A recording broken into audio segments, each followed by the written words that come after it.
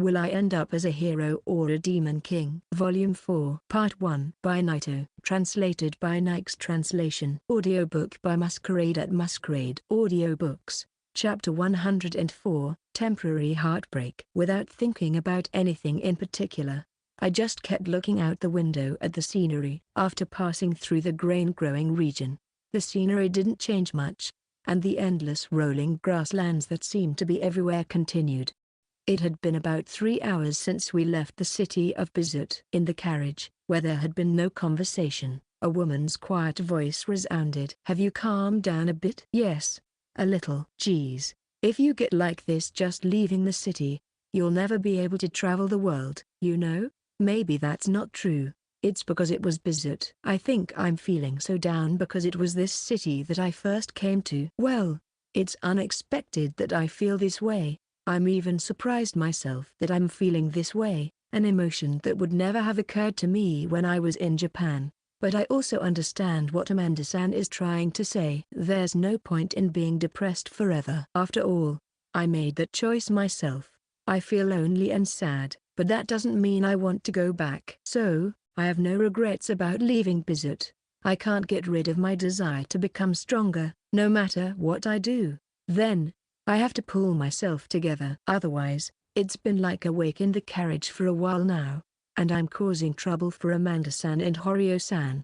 It's okay now. I'm sorry for being so depressed. I can understand why you would feel down after such a big send-off, but I'm a little relieved." "Huh?" "Even though Loki-kun often does things that aren't very childlike, I think you're quite mature for your age at times like this." "Huh? I'm 32 years old, you know." "Huh?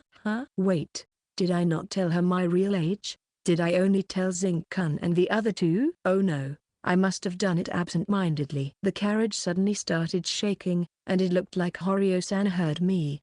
"Can I get away with saying that I'm a half-elf? I don't know if there are any elves around." "Ha ha. Ha ha ha. It seems like you've calmed down, so I'll explain the schedule first." "That's right. I didn't hear anything about that." Amanda-san thought she couldn't bring up the age-related topic that might lead to a connection with another world, so she made a very deliberate attempt to change the subject. "However, the reason for this is my own doing, so I will gratefully take the opportunity. Tonight we will camp in a place where the stagecoaches along the highway can be stopped. And tomorrow we will leave early in the morning and should arrive in Malta by evening." Thank you for the concise explanation. From the escort request I saw in Bizut before, I knew that it would take about 2 days to get to Malta, but I see. So we'll be sleeping outside. Well, it's no problem for me, but I wonder if Amanda-san will be okay. "Is Amanda-san used to sleeping outside?" "Not really, but I'll be fine. I'll sleep in the carriage, and we have water and food in here too." She said this and started knocking on the wooden box she was sitting on, so it looked like she had 2 guards and that she would be fine in the carriage. "Loki-kun is like a client, so if you sleep in the carriage with me, it's fine. I'm an expert at camping, so don't worry about me." I got a shiver. If I sleep in the carriage with her, she'll probably try to eat me. I wonder if I've picked up a strange spoiling habit from being with Feline. But even if it's Amanda-san, I'm so vulnerable right now that I'd probably fall for it. So if she's trying to take advantage of my broken heart, it's a pretty despicable strategy.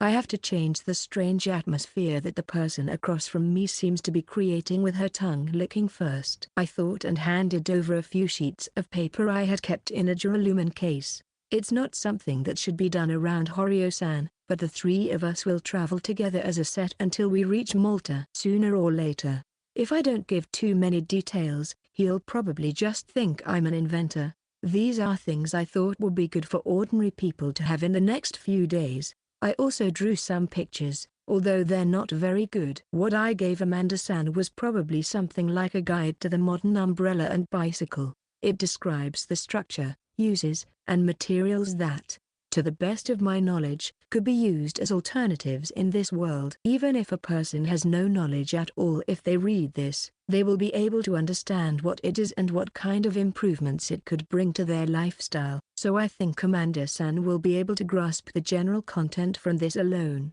Amanda-san looked at the contents, and without saying a word, she turned her eyes to Horio-san. I think so. I'm thinking the same thing. So let me say this. Please take your time to look over the contents. I think you have enough time. Amanda-san nodded silently and looked back at the paper I had given her. Phew. I guess this will prevent an uncomfortable atmosphere. In a situation where the content of the conversation is restricted, it's impossible to talk properly, and if possible, I'd like to be forgiven for my broken heart, at least for today.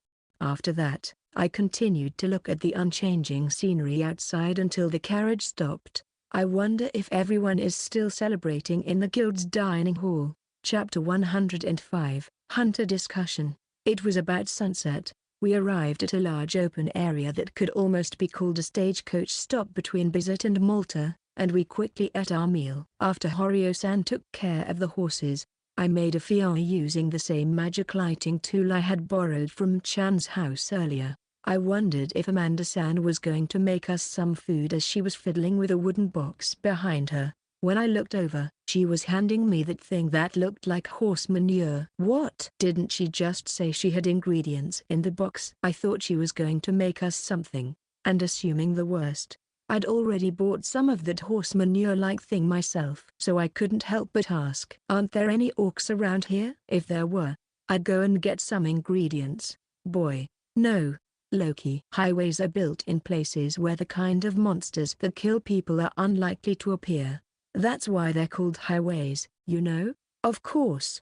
There are some highways that couldn't be built that conveniently. When I heard such a logical argument, I couldn't say a word. When I look at the horse manure-like thing, my broken heart is even more torn. But when complaining doesn't help, there's no choice but to accept it. In the end, the three of us sat around the fire and ate together. Let's just be thankful that the dried meat was too hard and salty. I can't forget to be grateful for the food they prepared for me, but this is way too salty. Afterward, I suggested that we take turns on the night watch simply because I wasn't tired. Originally, Horio-san seemed to want to do it, but it would be hard if he had to be the driver again tomorrow. In my heart, I also wanted to stay awake until Amanda-san slept well. I told Horio-san that I would call him if I felt sleepy, and he happily joined Amanda-san as they all fell asleep. I took a moment to relax in front of the fire with Horio-san by my side. Once they're completely asleep, I'll use divine communication to tell Rist-sama that I'll be arriving in Malta as planned. After that, maybe I'll do some drawing. Since I can't have the goddess accompany me on the carriage ride, I've asked Rist-sama to wait until I arrive in Malta before descending with the split body. She won't say hurry up, like feelin', but I'm sure she'll be relieved when she knows the schedule. Now, all I have to do is add a few more instructions. I had a vague idea of what the carriage ride would be like, but when I actually got on it, I realized that my expectations were nothing compared to the reality.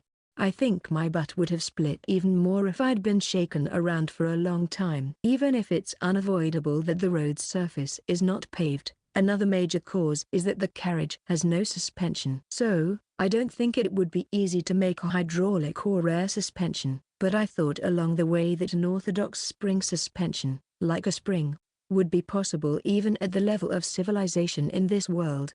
Also, there are some laws in this world that I don't understand, so a material with a lot of elasticity would be best. While I'm at it, should I also tell you about Japanese zabuton cushions? Note, it's a flat floor cushion used for sitting or kneeling. The reason I'm talking about zabuton cushions is that my butt is hurting right now, but even though there are pillows in this world, I've never seen cushions before, so I think the grandmothers of this world would be happy if they had cushions. Alright, now that I've decided, I'll go and get some paper and a pen as soon as possible. If I get to the carriage too late, it'll be bad for Amanda-san, and if I make her think I'm doing something wrong, I'll be in trouble. For now, I'm just thankful that I can concentrate on something by myself in silence. Section. The next day, I continued to write the instructions for the difficult suspension system by the light of the campfire, and when I finished, I thought it was too late to shift, so I just relaxed and looked at the status screen. In the end, I didn't use any of the 128 skill points I had, but I wonder what the connection is with spatial magic. It was a good time to think about it. It was dawn when Amanda-san woke up, so after Horio-san woke up, we all had breakfast together. As soon as we left, I gave Amanda-san 2 extra manuals, and then I slept like a log in the carriage. Amanda-san also understood from Horio-san's explanation that I had taken the night shift, so she kindly allowed me to sleep at her feet. Maybe she was too busy with the extra instructions to notice. After that, I woke up before noon, and without disturbing Amanda-san, who was lost in her own fantasies while reading various instructions, I had a lively conversation with Horio-san about hunting. It seems that Horio-san is from a town called Mia, which is north of Malta, and there is only one small forest in the area that is equivalent to an F-rank hunting ground.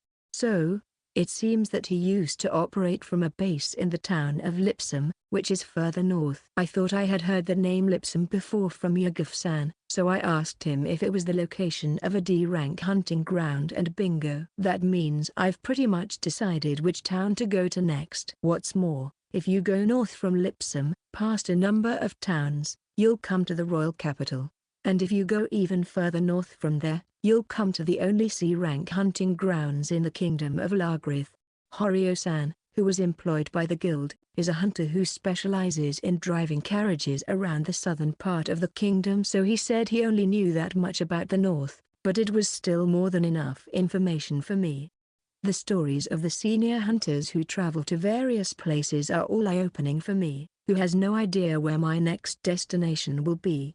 And while we are talking about it, monsters appear on the highway every few hours or so. Hey, there's a goblin coming up on the right. What should we do? This is the 4th one, including yesterday. I'll defeat it. If there are other people in the carriage who can defeat the goblins, it seems that the carriage won't stop every time one appears. I jumped down from the coachman's seat while running and dashed towards the goblin in front of the carriage before the horse got scared. After stabbing it with my dismantling knife, I decided not to dismantle it and leave it as it was so as not to waste water since I didn't have any of my own. It's nice to be able to move around like this while traveling, but only goblins with no skills appear. And they appear in such small numbers that the ride in the carriage is so boring that it's a disappointment. I can't help but murmur in my heart that I wish there were at least 10 times as many. As always, you're so lively. They're just goblins, after all. I've never accepted an escort request before, but is it really that easy? Well, I can only say that it depends on the location, but most of them are for when you really need them. If anything, there are more merchants who hire guards to protect them from bandits than from monsters. I see. So there is a possibility that bandits might appear between Bizet and Malta as well, right? I thought I should prepare for that, so I asked, but Horio-san laughed at my question and said, "No way," while pointing to the back of the carriage. Then I saw the symbol of a sword, shield, and staff, which is also displayed at the entrance to the guild, painted on the hood. When I came to think of it, I noticed that this mark was also painted on the side of the back entrance and the side without windows. There is no way any bandits would attack us after seeing this symbol, you know? They know we're only carrying things that aren't worth anything. Besides, even the merchants between Bizet and Malta don't carry anything worth stealing, and there's no place for bandits to hide anyway, because the view is too good. Ah, you're right. That's why I told you to play. The monsters that appear from time to time are just goblins. I always get sleepy on this part of the route, so it's a relief to have someone to talk to this time. As I looked at Horio-san, who was laughing heartily as he said this, I suddenly wondered why he was doing a job that was only for coachmen. The way he yawned loudly, one after another, didn't seem to indicate that he enjoyed his job. He looked older than Alba-san and Mizuharu-san, but was it because his body didn't move as well as he would like? Or was it just because it was a job that was both easy and well paid? I thought about it and asked him lightheartedly. By the way, is there a reason why you became a hunter who only rides around in a carriage? Well, yes. I found out about reality. When I was young, I got carried away. I was called a promising rookie, and I got better and better at hunting D-rank monsters. Then, when I found out that there was a B-rank hunting ground nearby, you know how you want to go and see what it's like, right? Well, I guess I would want to go. And then I barely escaped with my life from a tragedy even worse than I could have imagined. While many of my party members were being eaten alive by monsters. After that, I was too afraid of losing my friends to form a party again. The promising newcomer interest in strong hunting grounds. There are many things about Horio-san that overlap with me. I told you because I thought Loki was a bit strange, so be careful, okay? You can't just go along for the ride. If you go to a hunting ground that doesn't suit your abilities, you'll end up like me, you know? Horio-san, who says this with a dry smile, probably has a story like this that is common in this world. The simple curiosity that comes with choosing the profession of hunter, the desire for a higher income than before, the longing to become a high-ranking hunter, overconfidence, and then the sudden and unexpected death of someone close to you. Even if the guild restricts applications based on rank to prevent this from happening, there will still be many hunters who, out of curiosity, will try it for themselves. I would definitely have been one of those people in the game, and even now, in this other world, I'm aware that I'm one step away from that. I feel like if I die, it's the end, but maybe if I have this defense, I can somehow manage to jump ranks and become a B rank. If I can defeat them well and consistently, I'll get a sudden level increase and the skills of a high-level hunting ground, and my power will increase dramatically. These feelings fight with each other. Don't worry. I promised the people of Bizet that I'd see them again. I won't make a decision that will get me killed. I hope that's the case. I couldn't say it with absolute certainty. Whether he realized it or not, Horio-san didn't press the point. The two of us leisurely watched the direction the carriage was going. We've finally arrived, you know? This is the city of Malta. Horio-san told me as we began to see the high stone walls of the city. Chapter 106, the territorial capital of Malta and the commercial guild. Horio-san knew both of the gatekeepers, so he was able to enter with his face identification. As for me and Amanda-san, we were able to enter the city of Malta easily by showing our guild cards. When we entered, I was surprised by the scenery. Wow, the ground is paved with stone. The atmosphere of the city is definitely different, including the outer walls. Unlike Bizet, which had a strong overall brown image with a lot of earth and wood, the city of Malta, as seen from the carriage, had a lot of stone and looked a little more modern. In short, it was a well-organized and beautiful cityscape. The clothes of the people walking around there also seemed to be of higher quality than in Bizet, and I felt that there was a big difference between Bizet, which was a rural town, and the urban city of Malta. Wow. Horio-san casually mentioned that it was the territorial capital, but it's like a world from a movie. While I was thinking such thoughts and looking at the scenery outside the window like a tourist, the carriage stopped after a while at a place facing the main street, and Horio-san called out to us. Well, we made it to the Hunters Guild, but what are you going to do now? Well, it's still light out, so why don't we finish our business at the Commerce Guild first? Is that okay with you, Loki-kun? Even if I'm asked, I don't think I have the right to refuse. I have no choice but to go, so I tell Amanda-san that I agree. Well then, I guess this is where we part ways. Thank you for covering the night shift, Loki. Take care of yourself and work hard, but please be sensible. As he said this, I looked up at Horio-san, who patted me on the shoulder. I think I'm the one who should thank him. I never thought I'd get such useful information while traveling. The information I received was real-world information that only someone who actually lives in this world could understand. I can only be truly grateful. Thank you for teaching me so much. I hope we meet again somewhere. As I watched Horio-san enter the Hunters Guild with a hand raised in the air, I also confirmed something that's been bothering me with Amanda-san.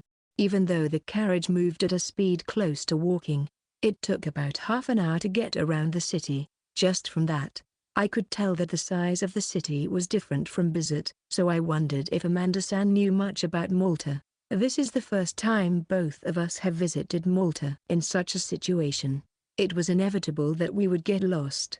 Have you been to Malta before, Amanda-san? Of course, if you want to buy something nice, people from the surrounding area, not just people from Bizet, come to Malta first. That's good to know. I was afraid we'd get lost. Don't worry, everything is in the center of the city, so you won't get lost.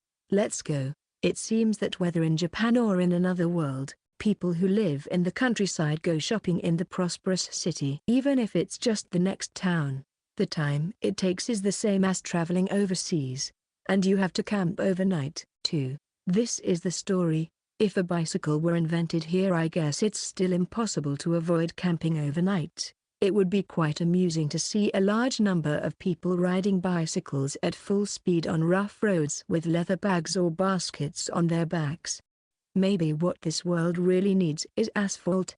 I have no idea how to do this. Imagining such a shopping scene in the future, the two of us went to the Commerce Guild section. It's about 10 minutes away from the Hunters Guild. We both look at the 3-story building facing the main road.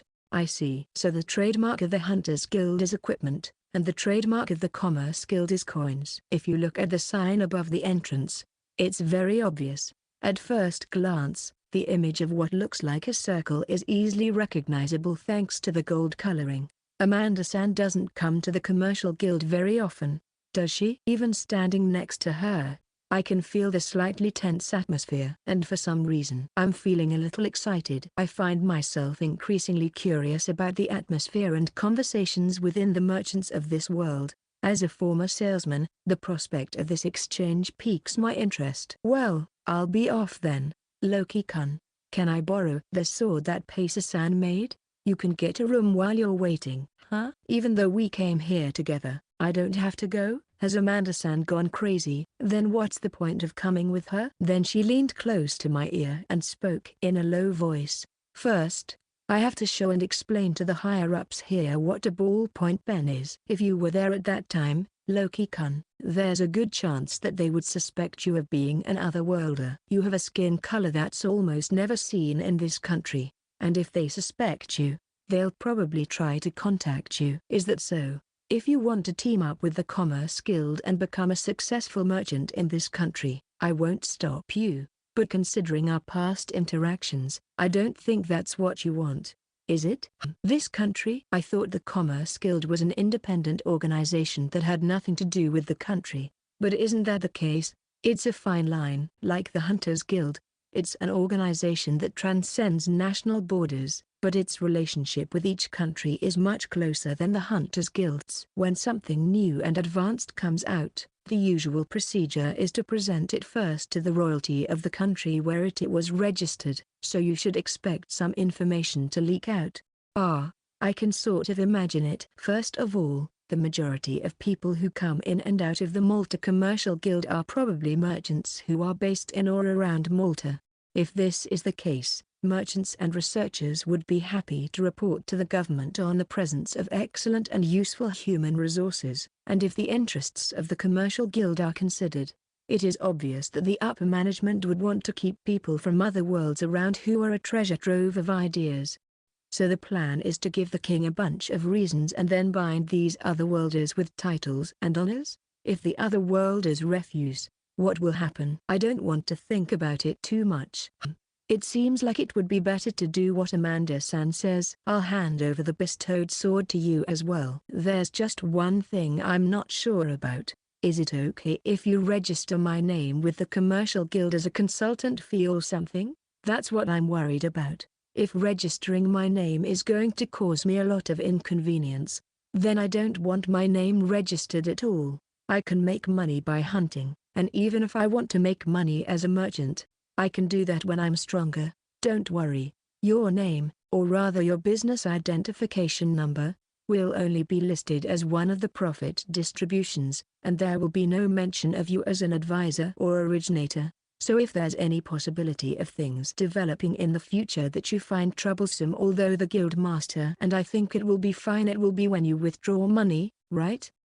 What do you mean? If things go well, a large amount of money will be saved in the Commerce Guild as Loki-kun's share without you even noticing it. Of course, if the commercialization of the ideas you got on this journey is successful, that amount will be added to it. If that happens, it wouldn't be surprising if someone took an interest in you. depending on the amount of money. Well, you could just withdraw the money in another country. I see. So even if they try to find me after I withdraw the money, they won't be able to catch me because I'll have already gone somewhere else? That's right. And even if that happens, it'll be years or decades in the future.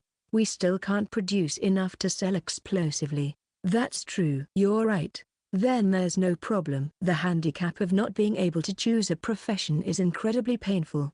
But even so, in this world where effort is rewarded, I'm confident that in a few years, I'll be strong enough. Even if someone attempts to use brute force against me as an otherworlder, I am confident in my ability to defend myself. What I'm afraid of now is that in this situation, where I'm still a new D-class adventurer, they'll take drastic measures. But even if they trace my name back to the pen, how will they know that I'm Loki? There's no register at the inn, and even when you enter the city, you show your guild card, but there's no sign of it being recorded. For better or worse, it's a world with a low level of civilization and lacks rules. If that's the case, it's probably okay to think of it as a mysterious savings account that might have accumulated some money after a few years.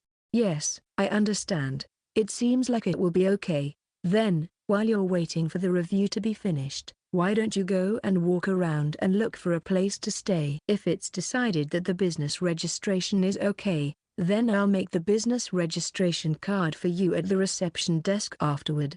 Then I'll make that card first. I'd also like to ask about a place to stay. That's fine. I'll see you on the first floor. In this way, even though we joined the Commerce Guild at almost the same time, we each went to a different counter. Of course, I went to the one with the pretty lady. As I expected, there were more men than women, but I didn't care. I won't make the same mistake again. I do not intend to make that mistake, but why do I feel a strong look from the empty counter next to me? I know I shouldn't look, but I can't help but look over and make eye contact with a woman about 50 years old, the old men in front of me. Yeah, they're definitely not looking. I can feel a strong determination on their backs that they definitely want to be served by the beautiful lady. Well, it doesn't matter. Someone much more beautiful will descend tonight. With this thought, I quickly slip out of the line and face the lady. I want to make a commercial card. Oh, you look like a hunter, don't you? So,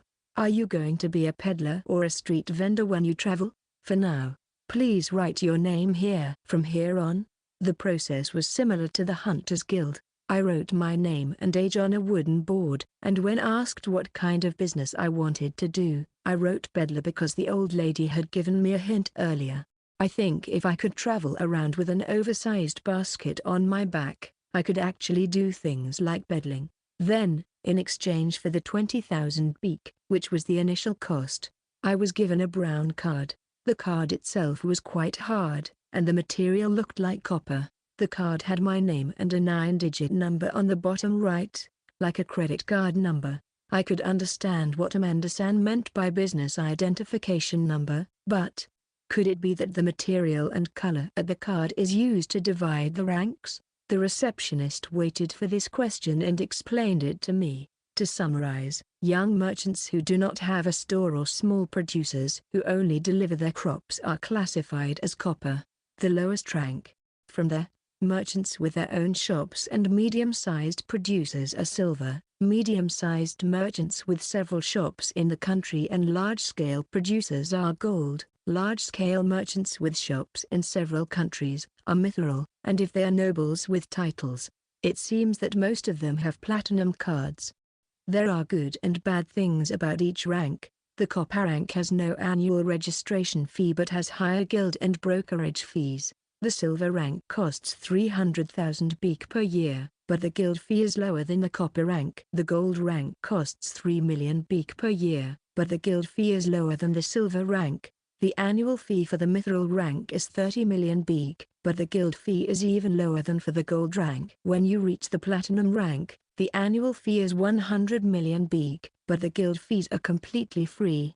These seem to be the main fees, and there are various other benefits for higher ranks, but apparently, anyone can become a member of the mithril rank as long as they pay the fee.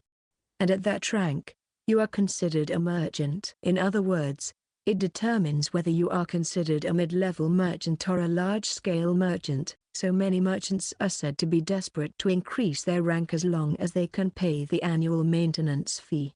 In short, your rank is your status in this world. If you have a commercial card, you can request various things from the guild, such as a list of potential locations if you want to rent a shop, negotiate prices with the landowner or lord who owns the land, find a builder or renovator, and get help in purchasing goods. You can do business without this card, but if you want to run a smooth business, registration is almost essential. It seems that the only people who can get by without it are merchants who can buy goods independently or who only sell items they've made themselves, or people like me who are hunters and also work part-time to make a little extra money while traveling. And after hearing all this, I've decided that I'm happy to stay at the copper rank. I have no intention of opening a store and doing business or buying a large amount of goods and doing something with them.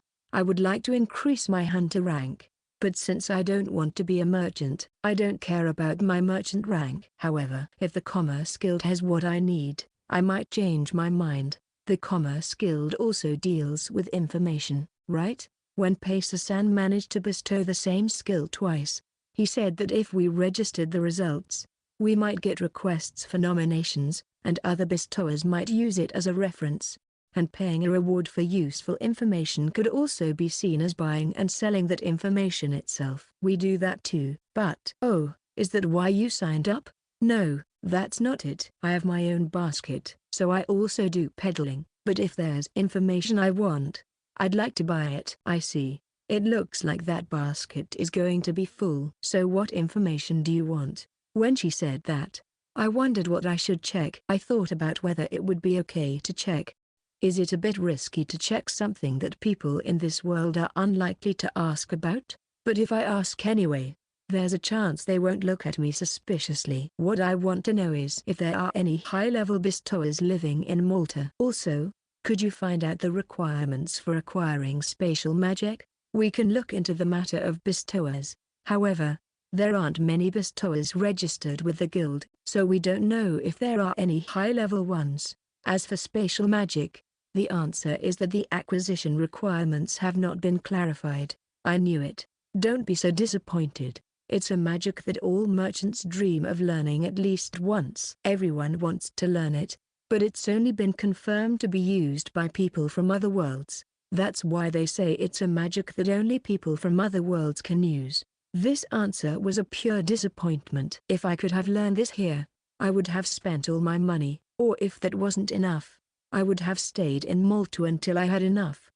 However, the way the old lady talked, it seemed like she would easily judge me as not being from this world if I asked about the existence of spatial magic. It was a long shot, but I'll leave it at that. I have always been fascinated by spatial magic. If that's the case, can you tell me the results right away? I'd like to know the cost and how long it will take to get the results. Well, if you come tomorrow, I should have the results ready. The fee for examining a skill holder in this city is 100,000 beak. If you want to use an intermediary, the fee per person is 500,000 beak for the copper rank. What if the investigation is not only in this city but in a larger area? If you want to extend your search to the entire kingdom of Lagraith, the fee will be 1.5 million beak, and it should only take 2 weeks to find all the registered bestowers in the guild. The commission fee will remain the same, but since guild members cannot accompany you to other towns, you will have to go there in person and negotiate with the bestowers. Please be careful, as the commission fee will not be refunded if you are denied at that time. As expected from a copper rank, the commission fee seems quite expensive, but since this is a world where you can't do a quick search on a computer, I guess there's no choice but to just accept it. And with 1.5 million beak, I don't have enough money on hand. I haven't yet decided whether to use a letter I received from Yugov-san in Malta, so for now, I'll just have to do the research in Malta. I don't have enough money for 1.5 million bees, so can you do a search just for Malta? I'll come back tomorrow and check the results. When I tell her this, the old lady starts writing something on a wooden board and gives it to me, so I sign my name at the bottom to accept the request. Then, If I pay 100,000 beak in advance, the request is complete. I look around, but I still can't see Amanda-san. I think she's in the middle of explaining something. Then please come to our place after the bell rings tomorrow at noon. If you come too early, there's a chance it won't be ready. I understand, and I would be grateful if you could make this free. Is there an inn with a bath in this town? Haha. Of course. I wouldn't charge you for it. While being told this, I went to the place I was told about, secretly worrying that I might have to pay hundreds of thousands of beak for one night's stay. Chapter 107, Farewells and Hopes. I'm sorry, but we are fully booked today. Oh, I see. By the way, could you tell me how much it costs for a night? It depends on the room, but it starts at 30,000 beak per night. Huh. The cost of lodging is cheaper than I expected. I could easily stay there for that amount of money. But the inn with a bath I was told about was unexpectedly fully booked. Looking around the spacious first-floor area that could be called a lobby, I saw people here and there dressed in magnificent costumes that I had never seen in Bizet before. It's called the Southern Trade City, so perhaps many of the gold and mithril class merchants I was told about earlier are staying here. For now, I guess I'll just have to get a room in an inn without a bath and go back to the commercial guild right away. The quality of the furnishings seemed to be good, so I expected a high-class inn, and it was a hard step to leave such a hotel. But there was no choice if there were no vacancies, so I started looking for a suitable inn that seemed to be nearby. I was able to get a room at a small, neat inn like the Billy Corn in Bizet, and after putting my things away, I returned to the Commerce Guild. I didn't even have to go in, though, because, for some reason, Amanda-san was leaning against the wall near the entrance. Sorry, I'm late. Oh, that's okay. Did you get a room? Yes, I did. How about you, Amanda-san? Well, it's a really expensive sword, so I'll return it first. Pacer-san's quest went well. I was surprised to receive a reward of 3 million beak. Oh no. Does that mean the pen was rejected after all? For some reason, Amanda-san remained silent and kept fidgeting with her hands, so I moved my face closer to hers. There's no way that something so revolutionary would be rejected. On the contrary, it's so good that the higher-ups were speechless, so I'm more worried about that. Oh, I see. That's why I came here on alert. I'm going to use Loki-kun's card, the Guild Masters, and Piero's commercial cards. I have to register the ballpoint pen for commercial use. But do you want to come with me? The upper management might be watching the reception desk. No, I'll stay away to avoid unnecessary trouble. Then I'll take Loki-kun's card and register it for you, right? Can you go have a drink at the store and wait there? I don't think it will take that long. Okay, just one thing. If you're worried, don't register it under the name ballpoint pen. If it's connected to another otherworldly being, just the name will make it obvious that it's from another world. That's also true. Feather quills are called feather quills after all this is wood. So is it a wooden pen? I think it's easier for the name to stick if it's what it looks like, so you can decide whatever you want. Yeah, it wasn't in the plan, but let's go with a wooden pen. I'll be there when I'm done, so please wait for me at the shop. I watch as Amanda-san enters the commercial guild again. It's not a long time, but I really wish I could hunt monsters at a time like this. If this were a game, I would have spent almost 100% of my time hunting while playing. Not to exaggerate, but I wouldn't waste a single minute. I would use that minute to differentiate myself from other players. I believed this would make a difference over the next 6 months or a year, and the results were what I expected. When you are hunting, checking equipment, and gathering information, it is fundamental to be able to check things with your hands. Compared to that, I really feel like I take a lot of unnecessary detours now. Well, it's not a game, it's real life. There's no point in wishing for something you can't physically do, although I'm satisfied with that. I want to improve my skills quickly and work hard. I walked toward a cafe-like shop that came into view while I was thinking about this section. Is this like a certificate? Yes, you can see the seal of the commercial guild on the bottom, right? Looking at it as she said, I could see that the coin symbol and the words commercial guild were stamped in ink. But why use paper for a certificate? Wasn't it expensive to use such precious paper? It was okay because we got a lot of extra information. Besides, if the certificate was made of wood, it would get in the way when Loki-kun traveled, right? If I'm being honest, that's true. Thank you for your consideration. However, even if we are able to register something else in the future, we won't know where Loki-kun is at that time. So, we will make the certificate for Loki-kun out of wood and keep it with us. Is that okay? Of course. By the way, can you register something without my card? That's where the business identification number is used. When I looked at the place she was pointing to with her finger, I could see that there was indeed only a 9-digit number written on it, and next to it was the number 10%.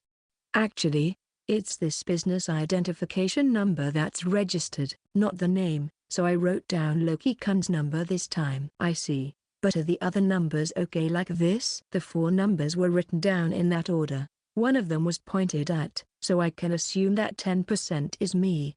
But the other 3 are 76%, 2%, and 2%, although I don't know their names because they are all that numbers.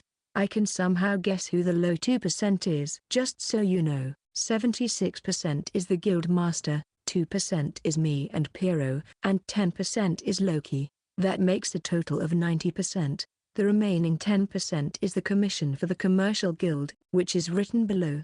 Isn't Yaguf-san's share a bit high? If we had more time, there would have been other options, but this is the only way we can do it now. Since what we're doing has nothing to do with the Hunters Guild, the profits have to be divided individually. So, the guild master will cover all the necessary expenses for development and materials.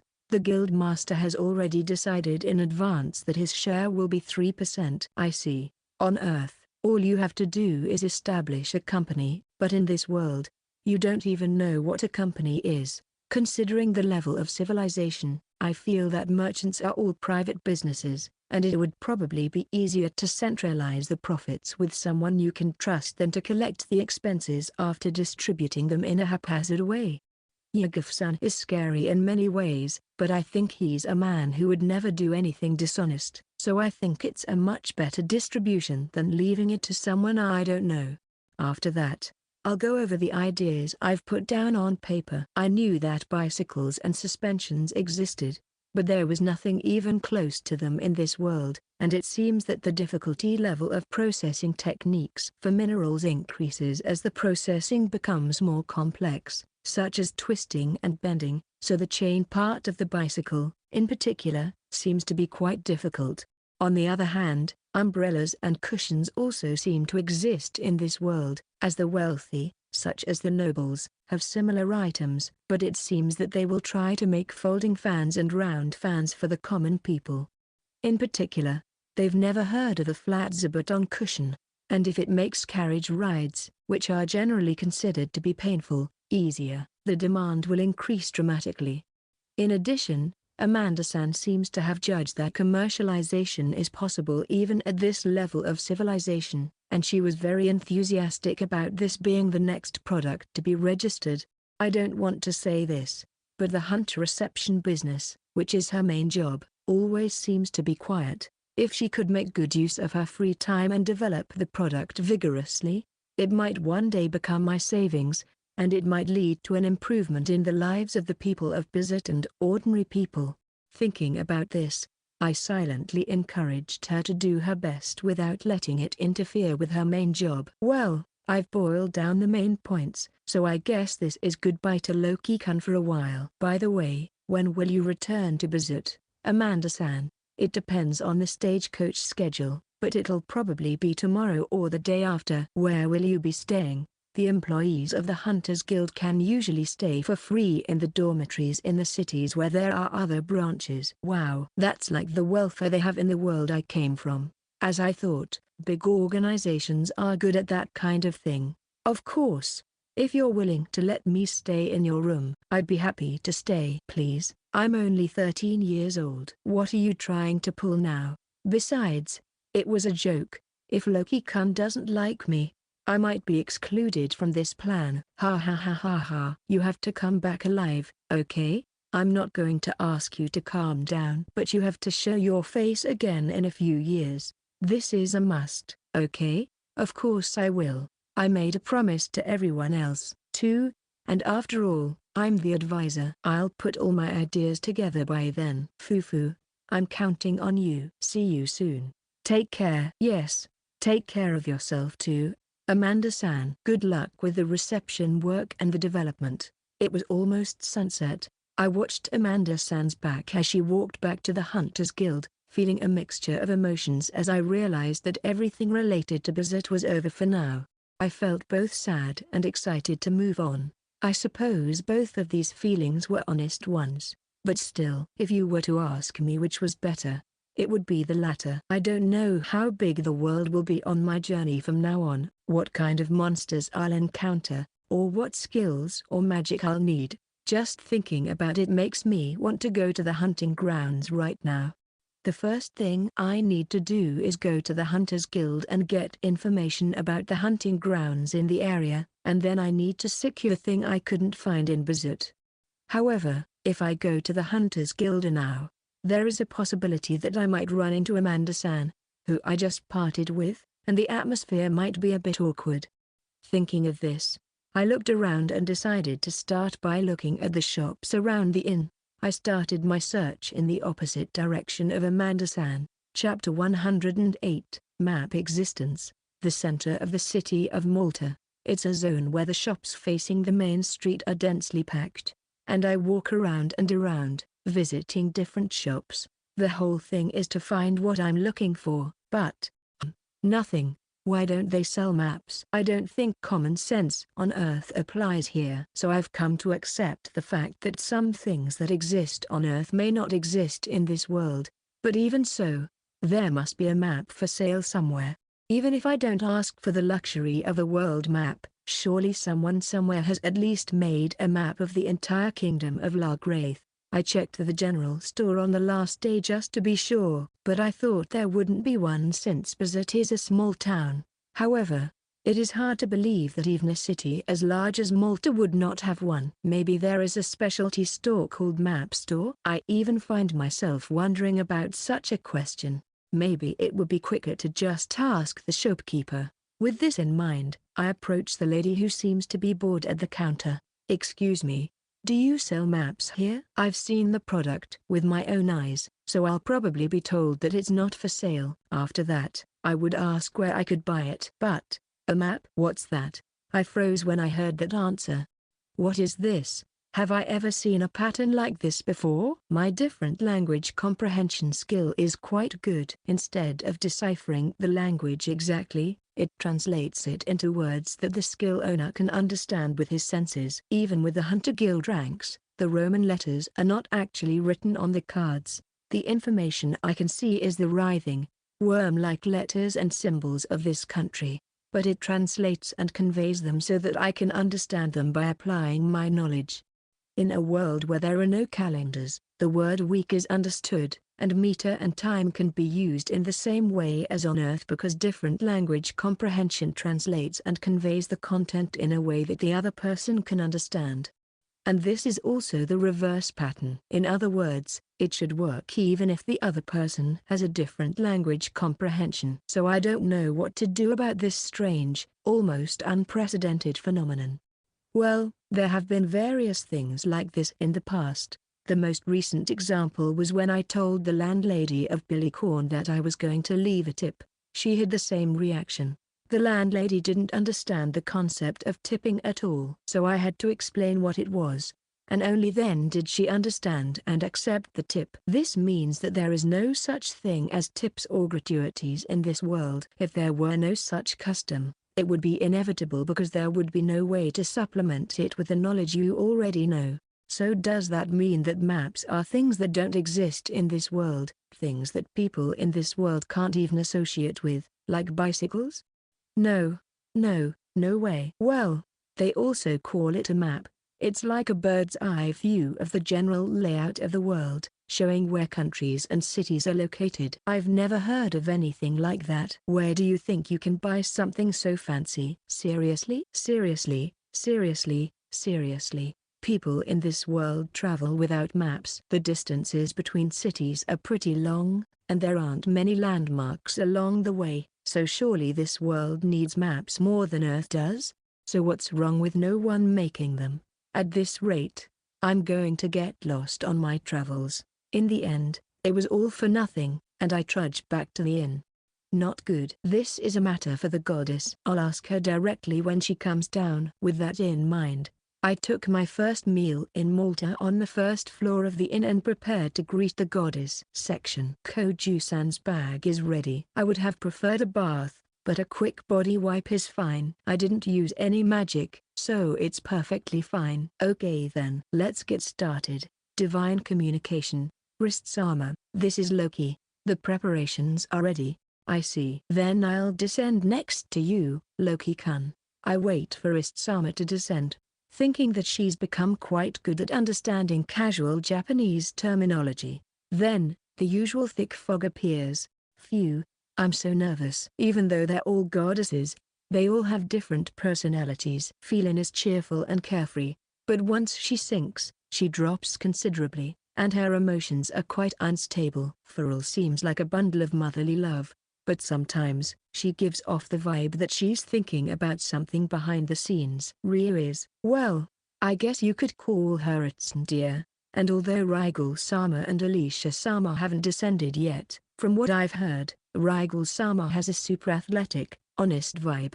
Alicia-sama gives a strong impression of being a pitiful girl with an innocent air. And Wrist, who is about to come down, is in a way the most goddess-like of the six. Basically, she is calm and collected, has a lot of information, and most of all, thank you for waiting. That divinity, a face that has gone too far in the direction of beauty and a slender figure like a model. Long, shiny, silky hair that reaches to the waist. And golden eyes. The color of hair and eyes is not only for goddesses but also for the people of the lower world where I live, and there are all kinds of different colors.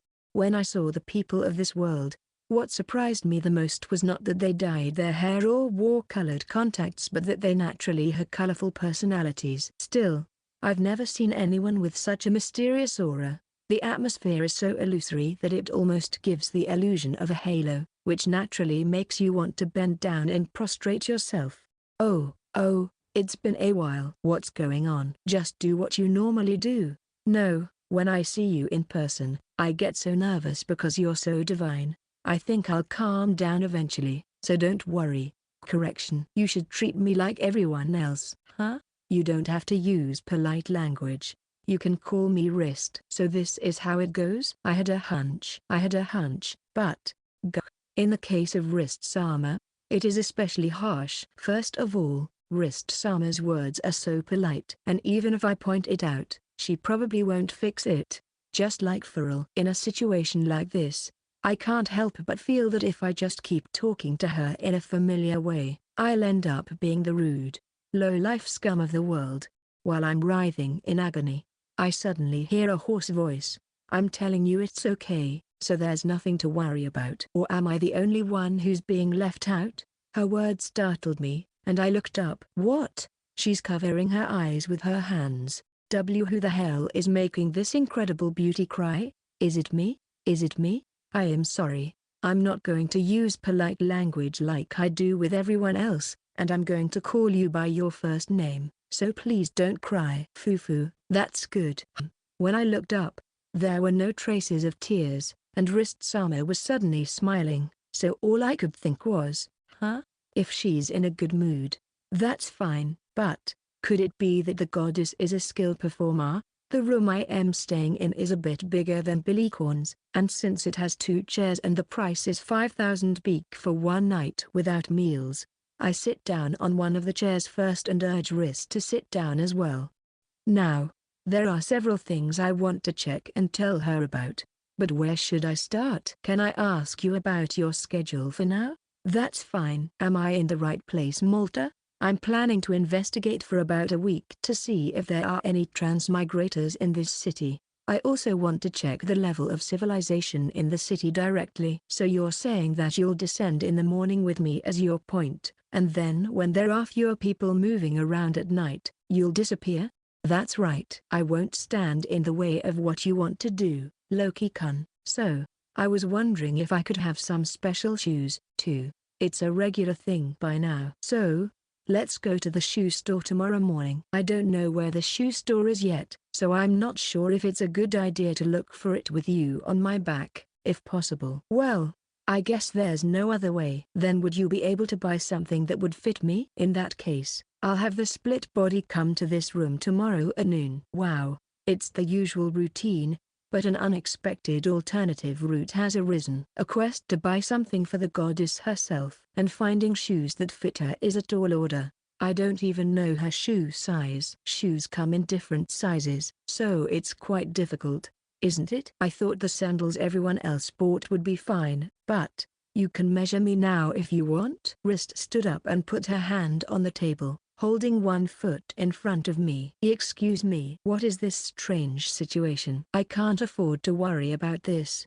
even though I've involuntarily reverted to using polite language. I don't have any tools to measure the size, but my hand naturally reaches out to her foot. Smooth, smooth, smooth. What is smooth, beautiful foot? It's soft like a cheek, but it also has an indescribable sexiness. Was it ticklish? But I don't think I have that kind of taste. But when I look at those pure white feet, for some reason, I feel a strange desire. At that moment, the toes twitched. I'm starting to feel embarrassed, so please don't stare at them too closely. I'm sorry. I kind of understand, so I'll buy them tomorrow. If you don't like it, I'll buy it again for you. Oh no. What if she used her mind-reading skill? Because I was thinking strange things, the atmosphere of the place became strange as well. What did I do the first day she came here?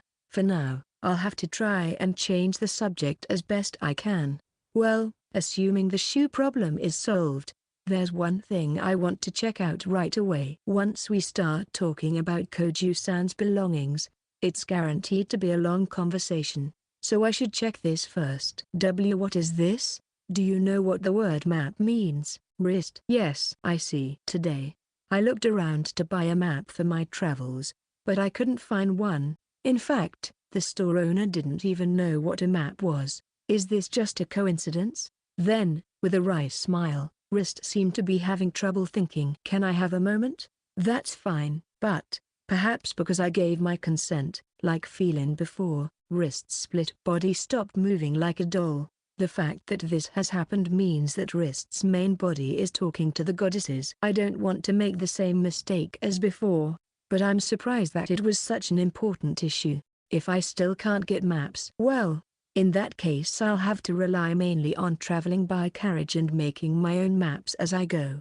I'll gradually write down the layout of the cities in my notebook while planning what to do if I couldn't get any information. The light in Wrist's eyes lit up as if she had regained consciousness. I'm sorry to have kept you waiting. I came to the conclusion that I shouldn't have kept quiet, so I'll tell you, Loki-kun. I didn't think it would be such a big deal, so I'm sorry. There's nothing wrong with you, Loki-kun, so please don't worry. First of all, I'd like to say that it's not just humans, so I'll call it a race, but we've put restrictions in place so that the idea of maps doesn't even come up.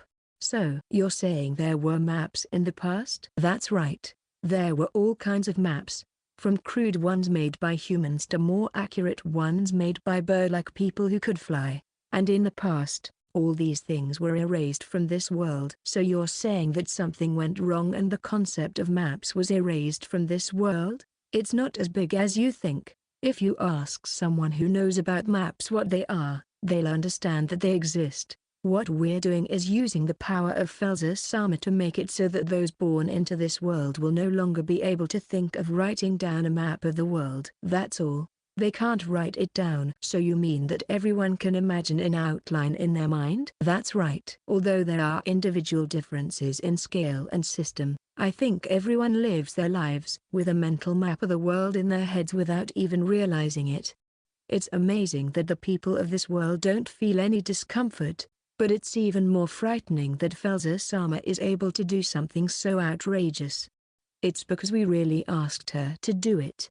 I understand that the map has been erased from this world, but I don't understand why. Does Riss not want to touch on the inconveniences, or is it something that touches the very foundation of the world? Is it okay to ask for the reason? Of course, I won't force you to tell me. If you don't know the reason, There's a possibility that Loki-kun will spread it around, so I'll tell you. The reason is simple. The existence of the map will fuel conflict. What do you mean? When I asked for more details, which I couldn't easily swallow, Rist told me a story that seemed related. Maps make it clear what the opposing goal is. They make it easy to understand the relative strength of your country. If you have a very accurate map, you can see how much territory you have compared to other countries and which countries you are most likely to win a war against. The more clearly you can see this, the more your strategic options will expand. If I were the king of an ambitious country, I would try to swallow up smaller countries nearby and form an alliance with a huge country. Of course, even without a map, you would have a general idea of this. But if you want to move with an eye to the future, an accurate map of the countries will become important. In addition, I think that being able to see the big picture of the world clearly will strengthen the desire to rule over everything. In fact, wars intensified as highly accurate maps became widespread because of the unprecedented population decline that occurred in the past. The goddesses decided to remove the cause of it from the world by tying it to the map, and after that, it seems that no country emerged with the momentum to unify the continent. In that sense, you could say it was a success, but the disadvantages of losing the map would also be great. I think so. I am the goddess of commerce, so I have watched as the sales channels have become unclear and the flow of people has gradually decreased. So I can't say for sure that losing the map was the right thing to do. I only know 2 towns, Brexit and Malta, but I don't think there were many people I passed on the way. At least in terms of trade between countries, things were probably much more prosperous back then. I'm checking the information from the people who stopped by the church, but there are often cases where the information circulates naturally in some areas but doesn't come up at all in more distant areas. I think there are some things that can't be helped in this world where there are no trucks and airplanes, but as maps disappear and people's movements slow down, it will be easier for information to stop. In terms of the development of commerce and civilization, it will probably be a big negative. What about the Earth? When it comes to the Earth, there are maps of the entire planet, not just the continents, but I think the flourishing of civilization has led to a kind of stalemate in the conflicts between countries. If they wanted to, they could launch missiles into distant places and destroy entire cities and countries. Because they're all watching each other, even though there are over 200 countries, none of them can take extreme action. And I don't think there have been any major conflicts that have caused countries to disappear unless they were internal conflicts. But that's not an absolute. What about the movements of the people who live on Earth, like you, Loki-kun?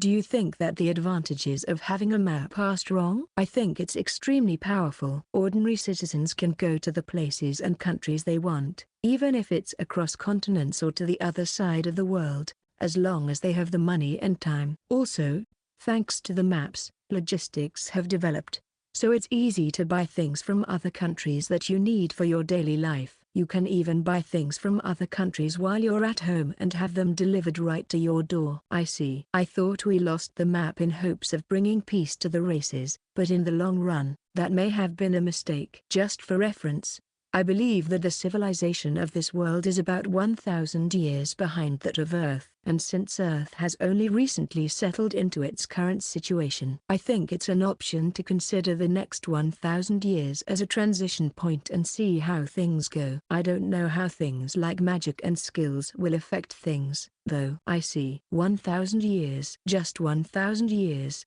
That's a very long time for humans, but for goddesses, it's only 1,000 years. If you consider the years that civilization has been stagnating, it seems like it would make more sense to try this and, if it doesn't work, consider other countermeasures. I thought I was suggesting this with a light heart, but Rist gave me a look that made even me, who had finally gotten used to it, want to back away. We'll discuss it with everyone and come to a conclusion, but we'll consider the matter of the map positively. Oh yeah, I guess so. There were a lot of territorial disputes and wars between countries on Earth before we got to where we are now, so I think it would be a good if the goddesses took their time to consider it. Well, I guess that's the end of the map thing for now. Anyway, I know that there is no map, and as long as the goddesses come to a conclusion, it should be okay if I don't mention what a map looks like to the people of this world. Then Koju-san's bag is next. If I continue like this, I'll be sleep deprived today. I want to finish the things I need to do quickly so I can concentrate on hunting, and like Rist, I'll make up my mind and explain modern items. Chapter 109, Malta Hunting Ground Information. I'm so sleepy. It's been about 5 hours since I showed her the contents of the bag. It's already past 2 in the morning. As I watched Rist playing with the cosmetics, her golden eyes shining in front of me, I felt a little regret that I had made a mistake in showing them to her today.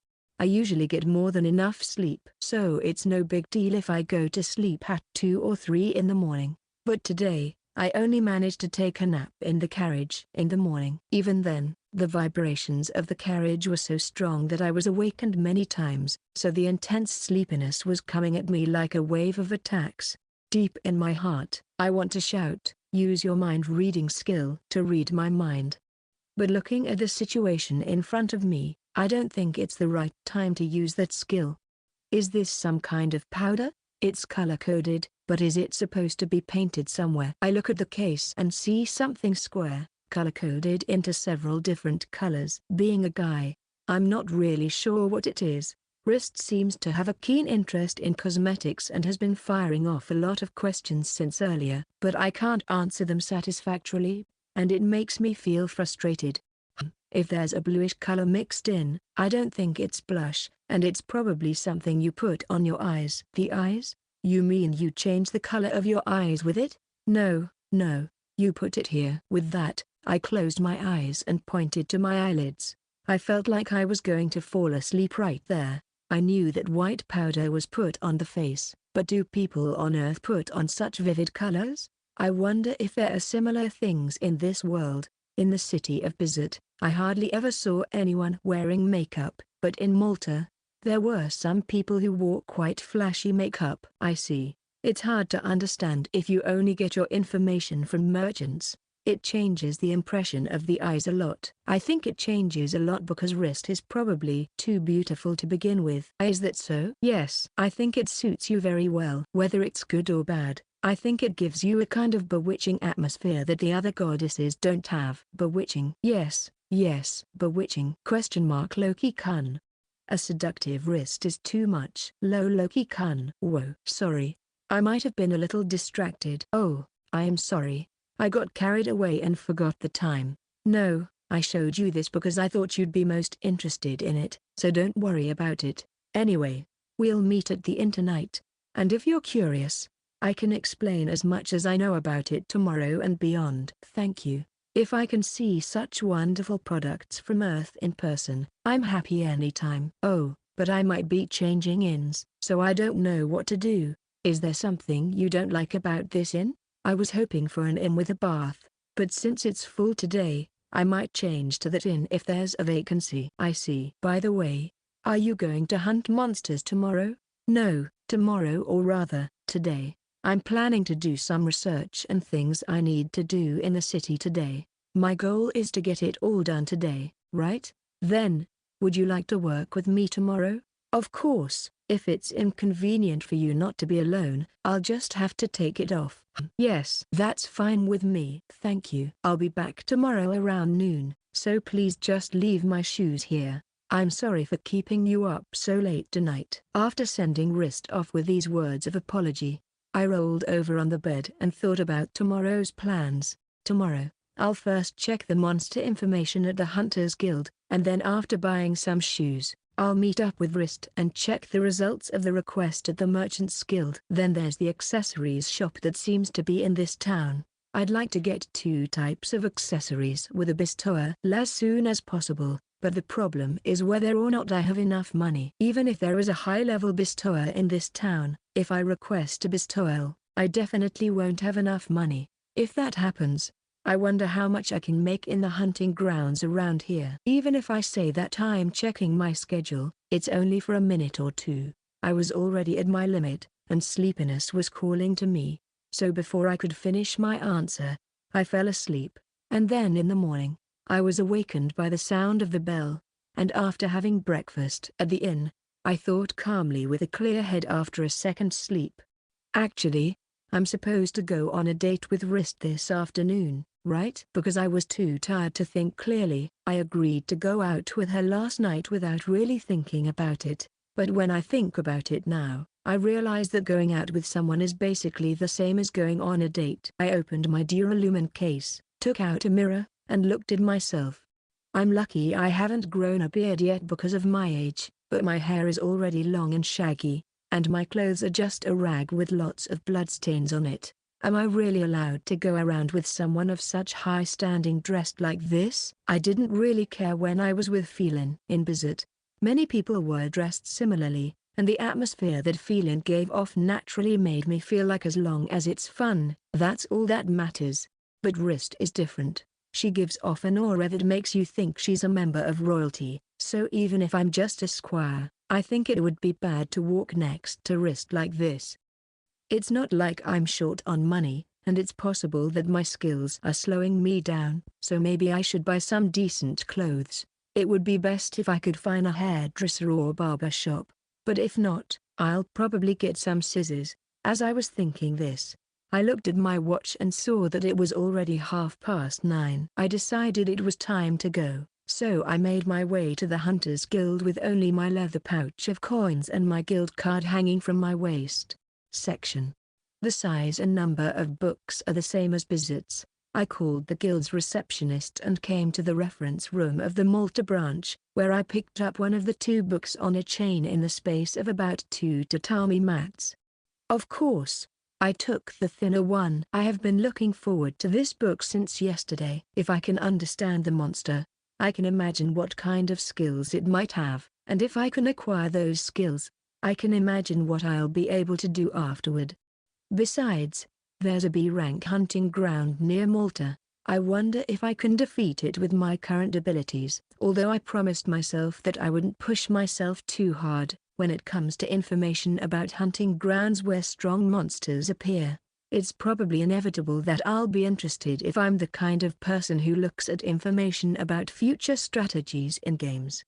Well, what kind of interesting information is in there? When I opened the book, the first thing that jumped out at me was the information on the F-rank hunting ground called Palgrassland. As usual, information about the monsters appears, with illustrations. Looking at it, I see that in addition to the familiar monsters horned rabbit and goblin, there is a new species called fan bee. From the illustration, it looks like a bee. The material is also the stinger in its back, and I wonder if it is also a poison-related skill. Well, this F-rank hunting ground is just a bonus. If there is a new skill, I should probably get it up to level 3 and then move on to the next E-rank hunting ground. Next, I turned the page and couldn't help but grin. E-rank hunting ground Voice Lake. The monsters that appear here are all new species called hall plant, amber flag, and mud crab, and it's also the water area I was hoping for.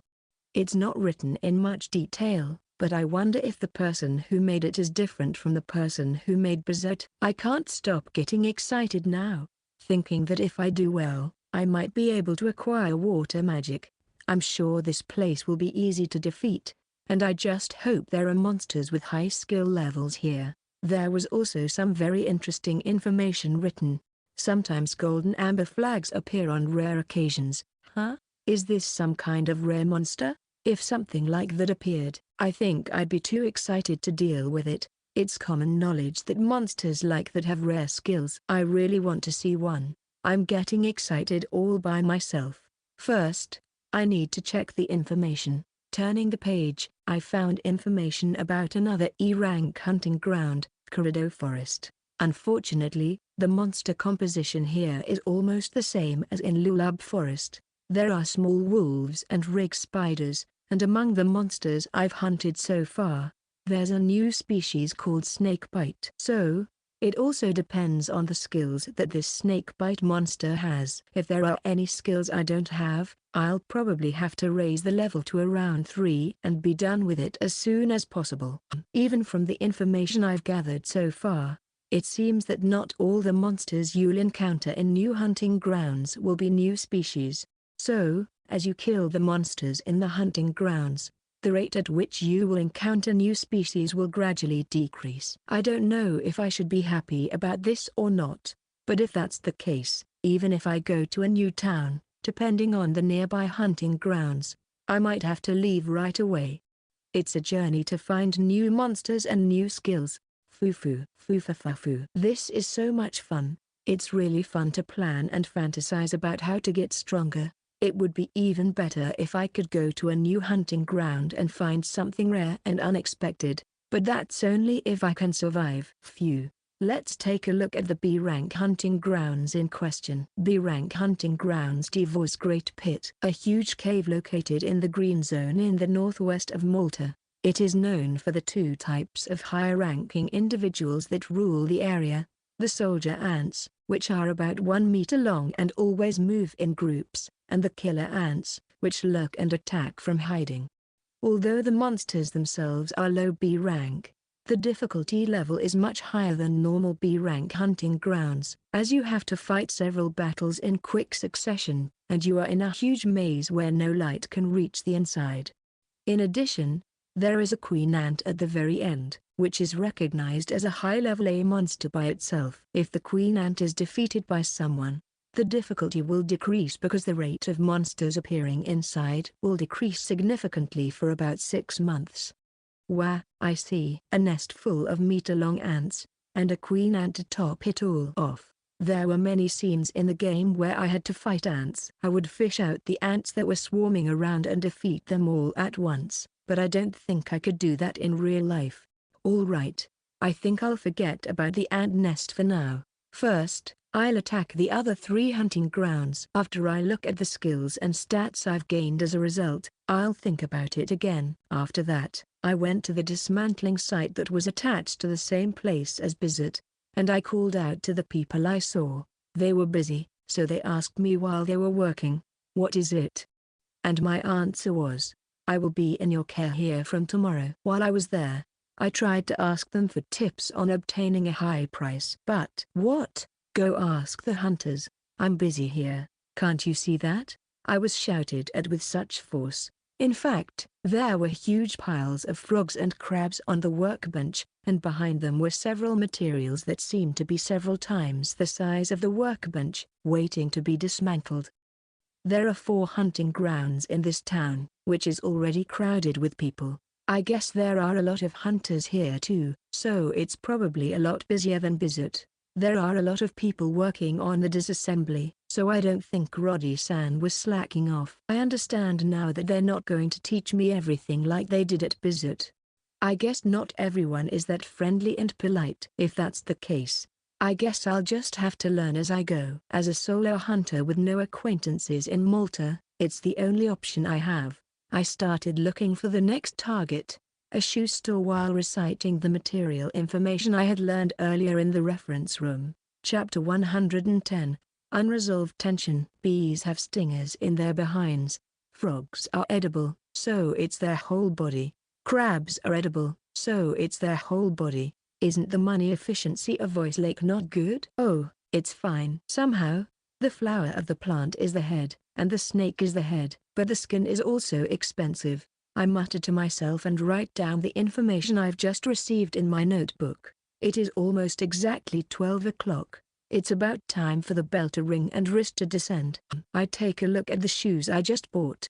I found a shoe store on a busy street with a wide selection, and somehow, I thought wrist would look good in heels, so I asked the owner for advice. "Do you have any shoes that look like the kind of shoes a noble lady would wear?" I was then led to a shelf next to the counter where all the shoes were priced a figure higher than before, but even I, a novice, could immediately tell that they were elaborately made. So I bought a pair of black shoes with heels. I bought a pair of shoes that would look good on her, and for that reason alone, I ended up buying a pair of shoes that would surprise Zinkan and the others when they heard the price. What if they don't fit? I can't buy several pairs of shoes like this, can I? The negative effects of earning so much money in Bizet begin to show. The oddly shaped scissors were also ridiculously expensive, and while food and lodging weren't that expensive, everything else was generally expensive. I wonder how much money I have left. I think it's probably just under 500,000 beak now. I'll have to work hard to earn some more. Just as I was thinking this, the church bells began to ring, and a little later, a bluish-purple mist appeared beside me. Did I keep you waiting?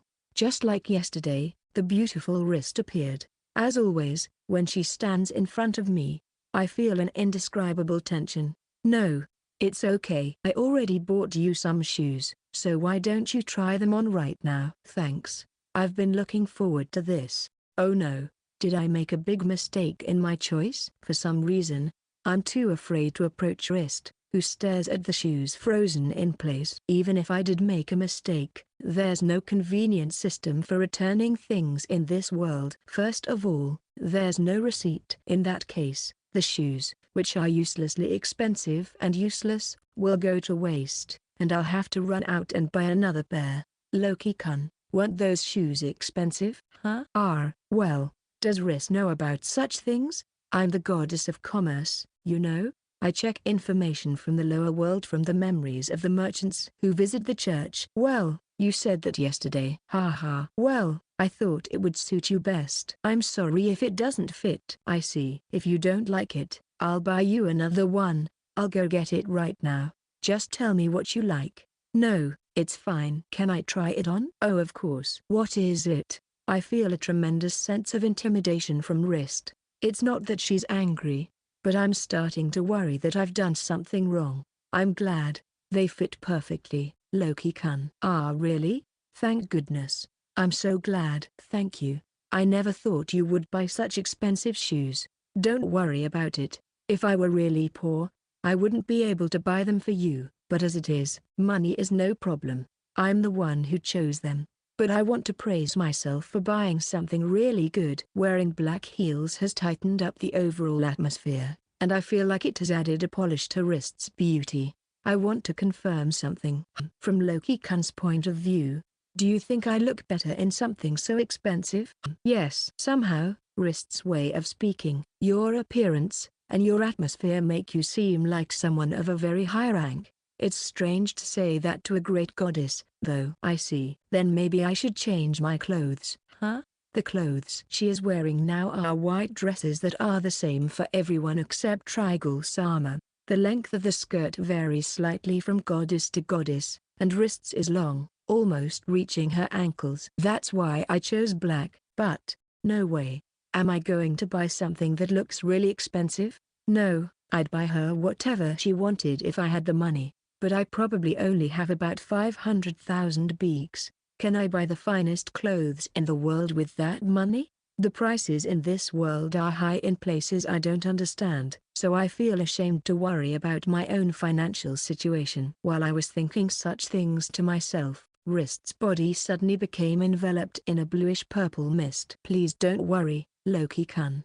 I'm returning to the divine realm for a while, but I'll send another split body here soon. As she said this, wrist disappeared, leaving me stunned. What in the world was she planning to do? She said she was going to change her clothes, so is she going to get some clothes from the divine realm? Speaking of which, Ria had said something about being able to make clothes with her skills if she had the materials before. And just as she said, the mist appeared again a short time later, and wrist's split body appeared in front of me. But, what do you think? I was speechless when I saw her appearance. What appeared was the figure of wrist wearing a black dress. The waist was very narrow, and the whole outfit fit her body perfectly, looking amazing on the slender wrist. What's more, the top of the dress was slightly open, and the slit in the skirt revealed a glimpse of her thighs that had previously been hidden. Didn't I look good? Ah, it looked too good, and I froze. I'm sorry. Oh no. My heart is racing. I can't look at her properly, and I can't help but look down. This is too beautiful, and especially too erotic. It's a look that's too much for a man. Even though I try to calm down, the figure I just saw is still stuck in my mind and won't go away. Phew, I remember the hostess bars I used to go to. I'm sure you've seen this kind of atmosphere and business entertainment many times, right? The quality varies wildly, but if I worry about that, I'll never get anywhere. Despite the huge explosion of my social anxiety, I force myself to look up and see Wrist's face. For a moment, I thought Wrist looked sad. But I think that was just my imagination, because the next moment she was smiling. Shall we go?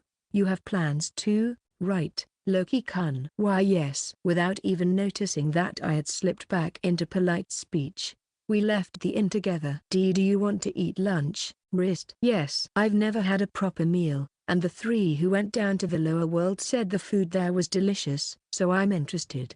The lady from the Commerce Guild said that if I went too early, they might not have finished their investigation into the bestowers. So, since it was almost noon, I took Wrist to a fancy restaurant that I had been curious about while looking for a shoe store. We ordered crab dishes at the restaurant. It goes without saying where the crab was caught. Normally, I would be very excited to see the huge boiled crab legs that remind me of king crabs. Unfortunately, I couldn't taste anything. I think I was so nervous that I kept asking Wrist if it was delicious. Every time she answered with a smile, "It's delicious," I just sank deeper into the hole. Afterward, I went to the Commerce Guild to take care of some business and explain the situation to Wrist. "Can you wait for me at the shop over there? It seems that the item I came up with has been approved for sale by the Commerce Guild. It's quite similar in shape to something from Earth, so if the bigwigs here get wind of it, things could get messy." "What? You've already worked on it?" Yes. Thanks to the cooperation, or should I say enthusiasm, of the Hunters Guild in Bizet, where I was first. "I see. Then I'll wait over there, and when you're done, could you tell me the details of the item?" "Of course." "I have a few other suggestions, so I'll tell Wrist the details of what I'm doing now later." "A few." "Thank you very much." I give her a gold coin from my leather bag and tell her to order whatever she wants to drink with it. Then I part with Wrist and go to the Commercial Guild. Phew, I'm so nervous. I've never had the experience of being with someone who radiates such beauty. I feel sorry for myself, relieved to be alone, but I know it's not for me, so I tell myself there's nothing I can do about it. Unless you're a natural charmer, you're bound to end up like me, one way or another. "Hi, I'm the person who made the request yesterday." For some reason, just like with Amanda-san, I went to the counter where there was only one person in line and called out to the lady from yesterday who was waiting for me as expected. "Hello, young man, the information has been sent out, so please wait a moment." As she said this, the lady went to the back of the office and returned to the counter with a piece of wood. "This is the list of all registered bestowers in Malta." "Thank you very much." When I checked the wooden board I had just received, there were a total of 3 bestowers on the list. When I checked the skill levels of the bestowers, they were arranged in a staircase formation, with level 1, level 2, and level 3. If things go according to plan, I should be able to get someone with a high bestowal level, but it's also important to see what other skills they have, right? No matter how high their bestowing level is, if their other skills are disappointing, they won't be able to bestow properly. On the other hand, even if their bestow level is only 1, if their other skills are high and excellent, it won't be a problem as long as they don't go for multiple bestowments. By the way, these people don't happen to reveal what skills they can bestow, do they? No, they don't. People only reveal some of their skills that might affect their work, and they don't usually talk about what skills they have, do they? I guess so. I asked her, even though I knew the answer, but it was still no good. So, I guess I'll have to ask her to act as an intermediary and check it out for me. "I don't think you need to go to someone with a skill level of 1. It seems like this person is the apprentice of someone with a skill level of 3. Ho ho, that information is very helpful. There is a possibility that a person with a skill level of 1 might have amazing skills, but if he is an apprentice, he is apprenticed to a person with a skill level of 3. Thank you very much. I will think about what to do while I save some money. Is it okay if I come back here when I want to ask you something?" "Yes, that's fine. When you do, please bring the wooden board I gave you. That will make things go the smoothest." I thanked her and thought about the accessories as I walked to the shop where Wrist was. Whether I should aim for multiple awards or not, if I go for them, I'll have to choose the materials carefully, so I'll probably have to spend 15 million or 20 million BQ all of a sudden. And if I have to make 2 of them, my savings will be gone in no time. Even if I make that much, if I run out of money, I'll run out of mental space, so I'd rather avoid that if I can. It looks like I should go to an accessory shop and check the prices. Yeah, I'll do that. After deciding on my next plan, I called out to Wrist, who, even from a distance, looked like she stood out in a good way. Sorry to keep you waiting. At that moment, the noise stopped, and the eyes of the people in my line of sight all turned to me at once. I wonder if that boy is a servant. With that kind of outfit, he must be a slave. That's dangerous. That's definitely not her boyfriend. Even if you're relieved, it won't help you. They were just sitting in their seats and whispering to each other so that we could hear what they were saying. Looking closely, I noticed that although the place was quite crowded, there was a mysterious empty area around Wrist. It was truly a terrifying aura of nobility. It seemed that she was attracting attention just by sitting there and drinking tea. It's okay. Do you want to take a break, Loki-kun? No. It doesn't seem like we can talk properly here, so let's go after you finish your drink. I think it's a bit strange to sit down without ordering anything, but I'm a bit tired and find myself sitting deeper in the chair. Phew. This is hard. The people who had been looking at me lost interest and went back to their own conversations. I hadn't noticed that one person was still staring at me. Chapter 111. Accessory Store. Next, we go to the accessory store, right? Yes, sorry. I had to ask you to wait until we got back to the inn. I could always talk about what I was doing with Yaguf-san and what kind of things we were trying to develop. But Wrist was the center of attention wherever she went. Even if we were just walking towards her, the eyes of almost everyone we passed were on Wrist, and they were on me, too. When that happens, it's hard to talk about things you'd rather keep a secret outside, especially since Wrist's height exceeded 170 centimeters due to her high heels. With a height difference of more than a head, it's hard to have a secret conversation like this when I'm looking up at her to talk to her. This is the store, right? What should I do? I don't think there'll be a problem if we go in together. If you're interested, Wrist, why don't we go in together? If I go into the commercial guild with Wrist, she'll definitely stand out. I wanted to avoid it because I was afraid of the repercussions, but here, despite being somewhat conspicuous, people would not associate me with otherworldliness. I see. Then I'm also interested, so I'll come with you. Oh, okay. What is this strange feeling of intimidation that I learn at a certain frequency? While I was wondering about this, I opened the door and noticed that the store had completely different sections on the left and right. I guess the right side is for women, with lots of jewelry, and the left side is for hunters, with lots of rugged designs. Welcome. How can I help you today? I'd like to buy some accessories for hunters. Huh? Oh, yes. I understand. Please follow me. The shopkeeper called Wrist first. With a broad smile on her face. That's only natural since I'm like a mysterious servant or slave who's like her at her side. If I suddenly started talking, the shopkeeper would be surprised. Wrist, you can look at the items as much as you want. I don't think it will take long. At that moment, the shopkeeper turned round with a startled expression on her face. Her gaze was directed at Wrist. If it wasn't me, was she thinking of a goddess named Wrist? Rhea said that many people take the name of a goddess, but seeing this reaction makes me uneasy. Is something wrong? No, it's nothing. These are accessories for men, including hunters. Please sit down and wait a moment. When I was told this, I sat down on a chair placed in front of the counter. But the shopkeeper disappeared into a staff room-like area in the back. Maybe someone who specializes in hunter accessories is coming? While I was looking at the accessories in front of me and wondering about them, a glass and a wooden cup were soon brought to us, and the shopkeeper said, "Please have a drink while you wait." For some reason, a glass was politely handed to Wrist, but a wooden cup was just placed in front of me. This indescribable difference. I'm not going to complain because they're offering me one as well, but if they're going to prepare it anyway, why not give me the same one? The types are earrings, rings, and then necklaces? These are the 3 types of ability enhancing accessories for hunters. Which ability do you want to improve? Abilities? If that's the case, then I guess it's strength. We don't have that kind of ability. While I tilted my head in confusion, unable to understand, the shopkeeper, perhaps thanks to wrist, explained things to me in a kind and detailed way.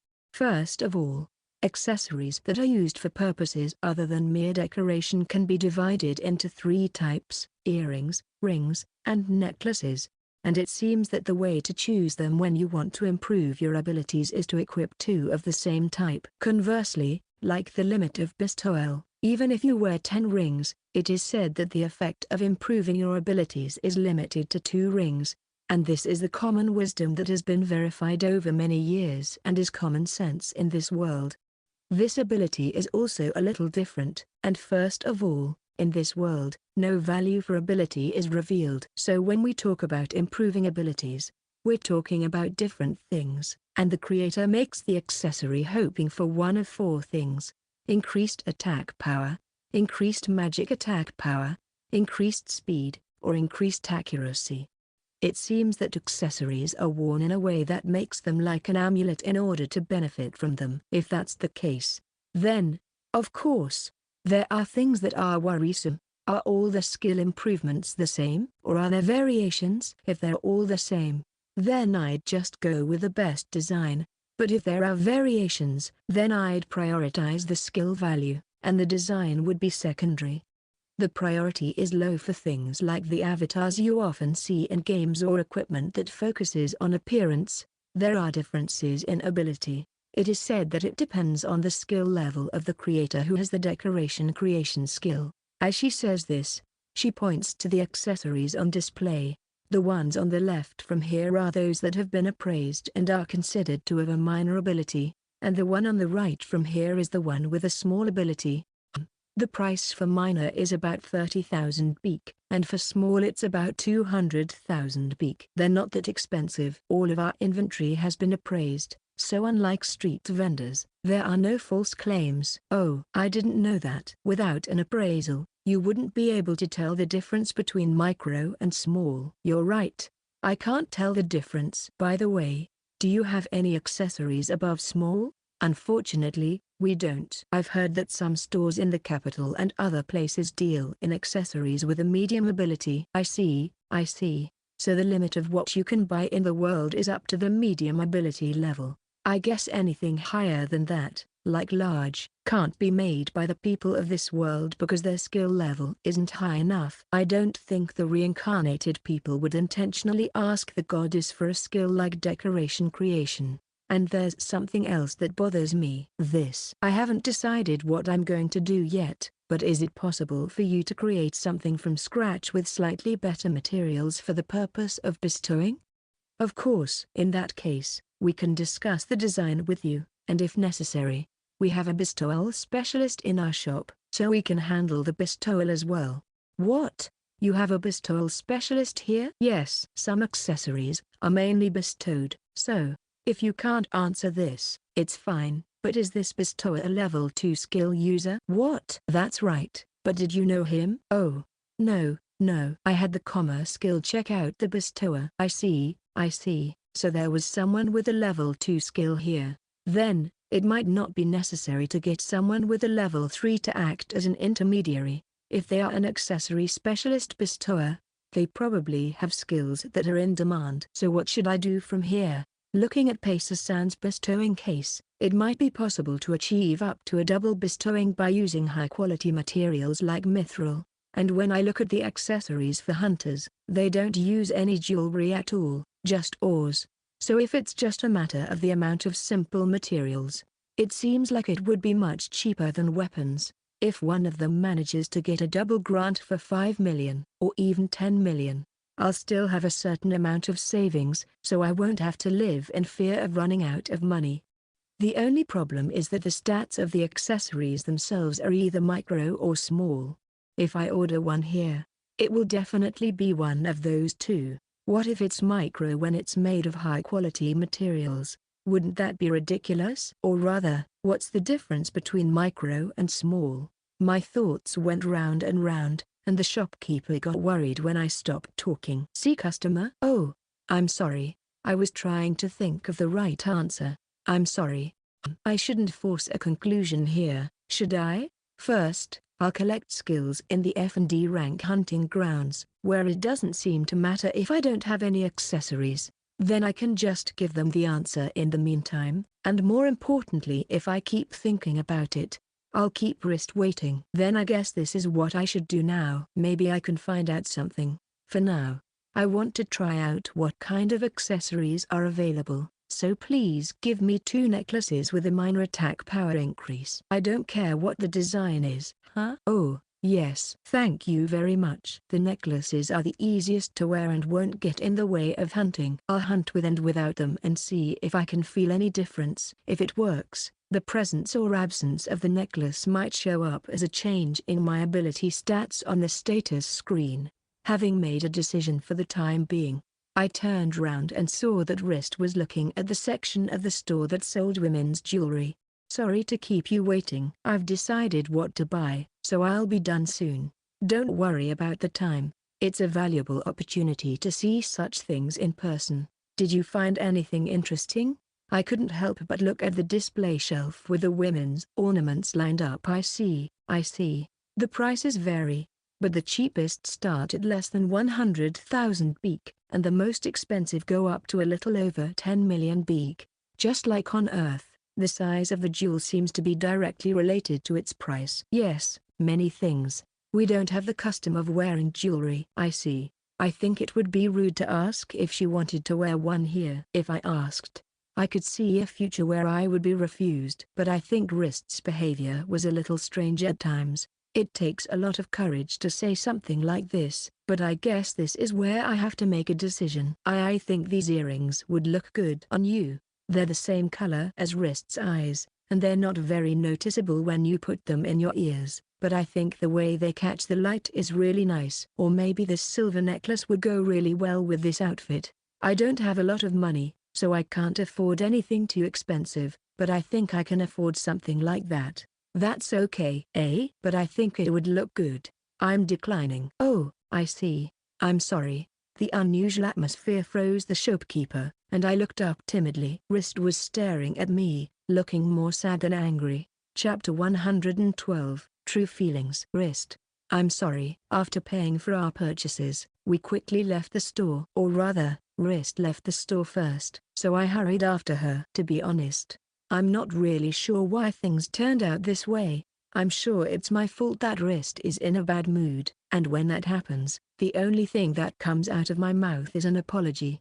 But Wrist doesn't stop. She turns off the main street and heads down a narrow alleyway with few people. Wrist-sama, please wait a moment. Stop for a moment and tell me what's going on first. I apologize if I offended you in any way. I'm just an idiot, and I don't understand why Wrist-sama is angry with me. That's all. She ran through several alleys as if trying to escape me, and I chased after her, repeating my apologies. Finally, she stopped in a narrow alley where people could barely pass each other. But why are you chasing me?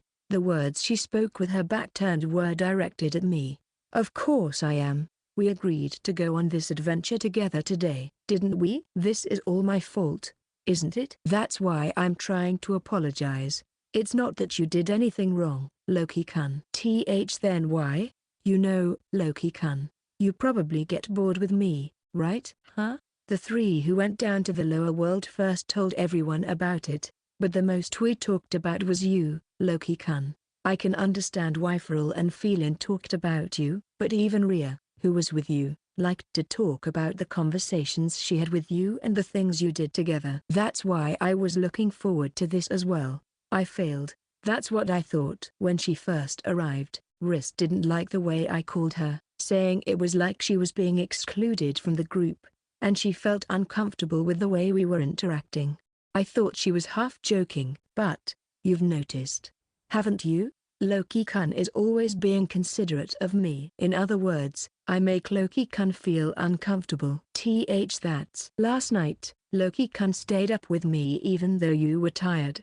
But if it had been Frill, wouldn't Loki-kun have just said he was sleepy? Even in the restaurant you took me to today, Loki-kun was always thinking about me. But if it had been Feral, wouldn't it have been a fun place where the two of you could talk about your impressions of the food? Both things are true, as Wrist says. If it had been Feral, I could have honestly said I was tired, and if it had been Feral, we would have talked about our impressions of the food. Why does this happen to me when I'm with Wrist-sama? Is it just because of the atmosphere that I'm just brushing it off with the word noble? Is that all it is? No, that's not it. I know the answer, don't I? So you're okay now, right? I don't want you to worry about me, Loki-kun. From now on, I'm going to switch to investigating the inside of Palmyra, so I don't think we'll be seeing each other for a while. There's a chance that I might be here when my soul comes to the divine realm. But please forgive me for this time, okay? ? Are you kidding me? I couldn't help but raise my voice. But if I don't do anything here, what Wrist said will surely be carried out. That's not what I want. I'm sorry. So, I quickly got down on my knees. This is a warning to myself about harboring feelings that are out of place. At the very least, I want to restore the relationship to what it should be. With that in mind, I bow my head. I thought I made that clear earlier. It's not your fault, Loki-kun. I felt that even from the people around me today. The cause is me, who makes the people around me feel uncomfortable. No, it's clearly my own problem. ? This kind of awkward confession is unheard of. Even though I was already dressed in a shabby way, I rubbed my hands and forehead on the unpaved alley and ended up exposing myself in the most unpresentable way. But I have come to see Wrist-sama as a woman. Even though you are a goddess, I am very sorry that I caused this situation by trying too hard to be liked by you, even if only a little. But if it is to come to this, it's okay now. It'll be normal from now on. That's right, it will be normal. I won't try to read between the lines. So instead of not seeing each other, can't we just be friends and talk normally? That kind of thing. It's unfair. I didn't hear what she said, and when I looked up, Wrist was staring at me. That's not fair. There was no sense of intimidation in her eyes, as they had often been before, but rather a confused and excited atmosphere. It was the first time I had seen Wrist like that. What do you mean by unfair? How can I be happy when you say things like that and then give me a choice like that? When you bought me the shoes, I was happy because it made me feel special to have something expensive that was different from everyone else's. That's why I changed my clothes too, because I thought you would be happy if I became the person you wanted me to be. But I've felt a wall between us for a long time. I'm happy when you do things for me, but at the same time, you have a worried face. I don't want you to make that face. That's why I decided to keep my distance. Wait a minute. I don't want that either. If I could get closer to you, I would. But I get nervous, so I can't help it. If I buy you shoes that fit you, you'll look even better, and if you put on the Divine Realm clothes, you'll look so good that I'll die. If you wear accessories, I'll probably die even more. But I want to do it for you. I want to do it if it makes you more like me. What? I can't just say I understand when you say things like that. Why not? I don't think I'm doing anything you don't want me to do. If you're happy with it, then just accept it without saying anything. I've told you many times I don't want you to make a troubled face. Then let me kiss you. That would make most things easier. No, that's not it. If I don't do something like that, a guy like me won't be able to handle maximum beauty. No way. I got carried away and said something outrageous. What could have happened to make me suddenly go crazy and kiss her? Oh no, oh no, oh no. When I looked at Wrist's face, she looked down with a bright red face. No way, no way, no way. It was a joke, a slip of the tongue, a figure of speech. Don't worry, it's just that my mouth went a little haywire. So that's it, right? Of course. I'm not so good looking that I could suddenly skip a step like that. Foo-foo. Finally you've become the Loki-kun I want you to be. It was only when she said it that I realized it. Maybe it was because we'd been able to express our true feelings to each other, but the extreme feeling of tension that had been building up inside of me had disappeared. And I think it was also significant that I was able to hear Wrist's true feelings. Maybe it's because we were both able to express our true feelings. Ha ha ha. True feelings. Is that what it was? It seems like that was the reason. I think so too. I was just trying to act cool in front of Wrist. And I think that was different from my true feelings. Well, Loki-kun, I'll tell you my true feelings from now on. Huh? Yeah. Would you be willing to buy one of the accessories from earlier? Wrist's smile looked really bright. So I answered honestly, of course. I'll buy them both because I think they look good on you. But they both have to be no more than 100,000 beak. I'm really running out of money. Chapter 113. The Effect of Prestige. After successfully purchasing the necklace and earrings for Wrist at the accessory store, we head to our next destination. For the umpteenth time, I find myself looking up at Wrist walking next to me. I guess it doesn't matter if a beautiful person wears cheap accessories. By wearing the accessories, Wrist's aura of nobility was raised even higher. I really felt that the stares of people on the street were painful. I wanted to send fireballs at the people who looked at me suspiciously, saying, "Who's that guy next to her?" But my own feelings had already calmed down considerably. Whether I go up one level or two, there are still people above me, and Wrist changed into that dress not for herself but because she thought it would make me happy. Mufafu. There are not many things that can make a man so happy, are there? Just that feeling of superiority is enough to make me want to eat 5 bowls of rice, and thinking about it like that, I can feel a certain sense of mental space and freedom. On the other hand, I'm sure Wrist is in a tough situation right now. The place we're going to now is a clothing store. It all started with a single comment from Wrist. "Loki-kun, I think we should change your clothes a little." I nodded deeply in silence at this comment from Wrist, who valued honesty. I had a lot of self-confidence, so I wasn't shocked at all when she said it. So I responded like this: "Then you choose, Wrist. At least if I'm seen as a follower and not a slave, that's good enough for me." After that, Wrist muttered to himself, emitting a different kind of oppressive air than before. What a responsibility, the ideal outfit for a man. I have to consider the budget. In the past, when things like this happened, I would have immediately asked her if she was okay, but now I've decided to just leave her alone. I'm glad Wrist thinks of things for me, but when it comes to clothes that fit an immature body like mine, the person who chooses them must have a very good sense. Well, she's the goddess of commerce, so I'll let her go through this kind of ordeal for the future. Wrist, this store seems to have clothes in small sizes, right? Well then, let's go in. By the way, what's your budget? About 100,000 beak or less. I'm going to start hunting tomorrow, so as long as I have enough money on hand, I'm fine with anything. I understand. I'll make you a good man, Loki-kun. Oh, such enthusiasm.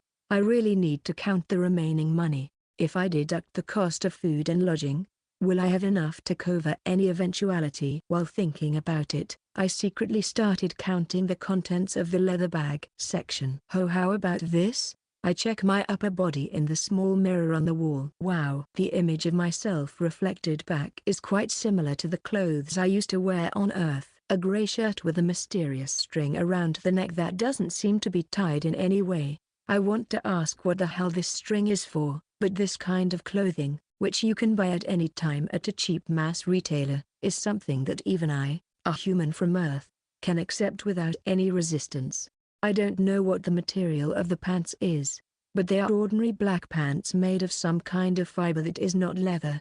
At first, Wrist suggested these pants with their strange structure to me, and for some reason, they came with white socks. Apparently, the pants were designed to be worn with the hem tucked into the socks, and it was a strange outfit that reminded me of the aristocratic style I had seen in a book when I was on Earth. So, I gave a short answer. Please, seriously, spare me. It's easy to say that you don't have to hold back on this kind of thing. If it's boots in, I can accept it, but socks in?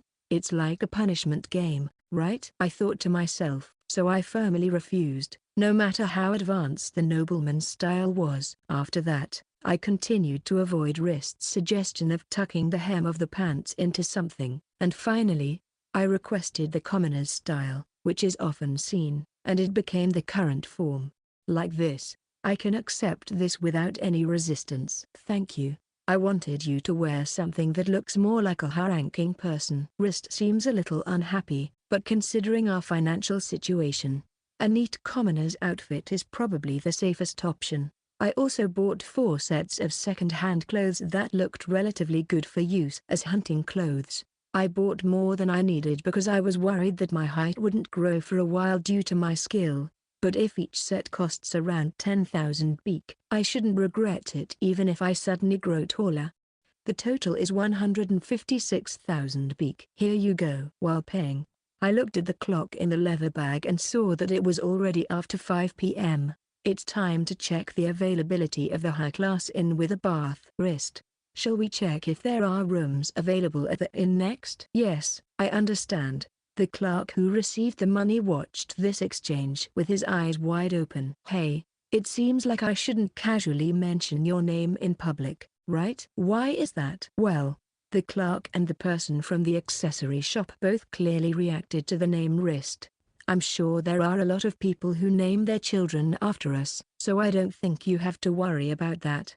I heard that from Ria too. I think in the case of Wrist, the atmosphere combined with the name itself makes people think of a goddess. Not many people have such an unusual aura. People in business especially seem to believe in Wrist, and when such a divine person is called by the same name as the object of their faith, it wouldn't be surprising if they thought, no way, if it seems better to stay hidden, I'll do that.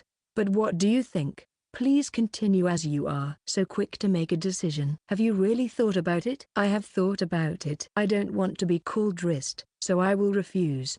No, you didn't think about what would happen if something happened. Well, if that's okay with you, then that's fine. Don't worry.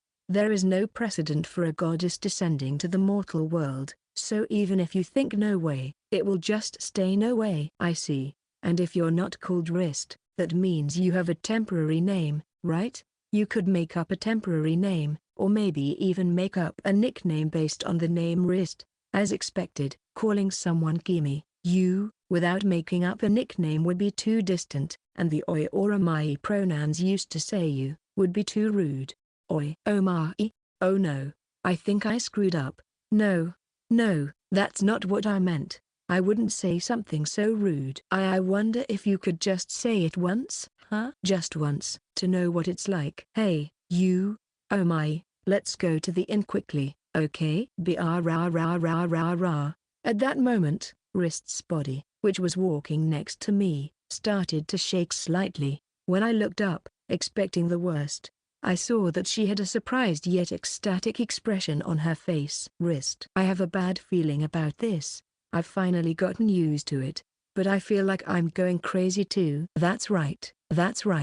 It's completely disrespectful. Even though it was her own wish, Wrist's face was all red, and she was calling it disrespectful. I couldn't help but think it was cute. But, is Wrist secretly like a patriarchal man? Or is she maybe a masochist? I shake my head at the unseemly thoughts. I'll forget what just happened. With that in mind, I walk towards the entrance of the inn with the bath I've just seen. Well, I wonder if there are any rooms available today. I think there should be something available today, right? I'll go with you just to make sure. What? What does that have to do with anything? Yeah, maybe. As I walked over to the reception desk and turned my head to see what was going on, my eyes met those of the older man who had helped me yesterday. Excuse me, but are there any rooms available today? The old man looked at me with a panicked expression, then at Wrist, and then back at me. Oh, of course. That's good to know. While he was answering, I had a question in my head, and it quickly led to a prediction. Ah, I see. That's what it means. I wondered why he would say that, but if there were vacancies yesterday, then I can understand why they would use those words. And yesterday, there was no Wrist, and I was dressed like a beggar in peasant style. In other words, that's probably what it was. I've never heard of an inn that screens guests based on their appearance, but even on Earth, places with a certain level of formality expect you to have at least a minimum level of clothing and manners, so I can only think that this was one of those places. Even though I had cleared things up, the conversation took an unexpected turn. If you don't mind my asking, were you planning to stay here with that lady yesterday, huh? Well, We ended up staying at another inn. In reality, she was just in the room and didn't stay the night, but the middle-aged man stiffened at that answer. Then he stared at Wrist and bowed his head in what could almost be called a deep bow. I am very sorry for our mistake. The voices of the wealthy-looking people relaxing in the lobby gathered at once. Looking up at Wrist. As usual, she was silent. Come to think of it, for some reason, Wrist doesn't exchange words with the inhabitants of this world. Maybe it's not important in the current situation, but for this man sweating profusely in front of me, it's probably not a trivial matter. According to the composition, Wrist is the master, and I am the servant. Since they denied the servant's hotel reservation based on appearance alone, it seems that they also denied Wrist's stay. On top of that, Wrist was in a bad mood. If she didn't say anything, she would be judged as such. As an apology, we will prepare the highest class room for you free of charge. Please forgive us. That was amazing. It was inappropriate, but I honestly thought that Wrist had not revealed her identity at all. She just stood there in silence. Still, I could tell from Wrist's demeanor that she was not someone with a small fortune, and I immediately entered into the proposal to offer the upstairs room. Wrist, who makes him do that just by standing there, is amazing. And this man, who immediately offers the upstairs room after assessing the person in front of him, is also amazing. However, when it comes to this, the next person in trouble is me. I'm not just staying here temporarily. I plan to stay here until I'm satisfied with the hunting in this area. If they say it's the top room, I'll be grateful, but if I stay there for just one day as an apology and then go to a lower class inn, it would, of course, lower Wrist's stock.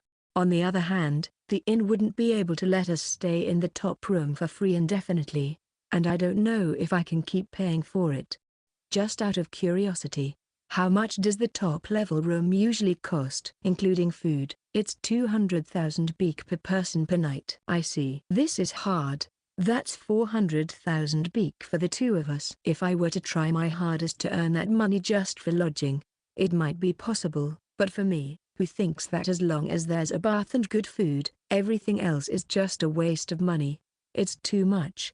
First of all, we're not planning on staying just one night. This lady here is going to stay for about a week.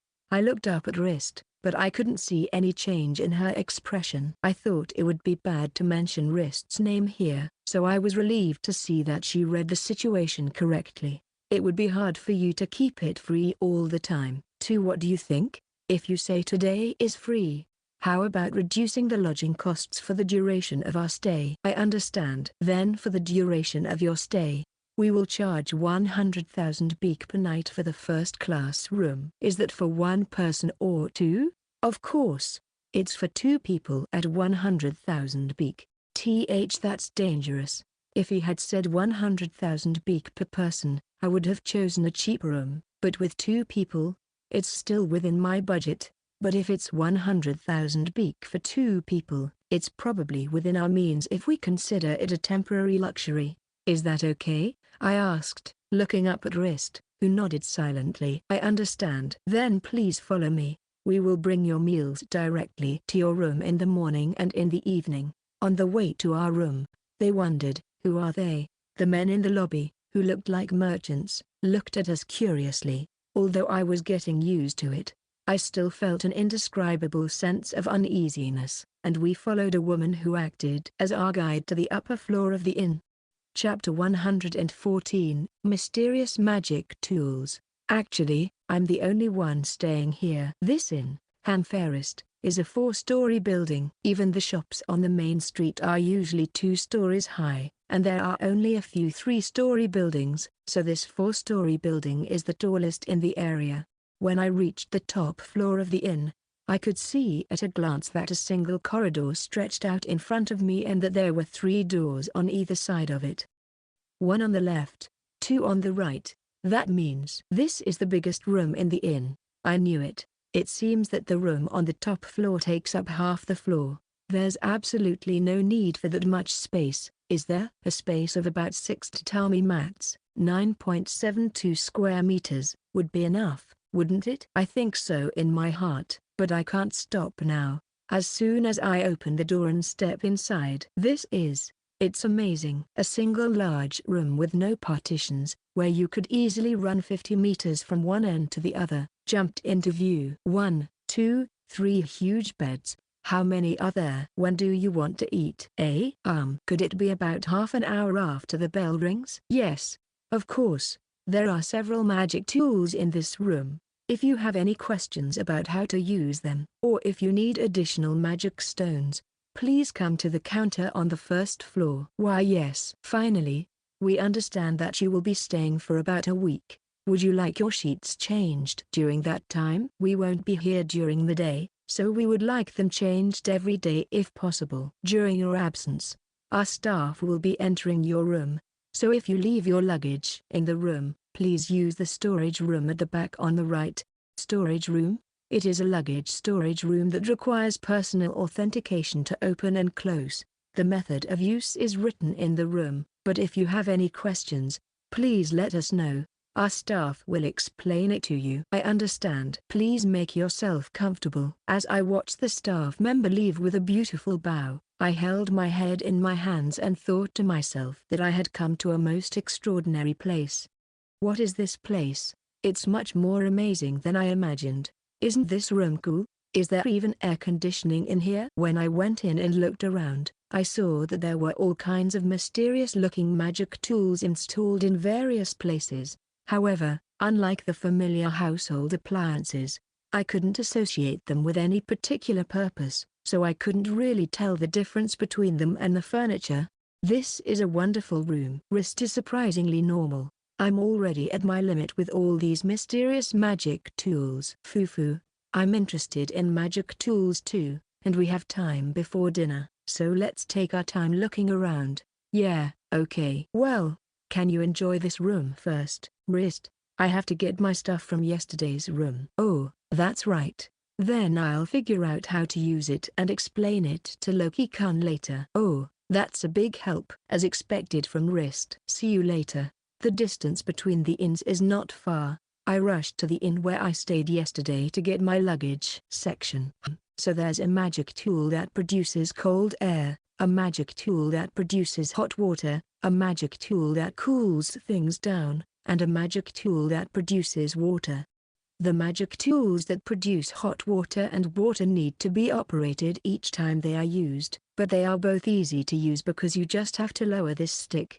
I see. As long as you know how to use them, there's nothing to worry about.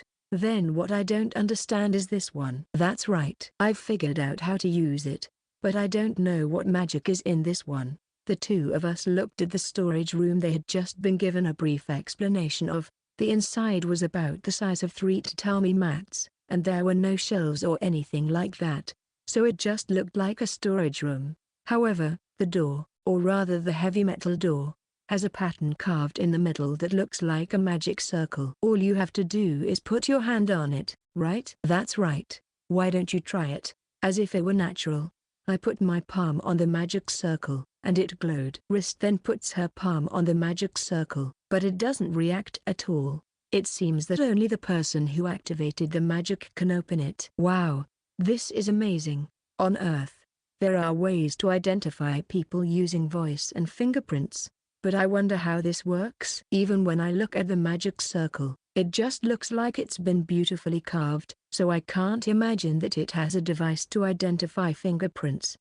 Just to confirm, Loki-kun, you can see your magic power being quantified, right? Can you tell if your magic power has decreased due to your current actions? I think I can tell. Opening the status screen to check what Wrist had asked me to do, I could see that the process of locking and unlocking the door had consumed 2 magic powers. It's only gone down by 2. So it's only going down by 1 each time? Isn't that even more amazing? It's great. What they are doing is applying a barrier, but it is impossible to have a magic consumption of 1, so then they have to rely on an external magic supply. I watch silently as Wrist mumbles to herself and checks the door. When she crouches down, I see her slender, white thighs, and I rejoice in my mind. Just as I thought. So anyone can use it. But how do they identify the individuals? With a little magic, by making them use magic. Is this the wavelength of magic? But hey, Wrist-san, I'm sorry. I could easily understand the other magic tools because the merchants had some knowledge about them, but this is the first time I've heard about this, so it's very interesting. You checked it out in detail. Did you find out anything? It's just a guess, but I don't think the people of this world could have made this. So there's a big chance that it was made by a reincarnated person? That's right. I see. I don't know who it is, but this is amazing. I know there are some reincarnated people who get carried away, but when I think that there are people from my home world who develop things with functions that would surprise even the goddess, I feel proud of them. We've found another achievement of a reincarnated person. It was a casual comment I couldn't help but make. There's something I'm worried about. Did you say something important to Feline? Oh no. When I think about it, I've never told Wrist about any of the achievements related to reincarnation. I told Feline not to tell the other goddesses, but I'm the one who lets the cat out of the bag. Ha ha ha. I might have told her. Loki-kun, we just learned, right? That we have to be honest with each other. Yes. After meeting you, Feline's behavior has become strange. All of a sudden, she wants to travel to the lower world and she's started to say things that make everyone else jealous. Or worried, I guess. Yes. I thought it was you. But what exactly did you tell her? I'm screwed. I can't get out of this. I don't think I can get away with lying to a god, and if I do, I'll lose Wrist's trust. Well, I was going to tell Wrist or Alicia-sama. Maybe it's better to tell Wrist. Having made up my mind, I passed on the information I had heard from Yaguf-san, just as I had done with Feline, but only as an unconfirmed story. Chapter 115. What is high-class cuisine? I see. That's what it was. Yes, I'm sorry I kept quiet at first. I thought I'd wait until I found out for myself if it was true or not. No, it's only natural that you would make that judgment, especially if you know Ria. Yeah, that's the thing. It would be bad if she suddenly went off the rails. But that's the way it is, isn't it? With the map and the reincarnated people, we really are full of mistakes. I even have the feeling that we ourselves are hastening the end of the world. Wrist is basically a calm and collected person. I don't think she's the type to show her emotions on the outside like Feline, but I can still tell she's feeling down. Not everything the goddesses decided to do turned out badly, right? By eliminating the map, you eliminated a war that would have involved the entire continent. I suppose that is also true.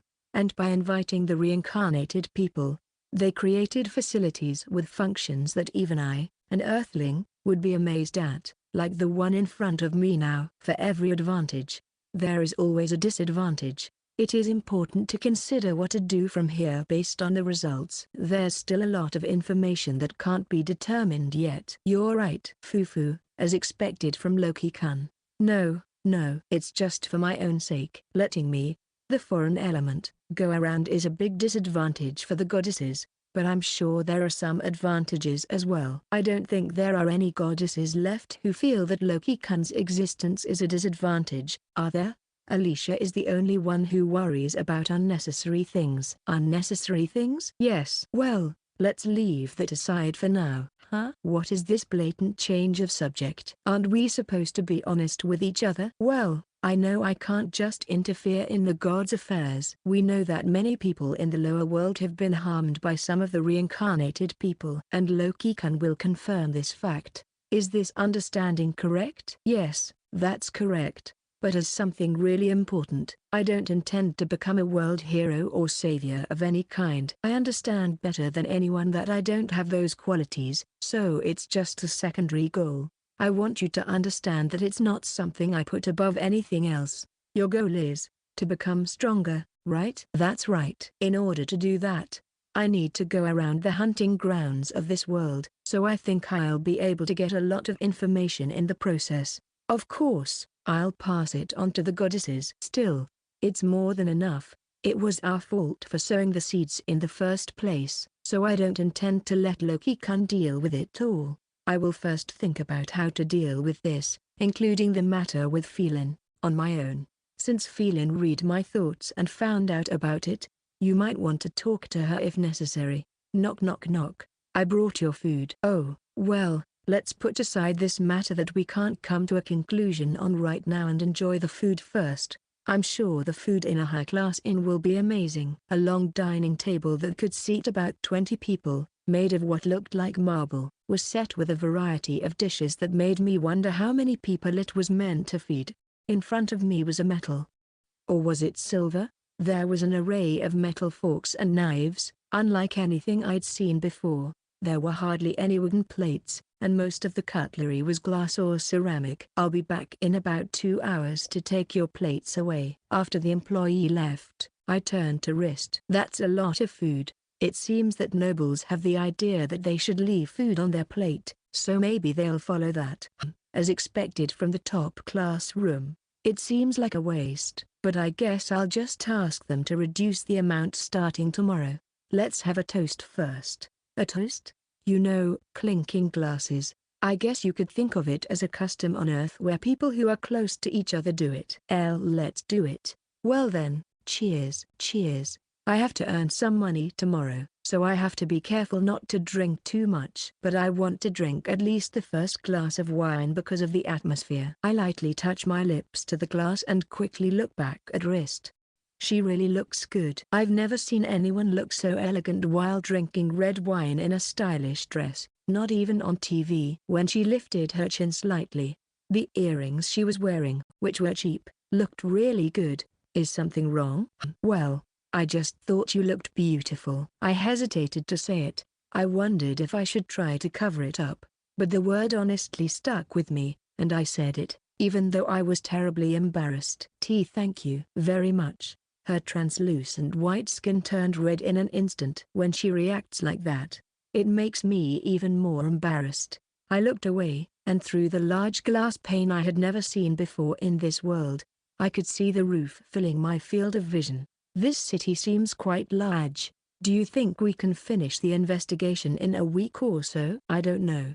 I can't say yet because we don't start working in earnest until tomorrow. But if we don't make it, I'll pass it on to the others. I see. I secretly thought that if we didn't make it in time, we could just extend the trip instead of saying it was for a week. But the goddesses decided the order, and I don't know if it was Rigel-sama or Alicia-sama next, but I think they were looking forward to sightseeing in the lower world as well. In the midst of all this, I gritted my teeth and held back from saying anything that might make things more complicated. Let's eat. I wonder what Wrist's favorite food is. But since we've never eaten together before, I guess I don't know. That's true. That's why I want to try the things that Loki-kun finds delicious. Okay, then. I'll try a little of everything. I divide the dishes I see into small plates, and I have about 10 dishes in front of me. Let's see. I'll start with the soup. It's spicy. This soup is spicy. Is it a spicy dish? I want to try it. I guess you could say it's a life experience. Wait a minute. I'll get it for you. That's okay. I'll just take Loki-kun's. Huh? Oh, really? Wrist, who had stood up a little and quickly picked up my soup bowl with the spoon, took a bite of the soup without hesitation. I see. It numbs your tongue and throat, right? There are dishes that are delicious even when they're spicy, but this one just seems spicy. After that, when I ate the meat dish, the strong, rich seasoning hit me hard. When I ate the fish dish, the sneezing-inducing ingredients attacked my nasal cavity, and when I put the fried dumpling-shaped thing in my mouth, it was like a bomb of spicy seasonings inside. Time went by without me ever encountering a dish that I thought tasted good. During this time, Wrist, who seemed to be following a set pattern, kept taking the plates from me and eating a little bit of each dish, but she frowned a lot, and the only thing she said she liked was the raw vegetables. What is this? Is this some kind of harassment? No, they wouldn't do that if they knew Wrist was there. Wrist, can I be honest? Yes, the thing that tasted the best was the salad, and the rest was a total disaster for me personally, but is my tongue just weird? No, I think your sense of taste is normal. I also thought the food I had for lunch was definitely tastier. I know, right? What is it? I think this is the kind of food that the nobles and other high-class people and some privileged classes eat. Don't you think? What? They actually eat this? It's just a memory of the merchants who stopped by the church, but it seems that there is a way of thinking that using expensive spices in abundance is the food of the nobility. I see. That explanation made sense. The food looks very luxurious. There are all kinds of dishes, including whole roast type dishes, and I'm sure they use high quality ingredients that cost a lot of money, but they don't make the most of the natural flavors of the ingredients, and they just throw expensive spices on top of everything. It's a dish that prioritizes the achievement of using so many ingredients over the taste. So it doesn't matter that most of the food is cold, and then they show off their power and wealth even more by eating a little of it and throwing the rest away. When I imagined this, I couldn't help but let out my true feelings. The vanity of the nobles is so meaningless. Isn't it different on Earth? I was a commoner on Earth, so I don't know much about it, but I don't think there is any cooking that doesn't make sense at this level. First, the most important thing is to make the most of the flavor of the ingredients while making the most of how delicious they are. There are exceptions, but it is natural for expensive ingredients to be tasty. On the other hand, the most common way of thinking is that how tasty you can make a dish with cheap ingredients is where your skills really come into play. I see. The residents pay taxes for this, right? When I think about it like that, it seems so pointless. Well, maybe that's just the way things are in this world. Hey, wrist, can you still eat? Yes. To be honest, I'm not full either, so I'd like to have a proper meal. Can you wait a bit? I'm going to buy something. And with that, I ran out of the room without even waiting for an answer. This is no joke. We just made up, and I'm not going to let this fancy food ruin it because of the remaining money. The only thing I can afford to buy is food from a stall. But I've eaten it a lot since I came into this world, and most importantly, I've never had a bad one, and they've all been delicious. Then I want to feed it to Wrist as well. Well, what does Wrist like? With that in mind, I naturally felt light on my feet as I ran around the city in search of food stalls. Chapter 116, The State of Baths in the Different World. When I returned to the room with the food from the stall under my arm, Wrist was looking outside, drinking wine. Sorry to keep you waiting. Why did you go off by yourself? I wanted to go with you, you know? When I thought I'd better hurry, my legs just started moving by themselves. Sorry. I bought a lot of stuff, so please forgive me. Gosh, but thank you. No problem.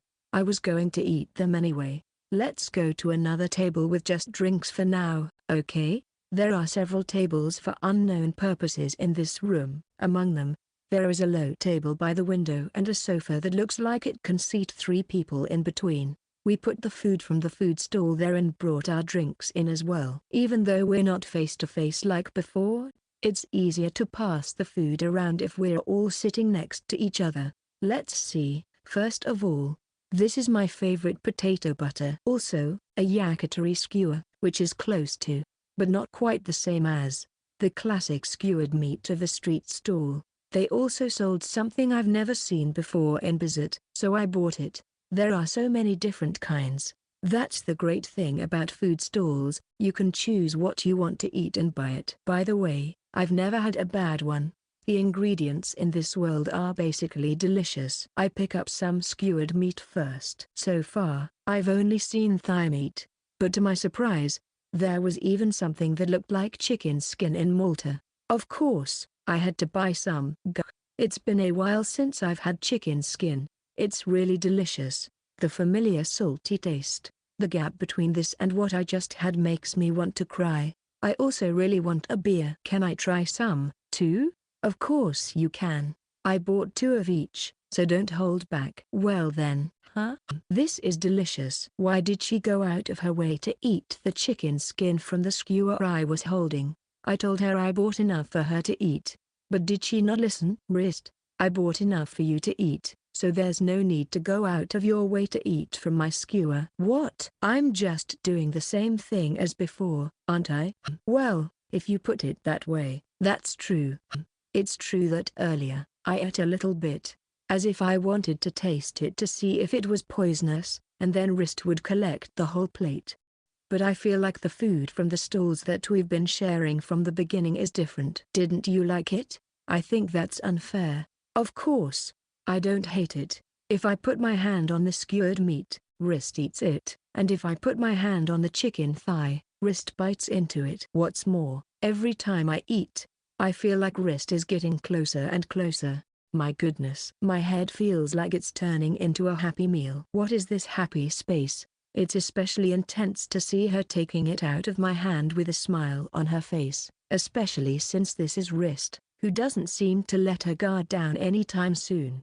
The boundary-pushing beauty has even added cuteness to the mix. Phew. Calm down, me. If I get nervous, we'll go back to that awkward relationship again. Calm down, calm down. Namu Myoho Rengekyo. Note, those are Japanese words chanted in all forms of Nichiren Buddhism. In English, they mean devotion to the mystic law of the Lotus Sutra or glory to the Dharma of the Lotus Sutra. As I banish my impure thoughts, I reach for a new kind of food at the stall that I've never seen before. What is it? Is it flour-based? Flour-based? No, in the country where I come from, we call all dishes made with flour flour-based. It's just that I've never seen anything like this before. Divided into 3 portions, it looks like a very small okonomiyaki or a flattened takoyaki. As I popped this unfamiliar and strange-looking food into my mouth, I was pleasantly surprised by the taste. Yes, it's made of flour. It's not covered with anything like the earth, but the flavor is already mixed in, so it's delicious. Wrist also moved her hands and mouth when she saw it. This is delicious, too. It's a little chewy, but that makes it go down even better with a drink. Yeah, that's the way it is with flour-based foods. If I could get my hands on some sauce, onigiri seaweed, and dried bonito flakes, it would be perfect. But you've never heard of those, have you? I don't know. Sauce, onigiri seaweed, dried bonito flakes. Sauce? I think I may have heard of sauce. Really? That would be great, and if possible, mayonnaise too. Mayonnaise. Is that a condiment with that name? I think it's in the same realm as sauce, unless the merchant's information is wrong. Wow. This is a food revolution. Where is it? Do you remember where the merchant was? Well, all I know is it's not in the west. It's in the east. Okay, I've decided. If I'm going to leave the country, I'm going east. I've made up my mind. I'm going to find mayonnaise and sauce. Is that all you need? Mayonnaise and sauce? Yeah, they're amazing. They're the typical condiments that awaken ingredients. So if you can find them, your food will change. For example, with that, I picked up the last thing left, the potato and butter. I was the kind of person who saved the things I liked for last, so I had saved this until now. This potato and butter dish is delicious as it is, but if you add mayonnaise, it will change the flavor several levels. Gulp. But since I don't have any right now, there's no point in begging for something I don't have. Let's enjoy the taste of this dish first and look forward to the mayonnaise in the future. As I say this, I bite into the long-awaited potato and butter. It is so delicious that I can't help but smile.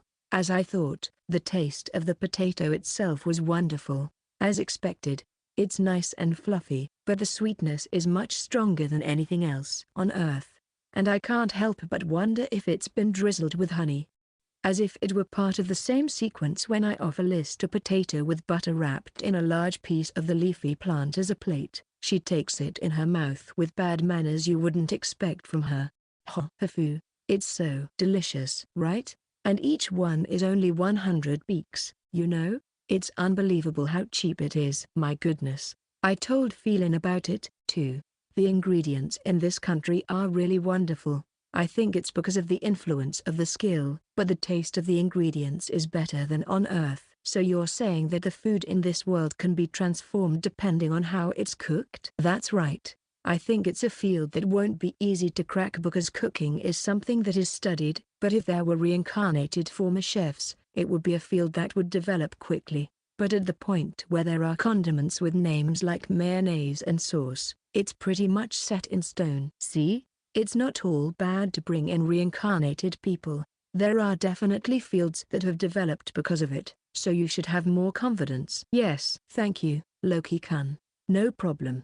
Besides, when I went to buy some food earlier, I noticed that there was a cafeteria on the first floor. Well, It's not really a cafeteria, but why don't we eat there tomorrow? I'd be in trouble if they served us that kind of food, though. That's true. The food there might be more normal. Yes, yes. If it's no good there either, then there's nothing we can do, so let's give up eating here and go out to eat. Haha.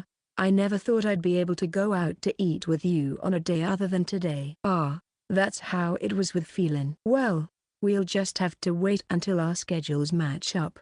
It was only about 10 minutes. The two of us couldn't stop eating and drinking, and in no time at all, we had finished the food I had bought from the stalls. Now that we had finished eating, the next thing I wanted to do was take a bath, which I had been looking forward to. But first, I think I'll ask Rist to do something for me. I don't know if she can do it, but it's definitely better than doing it myself. Hey, Rist, I need to ask you a favor. What is it? Can you cut my hair? Section. Snip, snip, snip. As you would expect from the best inn in the city of Malta, this was the best room. The bathroom alone is as big as the room I stayed in until yesterday, and the bathtub on the side is round enough to accommodate at least 4 to 5 people. It's a big one, so it probably takes a while to fill up, but there are also a number of strange chemicals and other things besides soap, so it was made with a lot of thought for the rich and women. And now I was sitting in front of a large, gold-framed mirror, talking to Rist and watching my hair grow shorter. She's very skilled, even though she shouldn't have any skill in cutting hair. I wonder if her skill level has something to do with it? I gave Rist the scissors I had bought and told her to cut my hair however she liked, and she readily accepted. But then we got to talking about what to do with the hair after it was cut, and it was decided that the bathroom, where we could wash the cut hair away with water, would be the most appropriate place. So, are you going to start developing a new kind of cushion next? I think so, based on the feel of it. As I said, the others are difficult to work with because they have metal in the material. But I still have dreams. I'd like to ride a bicycle if I could. Haha, I don't think that would suit you, Rist. It's a vehicle for ordinary people to use when they go out for a bit, so it would be embarrassing to wear a dress, right? I'll ride it where no one can see me, but I'm really grateful that Loki-kun came up with ideas for the common people. That's because I'm a commoner through and through. I just tell them what I want in my daily life, so whether they can make those things or not is up to the people of Blizzard, isn't it? It's the same for us goddesses, and usually, it's not that easy to come up with such ideas, right? I'm just telling them the outline of things that existed in my original world, not things I've developed myself, you know? Still, we are inviting reincarnated people in the hope that they will do so, and we are grateful that you, Loki-kun, who did not follow the process, are taking the initiative. Especially the wooden pen. Even from my point of view, I feel that it will bring about a great change in writing. I hope it does. Quill pens are really hard to use. Foo-foo. That's it. How is it? As she said this, I shook my head from side to side. Wow, the sides are balanced too. Thank you, Rist. It was shorter than when I was transported to this world, and it was so neat that my ears were completely exposed, and it was finished to a good balance. I was worried that I would end up with a perfectly trimmed haircut like a young nobleman, so I'm really pleased with the result, which is even better than I imagined. I'm glad you're happy. Well, I'm going to take a bath with my hair flowing. Rist, you're continuing from yesterday, right? I haven't put it in the storage room yet, so you can look at it however you want. Okay, when you get out of the bath, please explain it again until you feel sleepy. Okay, well then, let's enjoy the bath. I quickly took off my clothes, and since there was no bucket, I scooped up some water with my hands and poured it over my body, then slowly soaked myself in the bath. Unlike Pharrell, Rist didn't seem to be interested in the bath, so when I thought I was the only one in it, I could put my manners aside for the time being. Since I was only half-bathed at waist level, I couldn't help but lie down in the tub. As expected, the mysterious sound came out of my mouth. I think to myself that this is not a question of physical age but mental age. It doesn't have to be this big. I wish even inns where ordinary people stay had baths. To be honest, I'd like to take a bath every day, And if you consider the cost of staying at Han Fairest, the cheapest room is 30,000 beeks. Considering the financial side of things, I could probably stay here forever. However, considering that there weren't any inns like this in Bizet, I'm sure that in future travels, towns without baths will definitely appear. There is even a possibility that all but the major cities will be left out. It's a matter of whether or not I can popularize baths in the world. Looking at the faucet, I see 2 boxes about 20 centimeters square lined up next to each other, with water and hot water coming out of each. It reminds me of the old-fashioned type I saw at my grandmother's house when I was a kid, where you adjusted the temperature by controlling the amount of water. I try to lift the box to see what it's made of, but the bottom is fixed to prevent theft, so I can't lift it. Considering the level of civilization here, it's unlikely that they're getting water directly from somewhere, right? After all, it's the 4th floor. So, I fumbled with the box and found a knob on the back. I turned it and pulled it. The box that dispensed cold water contained 3 black magic stones, and the box that dispensed hot water contained 6 black magic stones. At that size, each one costs about 3,000 beeks. In other words, it is possible that there is some leeway in the magic power, but it would cost nearly 30,000 beeks to take a bath of this size. If so, assuming a normal-sized bath, would it cost around 10,000 beeks to fill it once? No, that's still too expensive. Besides, there's a good chance that this magic tool is also quite expensive. No matter how you look at it, there's no way it will be widely used in society. The fact that I've calculated it shows that I reluctantly accept the fact that the bathing situation in this world is not advanced. If only I could make it popular, I could take a bath every day, but it will be quite a challenge. But one day, while thinking about such things, I enjoyed my first bath in half a month. After that, I spent about an hour explaining modern products to Rist. As I thought, Rist was most interested in cosmetics. She asked me about the details of their use, and I, who had never used them before, was at a loss for words. Men don't wear makeup, so I have only a vague idea. I think you use this brush. I see. It looks like you could use horsehair as a substitute.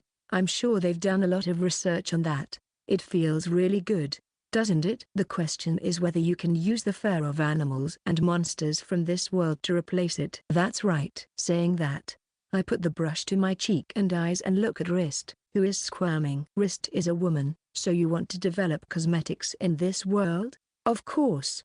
That's one of the reasons. What? So are there other reasons? Yes. You're not going to tell me? Foo-foo, it's a secret. I can't help but cluck my tongue at Rist, who smiles elegantly with her hand over her mouth. TCH, TCH, TCH, TCH. Goddess secrets are scary. Farrell still hasn't told me what skill she brought with her. It's okay if you don't tell me now, but you have to tell me the answer sometime, right? Otherwise, I'll get scared. Don't worry. I think I'll be able to tell you the reason when I release the split body. I see. Then I'll go. Maybe it's because I'm all warm and toasty in the bathtub. My head isn't really working, and I'm starting to feel sleepy. Sorry, Rist. I'm starting to feel sleepy. It looks like it. Then I'll put the split body back, so I'll use Loki-kun as a point again tomorrow. Okay. I told the person who pulled up the plates earlier, so they'll be bringing normal meals to this room starting tomorrow. That sounds exciting. I'll leave the accessories you bought here. Good night then. Good night. After seeing Rist off, I collapsed on the bed. Oh no. What kind of bed is this? It's so fluffy. While I was impressed by the quality of the bed, my eyes immediately went to the other bed next to it. There, I found the accessories Rist had left behind earlier. I guess the shoes are next to the bed as well. I'm sorry. I really want to say that Rist can use the other bed too, but men have their own circumstances. I'm sorry. I apologized to myself and crawled into the bed. Chapter 117, The Guide. Ding, dong, ding, dong. My eyelids open naturally at the sound of the morning bell. Is the difference between the beds that big? I twist my neck and turn my hips, but I don't feel stiff at all, and I realize that it's a very good morning to wake up. I'll use this time to get my things in order. I got up by rolling around on the wide bed and sorted my things in the storage room. While I was sorting my hunting basket and equipment, I heard a voice behind me. Good morning. Were you here? Wrist. Good morning. I thought I'd get ready for the hunt while I had the chance. By the way, you're wearing white today? When I wear it when Loki-kun isn't around, it just stands out.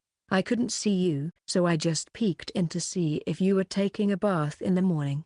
What if I was in the foo-foo? That's another story. I am a man, and to begin with, my body is that of a child, so even if I am spied on, it won't cause any serious damage. Even if someone mumbled something like, "You're so small," I could probably just reply, "I'm getting bigger." Probably. It looks like you're having fun, huh? Does it look that way? Yes. Your face is smiling, you know. I see. Well, it's been more than 10 days since I went hunting. And if it's a place where there are monsters you've never seen before, and you have new weapons to use, you're bound to be excited. I haven't decided where to go yet, though. Is that so? Anyway, I'm a little short on money, so I'm thinking of going to an E-rank hunting ground near Malta. I'll have to go to the Hunters Guild to find out where that is. Do you know the names of the hunting grounds? I think they were Lake Voice and Corrado Forest, right? Do you know the names of those places? Wrist. Lake Voice and the Corrado Forest. I'll check with the main body for you. Please wait a moment. Check. I tilt my head as I look at Wrist, who has become like a doll. According to the information I have, the names of cities and countries change often, but the names of places don't change that much. So I thought she could tell from her experience of looking down on the lower world for a long time. But is there another way to find out? The split body identifies the points from an overhead perspective and sends them down. Overhead? So it's a map? Do the goddesses in the divine world have a map? Even if they erase the existence of maps of the lower world, that doesn't necessarily mean that they erase the maps of the divine world that they manage. If that's the case, I want them to copy the map as soon as I get permission. It would be a shame to have them write it on the back of the large number of documents I still have, but modern paper would be better for legibility and ease of drawing than having to go out and buy parchment paper somewhere. Thanks for waiting. Oh, you're back. The Corrado Forest seems closer. If you follow the road that runs west from Malta and turn south at the fork in the road, you should be there in less than an hour. Oh, thank you. By the way, are there any maps left in the Divine Realm? There are no maps in the Divine Realm. You said you were going to check, so I thought you were going to look at the map, but that's not the case. I have to tell Loki-kun about the map today. Oh, have you made up your mind? Knock, knock, knock. Breakfast is here. What bad timing, but I'm the one who ordered it half an hour ago, so of course it's not my place to complain. Let's have breakfast first, shall we? You can tell me while we're eating. Tea. That's right. I wonder what it is. I wonder what the results of the map were, and I wonder if this is a normal meal at this inn. Feeling a double sense of tension, I walked over to the same marble-like dining table as last night. Yes, it's normal. It's delicious. Or rather, it's super delicious. Yes, yesterday's taste seems like a lie. Even if it wasn't as good as last night, there were light meat dishes such as bacon and sausage, soup, egg dishes, cheese, salad, fruit, and so on.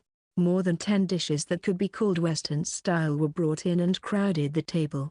At first, I was a little reluctant to eat them, but now that I know they're delicious, I'm quick to try the next dish. This bread in particular, I don't know, but it's exceptionally delicious, and it's all you can eat. Is this in a god? Actually, I'm also a pillar of the gods, but I think I might lose to this bread. No, even if there were 100 of these breads, they still couldn't beat you. You always praise me so casually. I don't think it's right to compare it to 100 loaves of bread. In the vase-like container next to it, there was a red drink I had never seen before, and from the atmosphere, it looked like a fruit juice. I thought they wouldn't serve alcohol in the morning, so I gulped it down. It's delicious. Startled. It's definitely 100% fruit juice. The balance of sweet and sour is exquisite. It's almost like an orange. You should try some, Wrist. As I said this, I poured some into a glass. It really is delicious. I'd like to drink it even in the divine realm. If I only knew what the ingredients were. Maybe I'll ask next time. Then I cut a slice of bread with a knife, put some bacon, lettuce, and cheese in it, and ate it, pointing out, "This is like a hamburger on earth." And Wrist imitated me. I also dipped the bread into a soup that looked like corn porridge and ate it, and Wrist also imitated me. In a complete change from last night, I ended up eating most of the food that was served, and I was so full that I couldn't move. Wrist, are you okay? Can you move? If I rest for a while, I should be fine. I ate a little too much. I'm in pain. I'm going to lie down in bed for a while, but if you're in pain too, why don't you do the same? I'll do that. I know it's bad. I couldn't even pay for today's lodging if I didn't go hunting, but I was so hungry that I couldn't stop my hands and mouth, and as a result, it became quite painful for me to move. I lay down on the bed, thinking that I should be able to sleep for at least an hour or even half an hour, but for some reason, Wrist, who was following me, rolled onto the bed as well. Hey, Wrist, the bed is over there. It's a clean one that hasn't been used. I don't mind. Besides, if you just lie down for a while, it saves the trouble of changing the sheets, and I think the people at the inn will be happy, too, right? That might be true, but oh well. The large glass window lets in a lot of light. In a situation like this, there's no chance of making a mistake, and moreover, we can't move our bodies freely enough to make a mistake. So, about the map. Oh, yes, that's right. After discussing it with everyone, we decided to restore the map. Oh, that's great. But how do you do that? Does it just go back to normal when you remove the magic? No, once it's erased, it can't be restored. It's a spell that Felser-sama cast, so we don't even know what principle was used to activate it, and we can't undo it at all. So that's how it is. I see. So it's going to take a while. That's right. Since we can't undo it, the people born in this world don't have the idea of writing down an overview of the world, so the only way to do it is to show them a map that someone else has made and spread it around. Someone else, that means there's only me right now, right? Yes, that's why I'm talking to you, Loki-kun. Just to confirm, have you considered asking Felser-sama to lift the magic? Of course I did, but I was worried about what Loki-kun had warned me about earlier, so I didn't want to go back to her with the same request.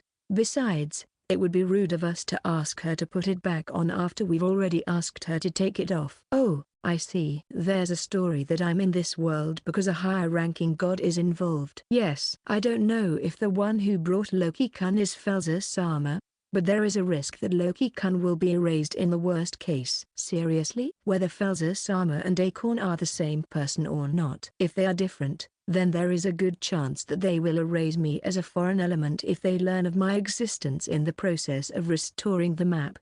If they are the same person, then I might be safe because I was called here for some reason, but depending on that reason, there is a possibility that someone, including the goddess, will be put in a difficult situation.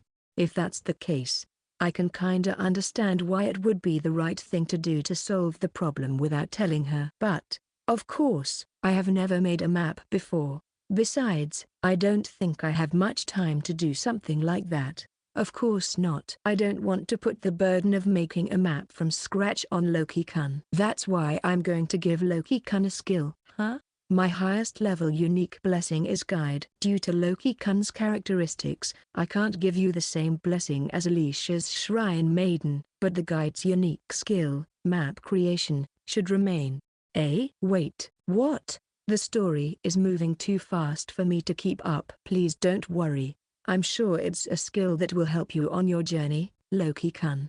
Just give me some more time to give it to you. If I give it to you now, I won't be able to move. Oh, I see. So it's not like you can separate yourself and give it to me like Alicia-sama did with me. Yes. So, at least for the duration of your stay, I want you to enjoy meals with Loki-kun. Just listening to the explanation now, I can't really understand what map creation is. I can make a rough guess, but whether it's useful or not is something I can only find out after actually using it. But that's not important right now. I know that Wrist is trying to give this to me with the appropriate determination, not because of the skill's power, I also know that she trusts me and is trying to give it to me! Exclamation mark. So I couldn't help but hug wrist. Wrist, thank you. I don't fully understand it yet, but if it doesn't take too much effort to make a map, I'll distribute it as much as I can. I hope it will help the development of civilization in terms of distribution and information. Yes, while wrist sat on the bed watching over me, I put on my armor, slung 2 short swords at my waist, and then strapped on the oversized basket. A knife to dismantle things, a canteen, a leather bag with potions, horse dung that I don't want to eat. Okay, I'm good. Now the rest. As if I suddenly remembered, I rummaged through the leather bag and handed over a single large silver coin worth 5,000 beak, which was already running out. Use this when you get hungry looking for transmigrators. Didn't you like the food from the store yesterday? Thank you very much. Now I'm completely out of money. I never thought I'd run out of money so quickly when I left Bizet. Well, I bought a lot of things, so I guess there's nothing I can do about it. I'll just have to start earning money from now on. Well, I'll be off then. If anything happens, use the oracle, okay? If nothing happens, I'll try to be back by the evening bell. Okay, then. Have a good time. The walk after the greetings was long. The distance from the bed to the exit of the room was frighteningly far. I kept walking, feeling eyes on my back, and finally made it to the hallway. In wrist's absence, the smell and the feeling of being embraced were too stimulating. Chapter 118, Hunting Ground Selection and Efficiency. Wrist definitely gives off pheromones that cause arousal. It's dangerous to get too close.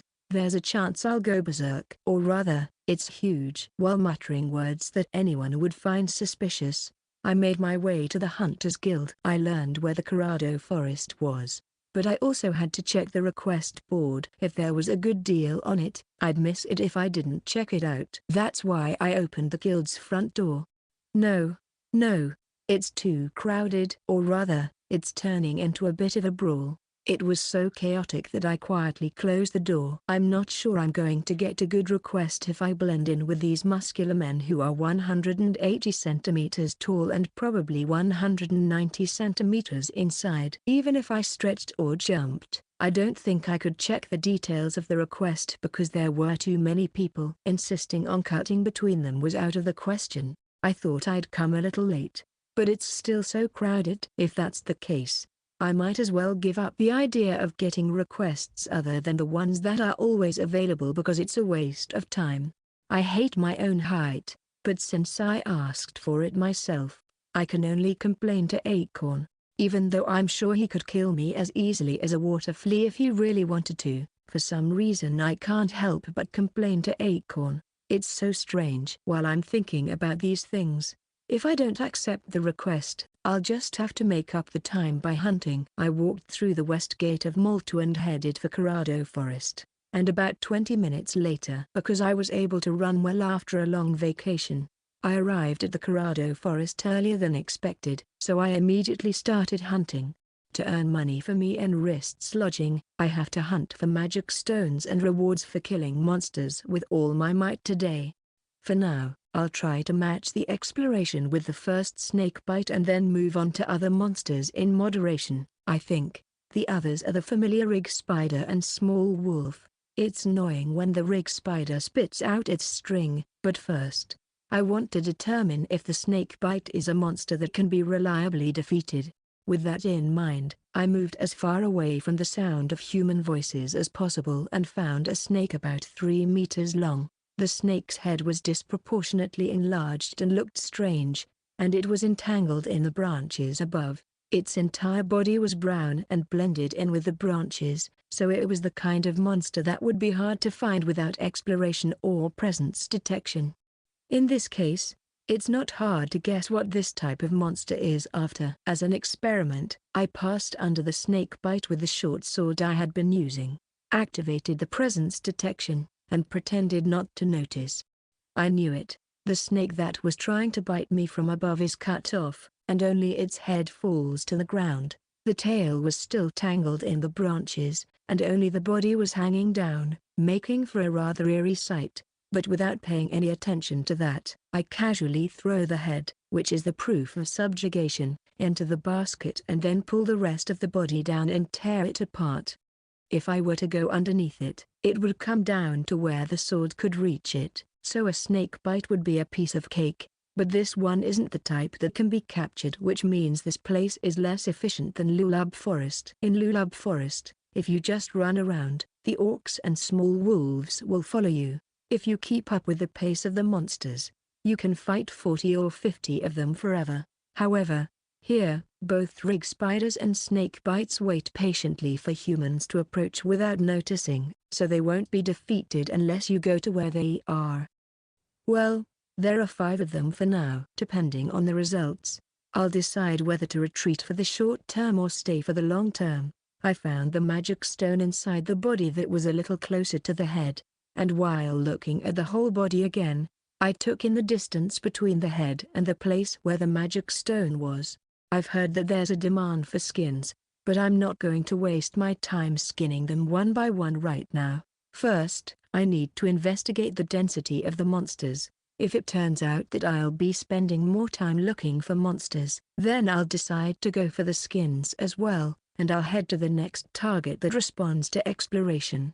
Section. It is dusk. Entering the dismantling area directly from the back of the Hunters Guild, I can't help but frown at the scene in front of me. Ugh, it's as crowded as I thought. 5 or 6 people were lined up at each of the 2 counters, and hunters who seemed to be party members were around them, so the dismantling site had become a very messy place.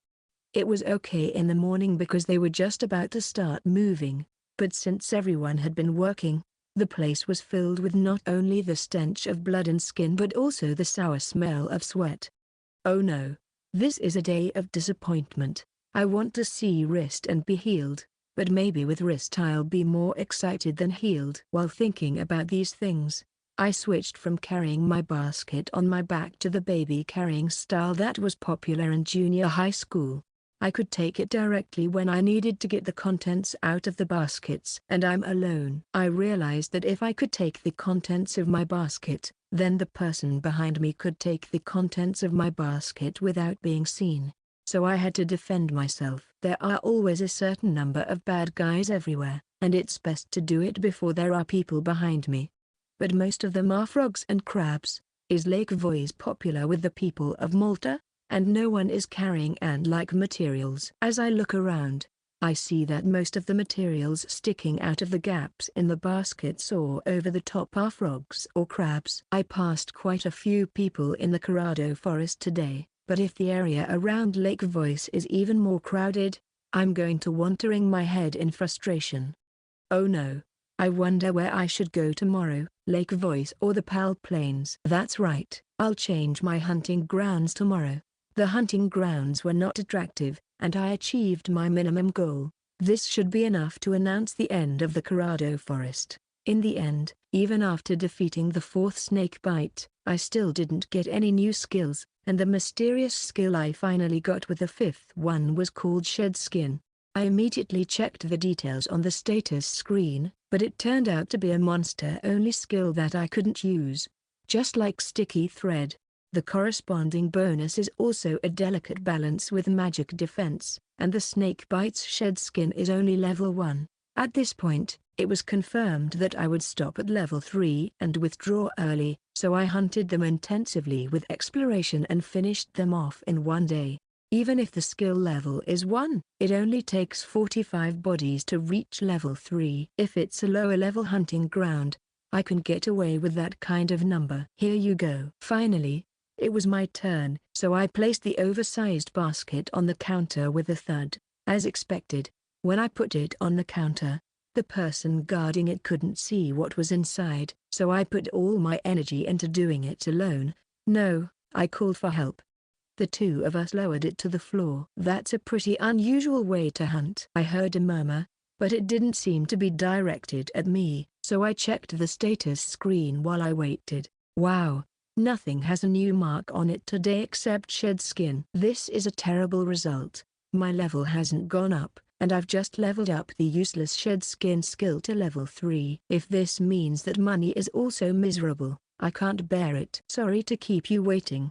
Here are the rig spider's magic stones and 18 of the subjugation proof, as well as 62 small wolves and 45 snake bites subjugation proof. Please check them. It's fine. Is this basket your own? Yes, that's right. Then there's no problem. You saved me, kid, ? From what did I save him? I head for the reception desk with the wooden board, not really understanding what's going on, but on the way, I suddenly get it. Everyone else is bringing in materials to be dismantled, but I only brought in magic stones and the proof of subjugation. I guess they'll just wash the magic stone slightly, and since they only have to prove that the subjugation proofs are real, they'll probably dispose of them by burning them or something without doing anything to them. I guess I'm a hunter who doesn't make the work of the dismantling site any harder. That's why I'm thinking, starting tomorrow, I might bring in a large amount of material to be dismantled. Well, it's their job too. I'm sure they won't complain about the materials that the hunter has legitimately brought in. I had seen them busily dismantling things the other day, so I mentally apologized and handed the wooden board to an empty counter as if I'd gotten used to it. Well, I lost momentum in the second half due to the weight of the basket, but I wonder how much it will be. That's a total of 634,600 beaks. I'll put it in a leather bag for now, so please return the leather bag when you have time. The reliable receptionist said this, and I handed over the contents of the leather bag, thinking that this was about right. Maybe because I had made so much money from Lulub, I wasn't surprised anymore that I had made so much money in a single day. I'll return the leather bag now. Aren't you going to share it with the people in your party? Haha. I'll do that later. Really? That's fine with me. Even though she thinks it's a party, she's not surprised by the amount of money. This makes it more likely that the reward for a B-rank hunting ground is around 1 million beaks. It's natural for the value of materials to increase as the rank of the hunting grounds increases, since the number of monsters killed and the usefulness of the materials decreases. On the other hand, as the monsters become stronger, you may not be able to complete the required number of hunts, and your total income will decrease. How much revenue do B-rank hunters based in Malta make with their parties? It's still just a rough estimate, but it's safe to say that I have a good idea. I suddenly look back. Is there nobody in line? I guess everyone likes cute or beautiful young women. While there is a counter with a line of about 5 people, there is no sign of anyone behind me. I smile wryly at the fact that I was once in the same situation and take the opportunity to ask more questions. Excuse me, but I'd like to ask you something. What is it? How long does it take to get from here to Palp Lanes and Lake Voice? It would also be helpful if you could tell me where they are. Have you come to this city recently? Yes. I heard that Corrado Forest was nearby, so I found it easily, but I have no idea where the others are. I see. The Palp Lanes are about 2 hours away from here. It's not very popular because it's an F-rank hunting ground.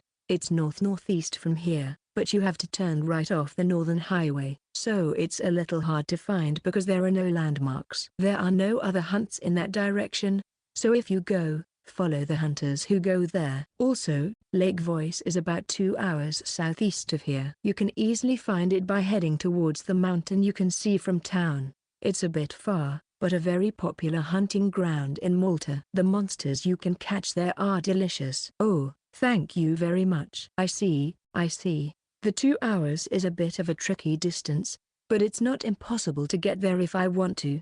I can't help but think that it would be better if the distance to the Corrado Forest was the other way around, but there's nothing I can do about it.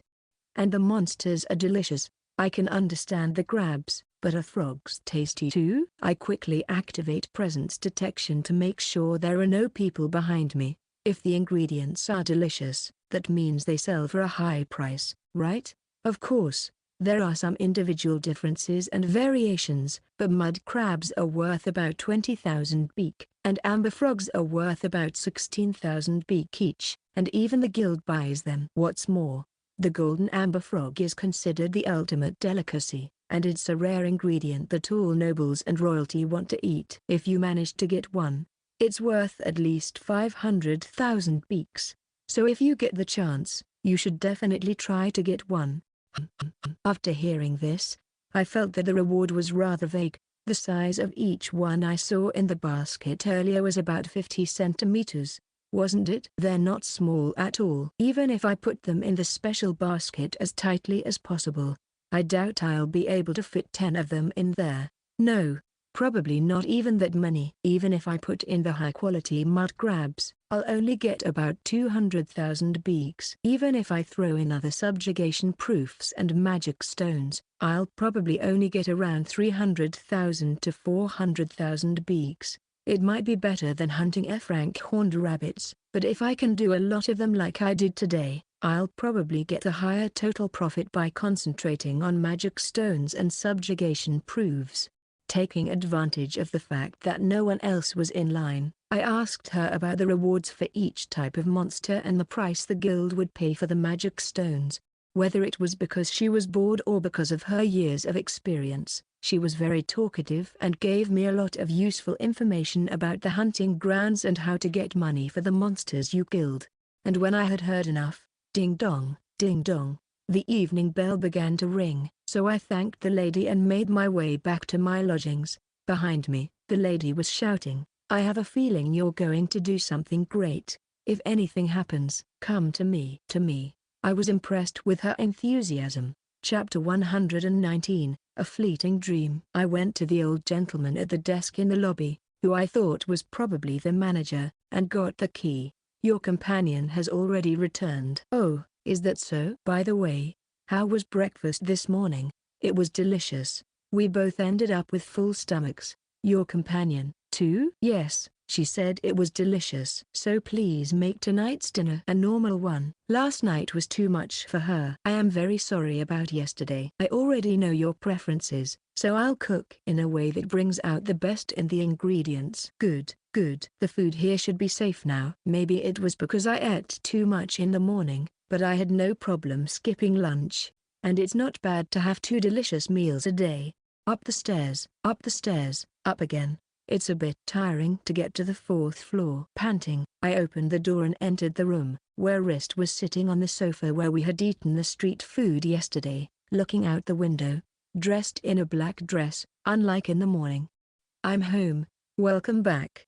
Did you change into the black dress after you got back?" "Yes." "I thought Loki-kun would be happy." "Gah. I can't stand it anymore. I want to hug her right now. Or maybe I should just attack her. But the worst thing would be if she hits me and my head explodes." "Yes, I've calmed down." "White looks good on you, too, but I think black suits you even better." "Is that so?" Her neck gradually turned red, and then her ears turned red as well. "Ah. She's so beautiful and cute. But first, there are some things I have to do. I don't like my sweaty body either." "Sorry for coming back so soon. I'll take a quick bath while I clean the blood off my armor. It'll be easier later if I do it now." "Okay, if the food comes first, I'll just ask them to serve it." "Yes, please. It's very convenient to have a water supply in the room. I can do my self-care for the day right away." In the bathroom, while the hot water is running, I take off my armor and scrub it with a cloth to wipe off the blood. While I'm at it, I scrub the clothes that have a little blood on them with soap and then leave them while I soak in the bath later. I don't know how to do laundry by hand, but it looks like I'll be able to go hunting tomorrow feeling refreshed. Where shall I go tomorrow? After all, the fun is in the food.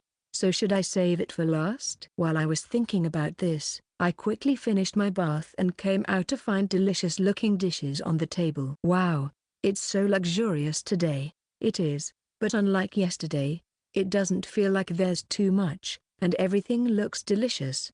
I just talked to the old man who looks like the manager. He said they're using the same ingredients as in the morning to make the food. Fufu, that sounds delicious. Not wanting to be too formal, we each took what we wanted and put it in our mouths. Wrist has wine for drinks, and I have a thick juice that seems 100% fruit. This meat is delicious. This tenderness is impossible to get at a food stall. This fish, too. It's refreshing and has a hint of sweetness. It's really delicious. Speaking of which, how was it today? Did you have any luck? There wasn't any. Just people with normal skill configurations. I wonder if there are any survivors at all. After all, the place with the highest possibility is probably inside Palmyra, where Loki-kun landed. I think so. As long as the remains have been found, I think the best chance is to set up surveillance there. To be honest, everyone is reluctant to monitor that place. It's boring. Haha, that's true. But if we don't investigate, we'll never find out why the Earthlings are being summoned to this world in the form of a transfer. I wonder if that's really true. Today, the only skill I got was shed skin, you know? I couldn't help but laugh when I got it. I thought, what's going to happen to my skin? After all, I couldn't use it because it was only for monsters. Foo-fa-foo, foo-fa-foo. Shed skin, huh? I would laugh too if you told me that Loki-kun would shed his skin. Don't you think so? It's an ability that gives you such a useless skill, so even if the surviving transmigrators had the same ability, I don't think they would really be a threat. Looking at Loki-kun, I think that's true. You just seem to enjoy the hunt and your own growth. Exactly. Well, one day, I'll acquire a skill that will amaze even the goddesses. Hee. By the way, what kind of skills have you learned so far, huh? Well, I've learned a skill that increases my biting power and a skill that makes my charge faster. And I can't even use the shed skin and sticky thread skills I learned before. I see. This will take a long time. I'll look forward to it. Wrist. You just made fun of me. It's true that it's not very good, but I worked hard on it. While we are eating a delicious meal, we talk to each other, including jokes. While feeling comfortable at such a time, the leisurely time passes by. What are you doing, Loki-kun? I wonder if this will be a new idea. Since I'm something like a product development consultant for products from the other world, I'm putting together a notebook of things I think would be a good to have so that I can make detailed suggestions when I eventually return to Bazut. What? Can I see it? Wrist's movement as she jumped right next to me was very quick and close. That mysterious pheromone. It's horrible. God. I was in serious mode. I was certainly excited when it was full and feeling, but at the same time, there was an element that calmed my heart. But in Wrist's case, it was polarized into excitement. With this young body, it's really hard. Is that clothing? Yes. I didn't see any when I went clothes shopping yesterday, so I was hoping there would be some.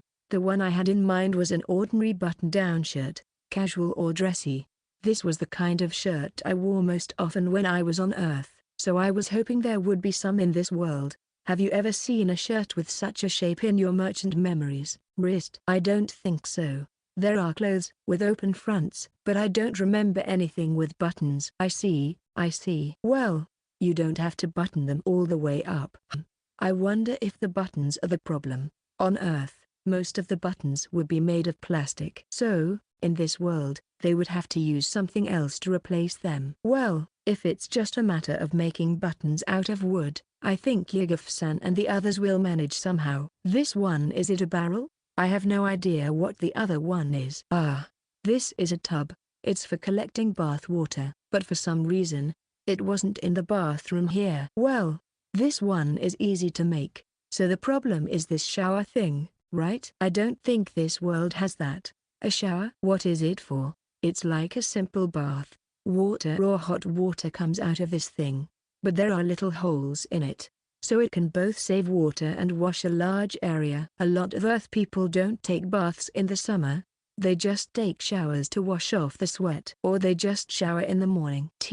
That's amazing. Is this likely to be realized? To be honest, it's difficult. I've thought of a simple method, but if we want to use it like on Earth, the material for the hose part is quite... Is something wrong? No.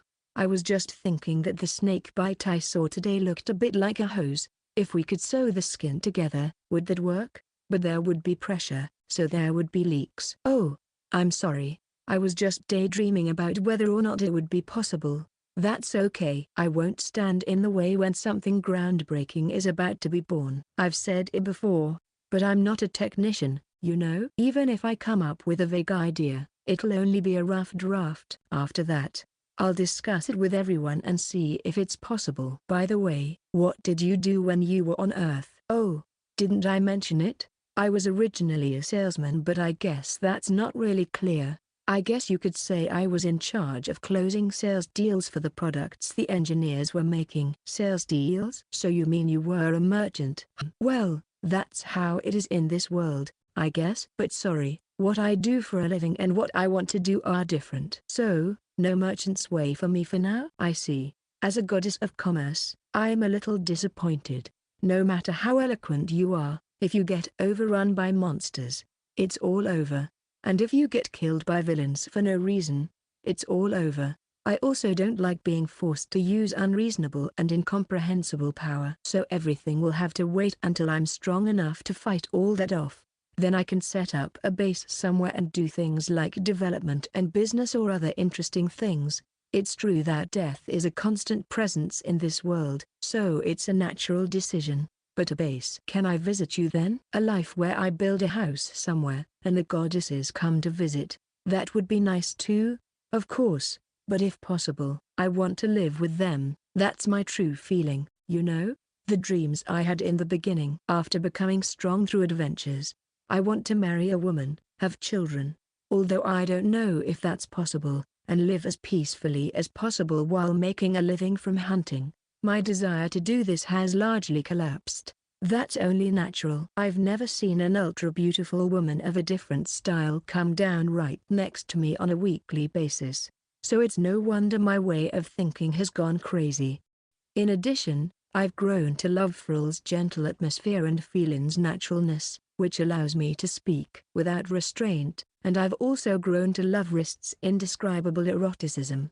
Of course, I've only spent a little time with Rhea, but her smile has won me over, and I've come to like her a little. When you get to know them, they all have this beauty. Even though their personalities are different, they all have a lot of good points, and right now, I'm sure I can only see the good points. I'm not really sure what the goddesses want from me or what I want from them. Are they objects of protection? Are they friends I can talk to without restraint? Or are they lovers I can't do anything about in the divine realm? At least, I think Felin has feelings for me that are different from friendship, and I think Rist feels something similar if I'm not too self-conscious. Choose one? The very idea is too extravagant, but can I really choose? And if I choose, what will happen to my relationships with the other goddesses? It would not only affect me but also the relationships between the goddesses. The burden is too heavy. At such a time, I know what choice I would make. Of course, as I answered, I told myself that I wouldn't choose anyone, that I wouldn't have the courage to choose anyone. Chapter 120, A Bolt from the Blue. Well, I'm off. According to the information from the Hunters Guild, it's about a 2-hour trip each way, so if I'm late, please eat without me. There's no need for me to eat if I'm alone, so it's fine. Take care. There were some strange parts to the conversation, but I left the inn thinking it was just like a married couple. Now I'm going out.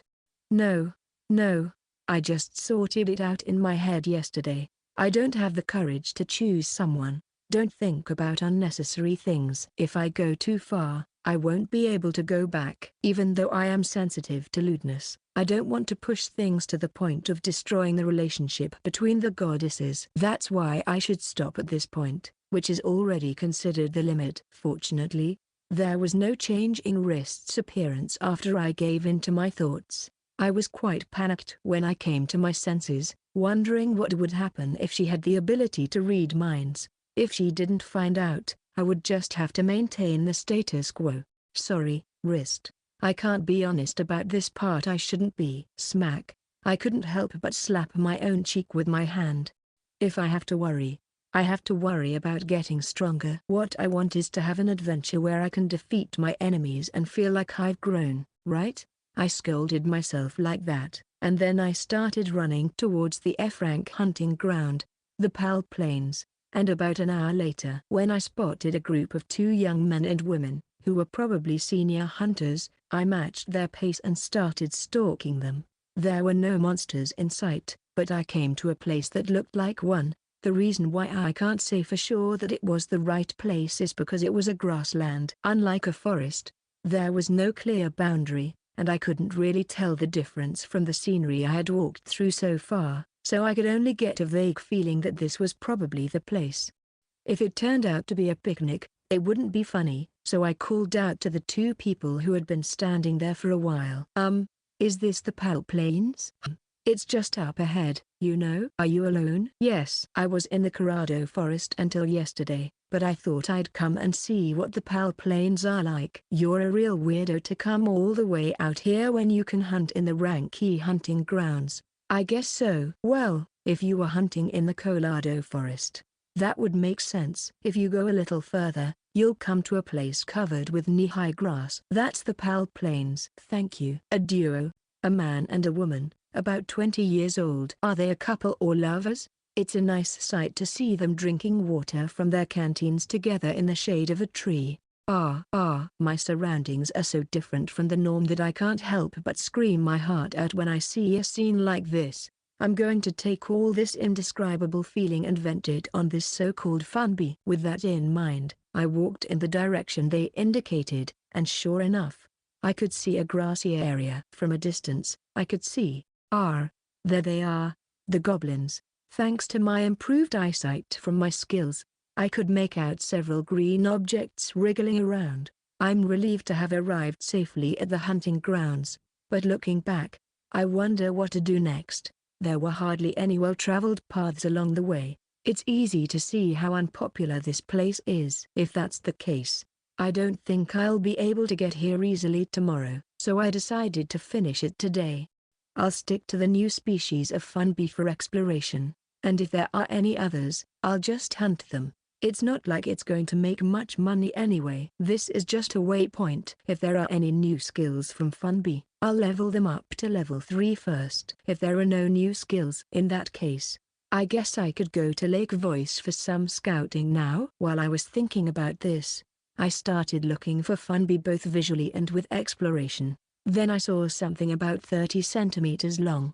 I saw several bee-like monsters with purple and black spots sitting on the branches of some bushes. The colors were obviously venomous. I was a little panicked that I didn't have any antidotes with me, so I approached them and they flew toward me with a whoosh.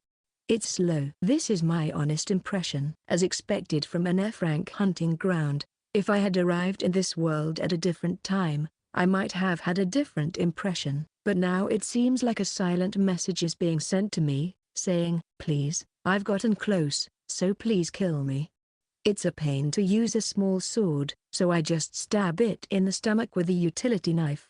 I quickly cut off the head, tail, and magic stone. This is really a tedious task. It's a luxury to have such worries. It's no good if the enemy is too strong, but it's also boring if they're too weak. It's just like RPGs, MMOs, and video games. If there were no elements of death and you could easily make money, you should be happy about it. But, well, I guess I'll have to find 4 more first. I looked at my next target with a blank expression and started hunting without a care in the world. But, you never know what will happen in life. If you think it's a low-level hunting ground and take it lightly, you could end up in a terrible situation. But this time, it was the opposite. The phrase "a bolt from the blue" is exactly what happened when I reached the 5th funbee. In my hunting task, you have acquired flight LV1. When I saw this announcement, I couldn't understand what had happened. Poison can fly? Did poison fly? I blurted out something that made no sense. However, as I calmed down, I began to realize what had happened. Flight. Does that mean I can fly? Me? I can fly? No way, no way, no way. This is definitely the most powerful scream I've ever made since I came to this world. If the couple from earlier were around, they would have been surprised, but I don't have time to worry about that right now. Oh no. This is bad, this is bad, this is bad, this is really bad. Without paying any attention to the monsters around me, I quickly opened the status screen while standing there. Of course, I look at the skills on the right side. There's nothing. Wait. It's not even in the other section. What's going on? Up until now, if I scrolled down with my eyes, I could always find the skills I could obtain somewhere. If it was a skill that monsters could not normally obtain, it would always be displayed at the bottom of the others section. In fact, the skill I obtained yesterday, Shed Skin, is still grayed out, with only the name and skill level displayed at the bottom of the others section. Just to be sure, I slowly scrolled back up and looked for the word new again, but it's not there. No. No. What does that mean? It looks like a skill, but it's not a skill. The word flight had come up in conversation before. If I remember correctly, many of the birdmen were shot down while flying over the Palmyra forest. And Rist also said that the birdmen had made highly accurate maps. So, is it a race-specific skill? If that's the case, maybe a new skill tab for races has been added. I look again, but I can't find anything like that. But for some reason, I noticed that the gray lines extend from fire magic and wind magic, which I have already acquired, to light magic and dark magic, which I have not acquired but have been displayed since the beginning. I've never seen anything like this before. If it had been there, I would have noticed it. When you make a new discovery, you're bound to be curious. As I follow the line, I notice that one gray line extends from a total of 8 skills: fire magic, water magic, wind magic, earth magic, lightning magic, ice magic, dark magic, and light magic to a single, unlisted skill. Similarly, 2 gray lines extend from dark and light magic, leading to different hidden skills. I also notice that there are gray lines extending from these 2 hidden skills, and for the first time, I learned that you can scroll the skill column, not just up and down. I was so excited inside. It's obvious from the tree structure that the rarer the skill, the harder it is to acquire, and the farther to the right you have to go.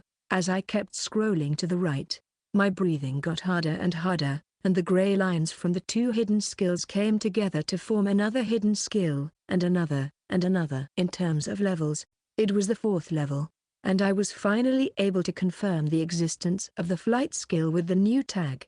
The current skill level is 1 and 0%, now I know, but it is also confirmed that the flight skill Fanby possesses is level 1. Wow. The white line growing from a completely different direction is I see. Leap. In other words, it's a combination of leap and a fairly high-level magic type skill, and I can only acquire the flight skill if I have that. I guess it's possible for humans to acquire it, too, since it's not in the other skills slot, but considering the level, it's probably impossible for normal people. In other words, except for some races like the birdmen, who have the potential to fly from the beginning. I'm probably the only one who has the ability to fly. Foo-foo, phew-ha-he, phew-ha-ha-ha-ha-ha. I had underestimated it, thinking it was an F-rank hunting ground. From the shape and appearance of the bee, I assumed it was a skill related to poison. I never expected the pattern to be flight since it was flying. I'm getting really excited, if I'm honest. I want to try it right now to see if it really works and what happens if it does. But I can do that when I get back to Malta. So, for now, I'll just have to be patient and efficient. First of all, now that I've confirmed that Fanby's skill level is 1, I'm definitely going to raise it to 3 by the end of the day. And depending on how it goes, I'll hunt him down again tomorrow and aim for a skill level of 4. Where did that initial sluggishness go? After reviewing the details of the skill and memorizing the content, I ran around the Pal Plains with a burning desire to do well. Chapter 121, Puzzle Solving and Hints. It was 17:30. As the sunlight was just starting to fade, I finally made my way home. It would take me about an hour to get there. I wondered if I would make it in time for dinner, but I wanted to see how many Fanbys I could hunt if I persisted all day. I wanted to know that number, so I persisted. About 60 Fanbys today. I've reached the minimum quota of 45 or more, so my flight skill has safely reached level 3. By the way, here are the details of the flight skill. Flight LV3, can move through the air while hovering. Magic power consumption, 7 per minute. When the skill level was 1, the magic power consumption was 9 per minute. From this, it can be seen that the magic power consumption decreases by 1 with each level increase. I think if I can eventually reach level 10, the magic power consumption will disappear. From here, I will discuss whether or not I should aim for level 4. If I go for it, I'd like to finish it in one day tomorrow if possible. So looking at the remaining percentage, that means I have about 85 more monsters to hunt. If I get up early tomorrow, will I be able to do it? I'll have to skip breakfast, but if I get there 3 hours earlier than I did today, I think I can do it. This is just an assumption. Yes. This early morning departure is the worst case scenario if the flight experiment I'm about to conduct doesn't go well. On the other hand, if the flight goes well, I'll be able to move in a straight line through the air, and there's a good chance that the flying speed will be much faster than jogging. If that happens, I'll be able to shorten the time it takes to get to the hunting grounds. Well, first of all, I need to be able to fly, not whether I have magic power or not. Phew. Let's give it a try. Flight. I see. Nothing happened, but it's too early to be impatient. Next, I tried to activate it while lightly kicking the ground to see if I needed to do any pre-moves. As soon as I used the skill, I was enveloped in an indescribable feeling of floating. But whoa, the excitement of levitation was brief. Soon, my vision turned green, and I fell face first to the ground with the material on top of my head. Today material. I let out an involuntary scream as I looked at the materials scattered on the ground. As I picked them up one by one, I think back to the results of the second test. I managed to levitate, so there's no doubt that I can do it. But what does it mean to fall forward? Normally, if I'm carrying a basket, I'd fall on my back, right? I try flight with just my armor on, having put down the basket and weapons to see how it goes.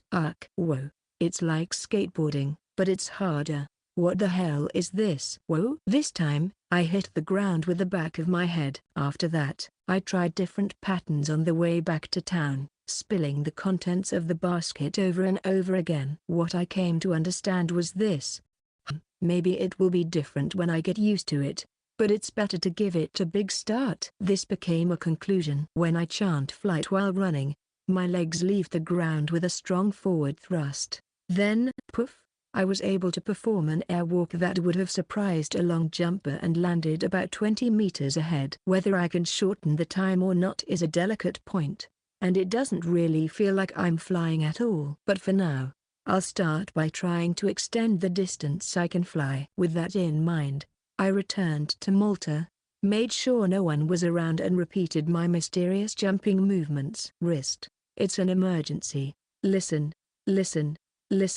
Forgetting my fatigue, I run up the inn stairs with such force that I can almost hear the sound effects. As soon as I open the door, I call out to Wrist, who is sitting in her usual place. Welcome back. What's going on? It's a big deal. I learned the flight skill, but I can't fly yet. Huh? It's really refreshing to see Wrist's face like that. Her narrow eyes are wide open and staring at me, so I can't take my eyes off her and stare back. Her surprised face is also beautiful. No doubt. What did you say? It's flight, you know. I got it after defeating a monster today. Isn't that amazing? It's probably amazing, right? It doesn't sound like a joke. Of course, as I say this, I float a little in front of her. Thanks to the jumping training on the way back, I can tell that I'm able to float much more stable than when I left the PAL plains. Loki-kun. Just for now, I'll say that it's probably true, but there are no people in this world who can fly, you know? As I thought, when I looked at the skill tree, I had a feeling that it might be like that. Skill tree? Is that the unique status screen you can see, Loki-kun? Yes.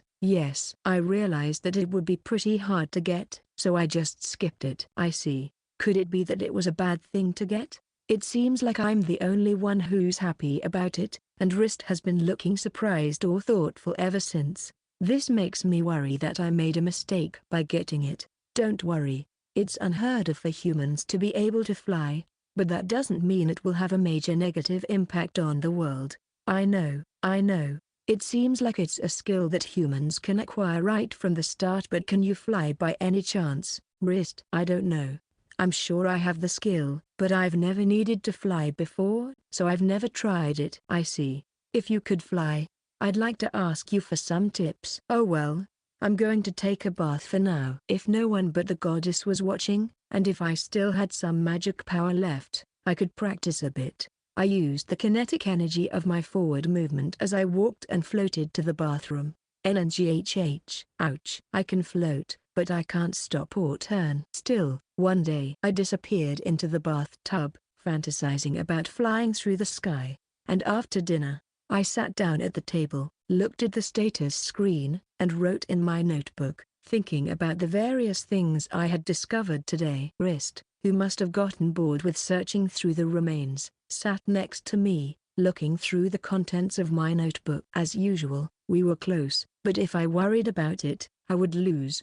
The corresponding status for flight is the higher version of magic power, and regardless of whether that's good or bad, it's helpful that it's easy to determine the bonus ability values until the level increases. I know the corresponding ability values that increase with level up to level 7, so if I keep the original values in my notebook, I can immediately see which ones correspond.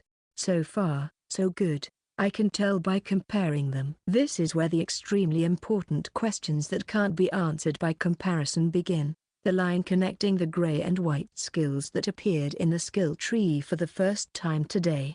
I can guess what it means. Considering that the rush skill I initially acquired in the other slot is white and the shed skin skill I acquired yesterday is gray, there should be no discrepancy in perception if I assume that white indicates active. Since it was activated by the acquisition of the flight skill, a white active line connects the leap skill, which is one of the acquisition conditions, and another unknown, undisplayed skill. So far, so good. The problem is what to do with that gray line. This means that I've only been able to identify the types of skills required to obtain the skill, right? Thanks to obtaining the high-level skill flight, which requires several hidden skills, I've gotten an unexpectedly huge clue. I wrote it down in my notebook. Fire magic plus water magic plus wind magic plus earth magic plus lightning magic plus ice magic plus dark magic plus light magic equals rare skill. Dark magic plus light magic equals rare skill B. Rare skill A plus rare skill B equals rare skill C. Rare skill C plus leap equals flight. Instead of writing unlisted skill, it sounds more like a rare skill, and it makes me personally more motivated to acquire it. And if I can get my hands on those 3 rare skills, won't that get me a lot closer to the space magic I really want? That's what I was thinking when I acted. Think about it carefully. When I levitated for the first time, my center of gravity was clearly behind me, but I flipped forward instead of backward. When I went to the bath earlier, I also moved with a light, weightless feeling. So, if they exist, there is a high probability that there are gravity-type rare skills mixed in with them, and gravity and space, yes. They're probably separate systems. I don't think they can be contained within the same magic frame. I tap the table as I think. I feel like having a cigarette, but I quickly remember how bad it tastes. Hey, wrist. Gravity-type magic. I think there's probably something called gravity magic, right? Yes, there is. I think you've experienced it before, Loki-kun. Huh? I heard that Rhea used gravity magic when your soul was first transported to the divine realm. Ah, that reminds me. I remember being forced to crawl on the ground at the very beginning. That was intense. Even though it was just my soul, I couldn't even breathe, and I thought I was going to die, and I really thought I was going to cry. I see. So that's confirmed. One of rare skill A, rare skill B, and rare skill C must be gravity magic, but which one is it? I can kinda see the connection between gravity magic and flight. But is there a connection between space magic and gravity magic, or between space magic and flight? Space, gravity, space, flight. Space and gravity seem to be related. What are you trying to get out of this formula, Loki-kun? Well, I suddenly got a hint today about how to acquire a rare skill that wasn't even shown on my status screen. I thought that one of these 3 might be the space magic I'm looking for the most. If I get it, I'll be able to confirm which skills I need to level up, so I thought I could use all the skill points I've saved on it. I see. Wrist moved even closer to me and looked at the formula in my notebook. Pheromones. We hid the skills from the beginning, so we don't know the conditions for acquiring them along the way. So it's just a guess, but I think I can somehow tell that this rare skill is probably that skill. Seriously? What kind of skill is that? What is this? A tease. Wrist puts her hand to her chin and seems to be deep in thought. This appearance is also very attractive and intelligent, but I'd like her to give me the answer as soon as possible. I'm sorry. I was wondering if it was okay to tell you this. Oh, That's right. When I think about it, it's only natural. It was so obvious that it was natural. But the goddesses are the administrators of this world. It's not right for them to give preferential treatment to just one person. Well, I wanted to think for myself and come to my own conclusion from the beginning. There's no way around it. It's just a joke. We gave the reincarnated person the high-level skills they wanted. But we didn't do anything for Loki-kun. On the contrary, we're only indebted to Loki-kun, who was just dragged into this. And yet, Loki-kun is trying to bring Earth knowledge to this world. This level of information isn't a big problem. Rear wrist. Oh, that was close. I was so moved that I almost hugged her.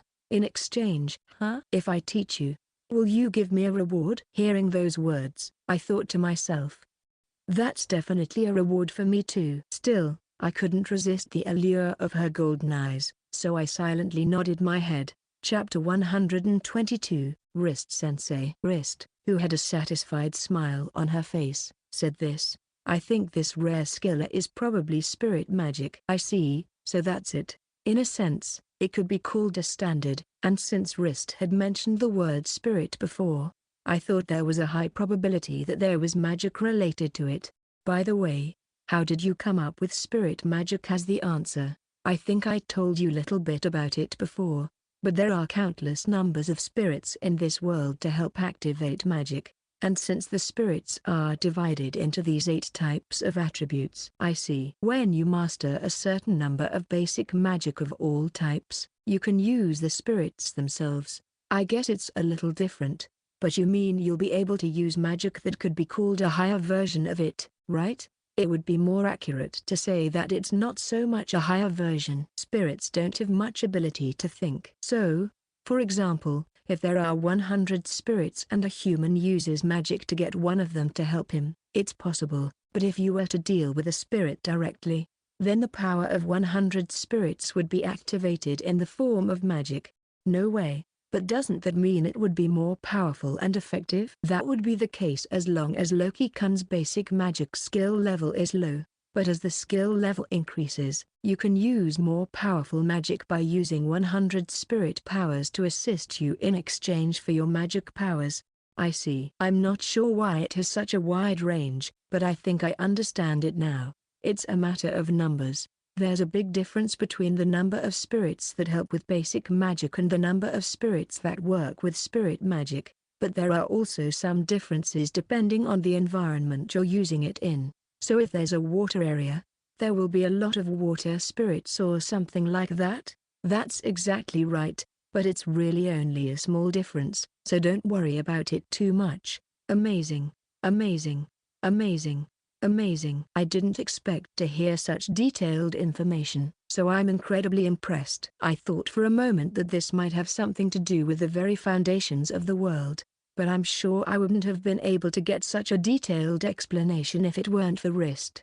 Thank you, Wrist. As expected from the goddess of commerce, your explanation was really easy to understand. Fufu, consider it payment for the wooden pen. I nod in agreement at Wrist's words, which sound like a joke. What a business-like goddess. If she says she'll teach me as payment, it will make me want to make even more earthly objects come true. Phew. Now I know that rare skill A is spirit magic. I know that either rare skill B or C is gravity magic. Well, it's just a guess, but I have a hunch that rare skill C is probably gravity magic. Even if the skill level requirements are unknown, rare skill B has already been cleared with the 2 types of dark magic and light magic. If that's the case, just from the picture I have, I think the requirements for gravity magic are a little too easy, and then, it's not that easy to unlock space magic with just dark magic and light magic, is it? If this theory is correct, then it seems unlikely that I will be able to obtain space magic with the clues I received this time.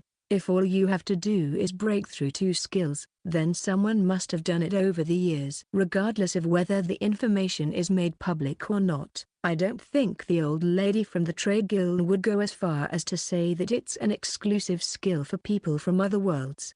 Well, if the requirement to unlock every level 10 skill is something like that, then the people of this world might be hopeless. If that's the case, then I'll be hopeless, and I'll also feel a little bit like, what the heck, because I'm a little bit closer to the right answer.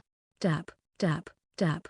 In the quiet room, the only sound is the tapping of my fingers on the table. Wrist is quiet when I'm deep in thought. It's nice sometimes, but I can't afford to be quiet in a situation like this. She doesn't say anything, but I'm sure she's waiting for the reward I mentioned earlier. If I could figure it out, I would try my best, but even though I tried to think about it as much as I could, I think this is about as far as I can go.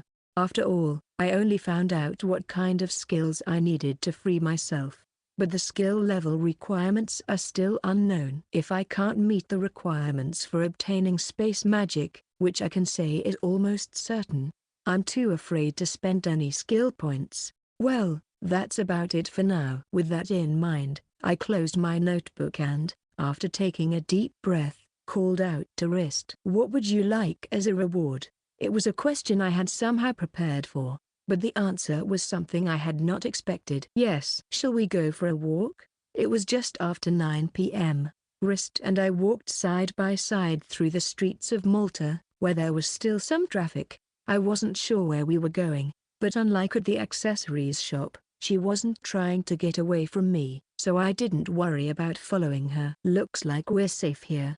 "What are we doing in this back alley? I wonder if this place is behind the entrance to the Hanforest where we're staying?" "I think we're halfway round the inn." I look around. "Well, Loki-kun, let's go." "Huh?" My heart nearly exploded at that moment. Why is Wrist hugging me? Wrist wears a black dress at night to match my taste, and she wears black heels that I bought for her. Since the height difference between us is even greater than before, my face is pressed right into her open chest. Unlike when I was with Feline, I didn't feel like I was being buried, but because Wrist's hands were on my head and waist, she was pressing down on my cheeks with her own arms. I couldn't help but feel extremely grateful for the fact that, for the first time since I was born, I had become smaller, and this beautiful, brain-burning scent, I can't.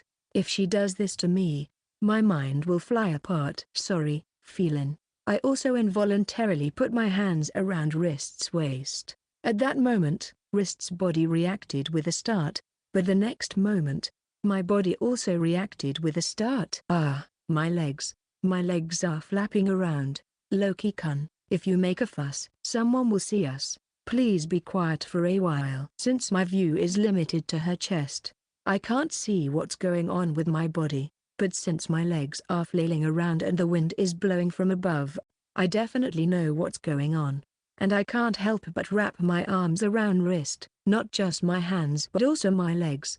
It's just like being in a baby carrier, but I can't worry about that.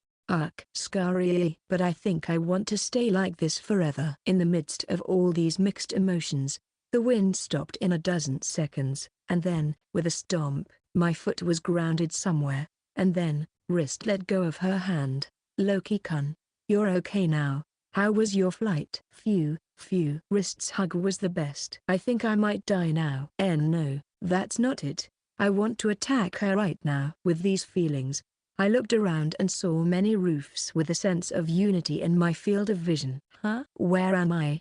"We're on the roof of the inn where we're staying." I thought the plaza would still be visible at this time of day. That's probably true, but, looking down, I saw that I was on a roof, and it was slightly sloping, so I shuddered at the thought of slipping and falling.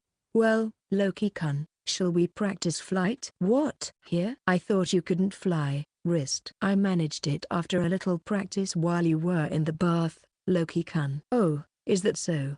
I figured out the trick, so I'll teach you. And if you need help, I'll help you." "Really? That's wonderful, isn't it?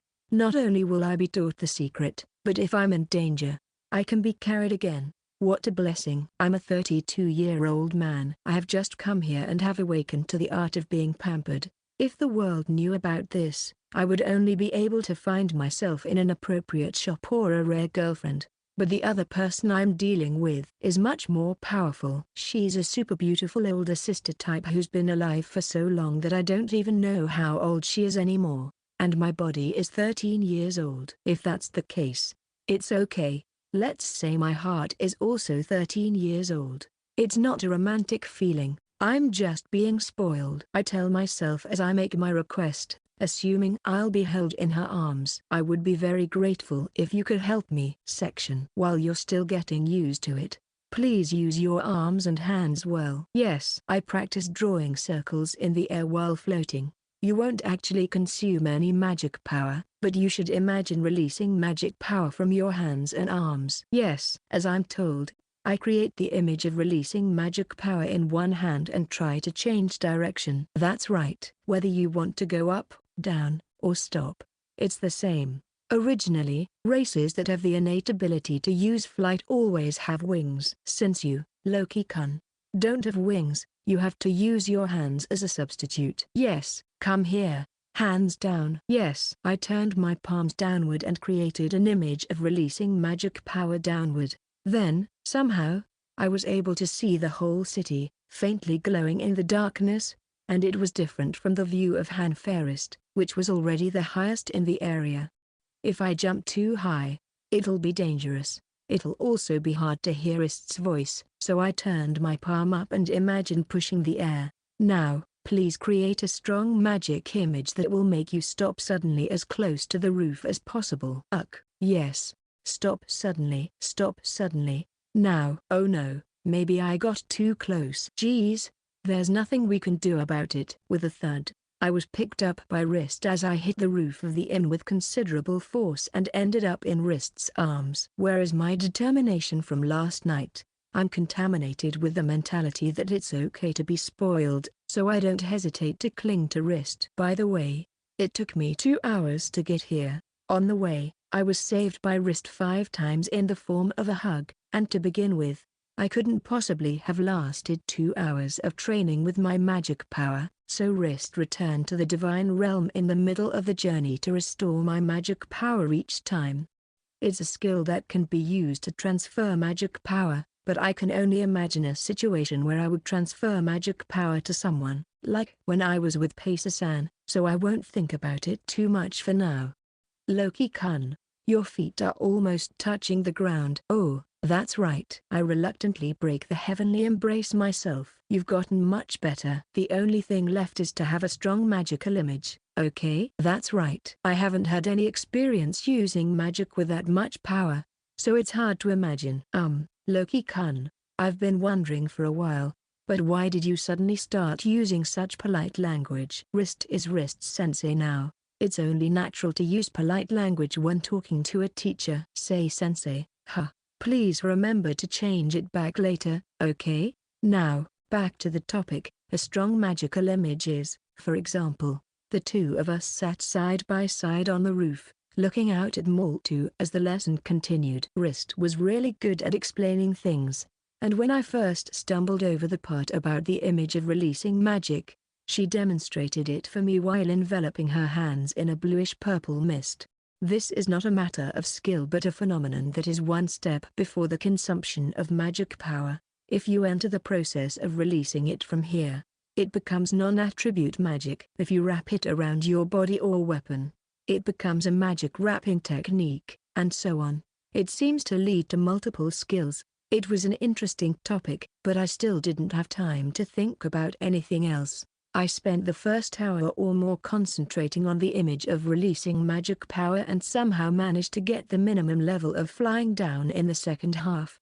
From now on, the challenge is to see if I can create the image of a strong release of magic power, as Wrist said. If I can't, my flying speed won't increase, and it will be difficult to stop or take off quickly in an emergency. But the strongest image of magic I have is the mist that appears when the split bodies of the goddesses descend or disappear. A certain percentage of the magic we possess is used for the split body. When I imagine that, I don't know if I can do it or not, but I think it's scary at first, so it might be difficult until my magic power increases to a certain extent. I got carried away, too, but I don't think there's any need to rush. You can say it well enough, so please improve your accuracy slowly. I understand, but if I have questions again, will you teach me? Because your teaching style is really the best. Of course. For some reason, it was also refreshing and cute to see Loki-kun acting spoiled as a student. When I heard those words, I apologized to myself. I'm sorry, Wrist Sensei. It's not because I'm your student, but I thought it would be forgiven if I just acted spoiled. I'm really sorry. Then I suddenly wondered if this was really a reward for Wrist. Hey Wrist, is this really a reward? It seems like I just learned how to use flight. Of course it is. I mean, I got to hug Loki-kun a lot while I was practicing, right? I guess that was a reward for me. Right now, I was really glad that it was night. If it were bright, it would be obvious that I was blushing. What should I do? I have to leave earlier than usual tomorrow. So maybe we should go back soon? That's right. If I can use flight, I'll use my own power to fly home. I cautiously descended from the inn. If there was only one goddess in this world, I couldn't help but think about that. Chapter 123, Goddess Conference. I'm going to keep trying until my flight skill reaches level 4 today. So if the food arrives before then, you can go ahead and eat it. I'll be waiting for you, so don't worry. Have a good day. Okay, do your best. 2. Wrist. I watch Loki-kun leave with a slightly excited look on his face and think to myself with a smile. Do my best, you say? That's certainly true. If it means that I will avoid unnecessary conflicts one day. My eyes wandered to the necklace and earrings on the unused bed. They were a gift from Loki-kun, and I felt happier with them than with the shoes. I would never make trouble for Loki-kun. I mumbled to myself and then deleted my split body section. In a small world without a name, there were those who were created to administer the world known as Oldreeds. In one corner of this world, 6 low-ranking gods were gathered. In the middle was a round white table. There were 6 chairs around it, and tea was being poured into 4 cups. At first glance, it looked like a simple tea party. In this situation, the goddess of commerce, Wrist, who had called the meeting, opened her mouth. I am sorry to bother you again. I have an important matter to discuss today, so I have gathered you all here. Have you found something that will turn things around? The goddess of love, Alicia, has a look of expectation on her face. She refers to the map discussed just 3 days ago. At that time, too, the meeting was called by Wrist and the map, which had been erased once before with the best of intentions. It was suggested that the map be restored, and it was decided that the most practical way to do so would be to use Wrist's unique highest level blessing. At first, some, such as the goddess of war, Rigel, and the goddess of love, Alicia, expressed concern about restoring the map, but they learned that Earth, the most advanced world the goddesses knew, contained a map of incomparably greater accuracy. They learned from Loki that maps are essential to the development of civilization, as the existence of maps makes it easier for people to move around, transport goods, and communicate information. On the other hand, some feared that the existence of maps could lead to the recurrence of war, but on Earth, many of the countries are in a stalemate, and there are almost no major wars that could cause a country to disappear. Furthermore, when they heard that they would enter that stage in about 1,000 years, compared to the level of civilization in the lower world, which was in a slow decline, no one objected. For the goddesses, 1,000 years is nothing. Of course, they were also told that they didn't know how magic and skills that didn't exist on Earth would work, but still, the prospect of making great progress in the development of civilization, which was considered a top priority, in that short period of time convinced everyone that they couldn't pass up the chance to try, even if there was a risk. That's what those gathered thought. Did Loki bring back any other information that would benefit the world? However, the words that came out of Wrist's mouth were completely unexpected. Today, I would like to confirm what everyone is thinking about Loki-kun. Everyone's reaction to this sudden question was different. Alicia and Rigel tilted their heads with question marks on their faces. The goddess of sin, Rhea, decided to remain unresponsive, while the goddess of life, Feral, lifted the corners of her mouth slightly, and the goddess of fertility, Feline, she was clearly nervous. She was so nervous that if the police had been there, she would not have been able to answer any of their questions. It was Rigel who spoke first. Well, I don't know. From what I've heard, he hasn't done anything wrong, and most of all, he's growing up fast, isn't he? So I'm looking forward to it. Next time, I'll be the one going down to the lower world, so I'm looking forward to seeing how much he's grown. That is true. It's a shame that the frequency of divine communication has decreased a bit since everyone started coming down, but I think it's a good thing because he still tells us a lot of stories about Earth. Alicia also responded that she did not have a bad impression of him. Some of them thought to themselves, "You haven't come down to the lower world yet," in response to these two. But since they are still in the stage of observing things, they don't reveal it. However, someone here makes a light remark. "That boy is cute, isn't he? I can't help but admire him." "Yes, that's right. He's really cute." Phelan jumped on the bandwagon after Farrell said this, finding it convenient. However, the situation did not get too rough because there were parts of Loki's natural way of speaking that even Alicia and Rigel, who had not yet descended to the lower world, could understand to some extent. They could only nod their heads in agreement, except for one person. Then, the person who had been silent was called to speak. "What about Rhea? You talked about him bragging about it, so you must have had fun, right?" "Well, yes. It was all very new." Wrist opens her mouth, considering each of these statements and the way they were said. "I sent a split body down to the lower world and spent a few days with Loki-kun, and he is extremely dedicated to the development of this world. He's not someone we summoned with special powers. He's just someone who got caught up in it, but he's enjoying his daily growth and trying to bring his knowledge of Earth to this world." I was surprised to see that there are already products that have been developed, and so far, he hasn't been malicious at all. At this point, everyone sensed that Wrist's mood had changed. They thought that some kind of bomb was about to fall on them. But no one could stop it. They just watched Wrist, who had an unusual determination and prepared themselves for whatever the bomb might be. At first, I was interested in him. I was half interested in him as a person and half interested in the knowledge he possessed, based on what I had heard from those who had gone down to the lower world before. However, gulp. As I spent time with Loki-kun and understood his personality, I began to develop not an interest in him but a liking for him. I honestly feel happy for any goodwill I receive from him, and I am the one who wants to do what I can for him. That's why I asked before. But from the way you all talked, it seems like it would be okay for me to make Loki-kun mine. I mean in a romantic relationship. Of course, while everyone was frozen by the bombshell of Wrist's request for a romantic relationship, the first to snap out of it and object was Phelan. "Wait a minute, what's wrong? It's only been a few days, right? Is that why you feel this way?" "That's true if you're talking about the day we met, but we had talked many times before that through divine communication. So the interest that was there from the beginning was already quite high." "What about Loki-kun? What about his feelings for you?" "His feelings for me are simple, you know. Most of the time, he doesn't say it. But that's why you can tell that there's no pretense, right? Loki-kun hugged me! He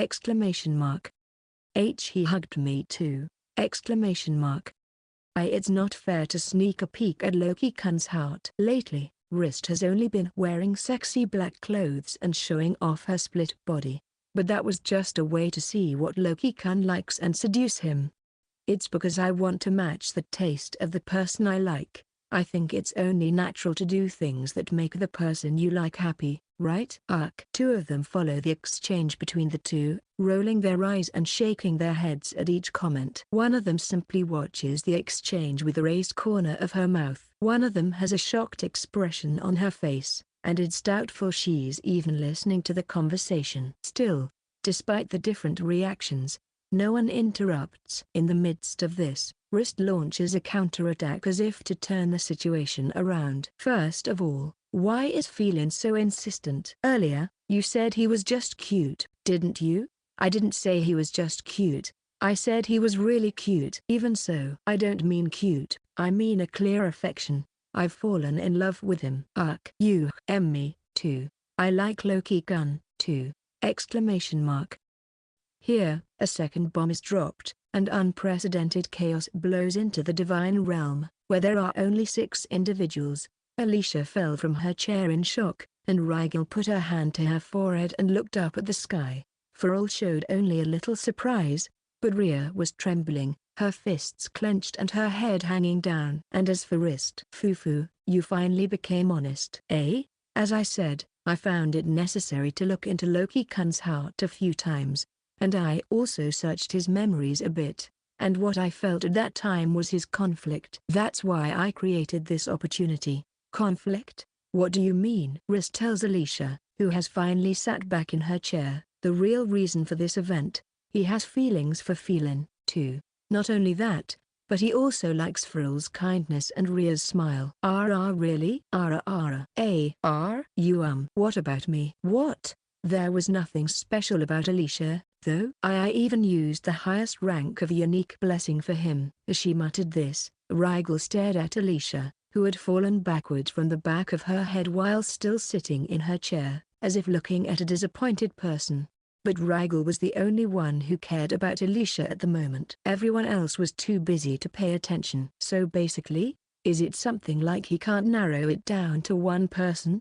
Wrist nodded in agreement with Rigel's words, which had somehow managed to remain calm. That's right. Fortunately, Loki-kun appreciates that we all have good looks and good personalities. The fact that he doesn't include the fact that we are goddesses is also a good point about him. But aside from that, Loki-kun has already given the answer that if things continue as they are, no one will be chosen, or rather, he can't choose. He's also worried about what will happen if he chooses and what will happen to us goddesses after that. That is why I have arranged such a meeting. Do you think it's a good idea to continue this? There's no way that's good. Wait a minute. For the first time, Alicia, who was acting as the de facto leader of the goddesses, interrupted Feline's words. Why are you talking about Loki-kun as if you and Loki-kun were in love? Are you aware of that? We are goddesses. Even though we are low-ranking gods, we are still gods. Everyone falls silent at these terrifying words. But even here, the goddesses' command center is still moving. Since everyone else is stupid, it is naturally Wrist who is the brains of the divine realm. Let me ask you the opposite question. Why do you think that goddesses shouldn't experience romantic love? There is no such rule in the divine realm, is there? It's a moral issue. It's like having romantic feelings for your own child. Loki-kun is not a child of this world, is he? Well, if you think about it in a common sense way, gods are gods, in the divine realm. You understand, don't you?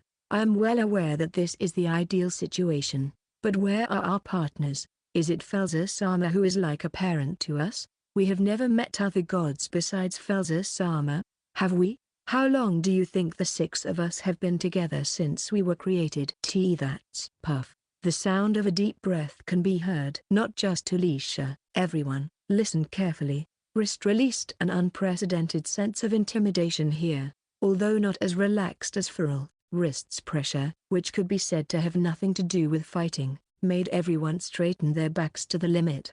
Loki-kun is a truly precious existence for us. Is there anyone else who understands our existence, speaks to us in such a natural way, is kind to us, and cares about us? Until Loki-kun's skills are clarified, we don't know if we can consider him a normal human being. However, if we think of him in the same way, a human's life is fleeting, and he will have fulfilled his life before we know what to do about it.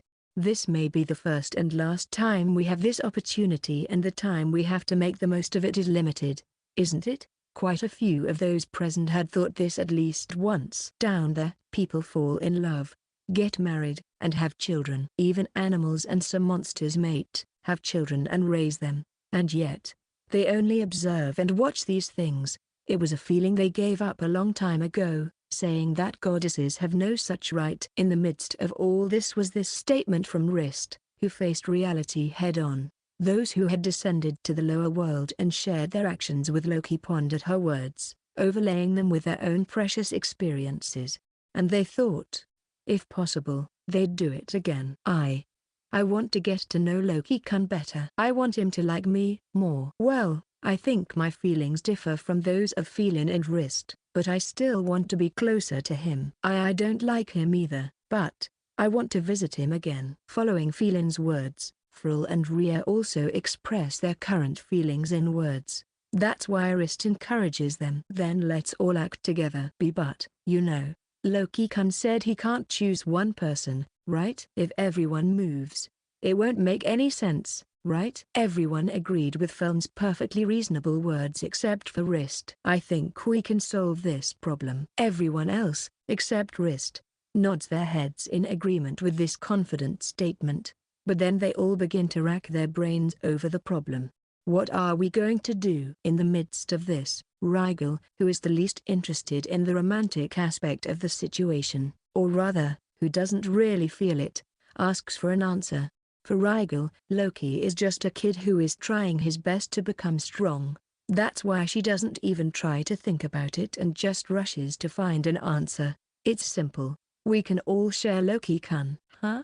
Isn't that what Loki refuses? That's right for now. In the country of Japan where Loki-kun lived, it seems that the law stipulated that there should be one man and one woman. Monogamy, no matter how much ability there was to support them. This environment in which he was born and raised causes him to suffer from fixed ideas, but I understand from the merchant's memories that in this world, both polygamy and polyandry are recognized, and the only criterion for whether this is possible or not is a matter of economic power, and status is completely irrelevant. Everyone gasps at this statement. So you're saying that as long as Loki has the financial means, there's no problem? That's right. He'll probably realize it eventually even if we don't say anything, but I think it's better if we tell him now so that he can change his mindset sooner. Loki-kun, I don't really understand, but somehow he has a lot of money, right? Loki said he was rich himself. He must have been especially weak. When I left, he doesn't go back to the city. He lives like a monster or an animal. His way of thinking fundamentally differs from the people of this world, isn't it? Everyone except Wrist has no idea about finances. So, somehow, the conversation turns to whether Loki has any financial leeway. But once again, Wrist, who has an economic sense, tries to put an end to the discussion. He bought me an expensive thing that a normal person could spend a month on just because it suits me. And the room we are staying in is the most expensive in town. In addition, although it seems that we have only been given 1 week, we are staying in the most expensive room on the top floor. This is a room that would normally be used by nobles or wealthy merchants, so even considering that, I can say that there is no problem with his financial situation. Wrist happened to be staying in a high room on the top floor. Although she knew that the room was discounted because of the prestige Wrist exuded, she deliberately told them about Loki's situation, leaving out some details to convince them. Naturally, everyone's reaction was as follows. There's no obstacle left, right? It seems so. Does that mean we can visit him again? We'll all share Loki-kun. I'll be his wife. Only Rigel tilts her head, but Wrist continues to speak as if there would be no problem. But what he seeks most of all is his own strength. It is only natural for him to desire this, as he has been sent to a world where death is imminent. Therefore, until Loki-kun is satisfied with the situation, we must do our best to stay out of his way. This is what is required of us. If we interfere with him, he will hate us first. So I think we should help Loki-kun become stronger so that he will be convinced as soon as possible. I see. Everyone knows that Loki is obsessed with strength, so they can't help but agree with Wrist's words. Once Loki gets strong enough to his satisfaction, he is willing to settle somewhere and eventually build a base, a house to live in. When that happens, we can visit him at his house under the pretext of surveillance. We can have a pleasant time that we have never experienced before. To spend? Wawawa. That's how it goes. By the way, I was joking earlier, but I think both Rigel and Alicia were muttering in their heads that you might like him once you get your act together. Clatter. Wrist looked at Alicia, who had fallen off her chair 3 times in surprise, and thought that everything was fine. She realized that most of the things that had been bothering Loki had been resolved. Apart from Rigel, who didn't show much interest in anything other than fighting and strength, and Rhea, whose facial expressions were hard to read, the other 3 were each thinking about their own different goals, but they were already imagining a fun time with Loki. It's easy to guess what they're thinking by looking at their relaxed expressions. That's why.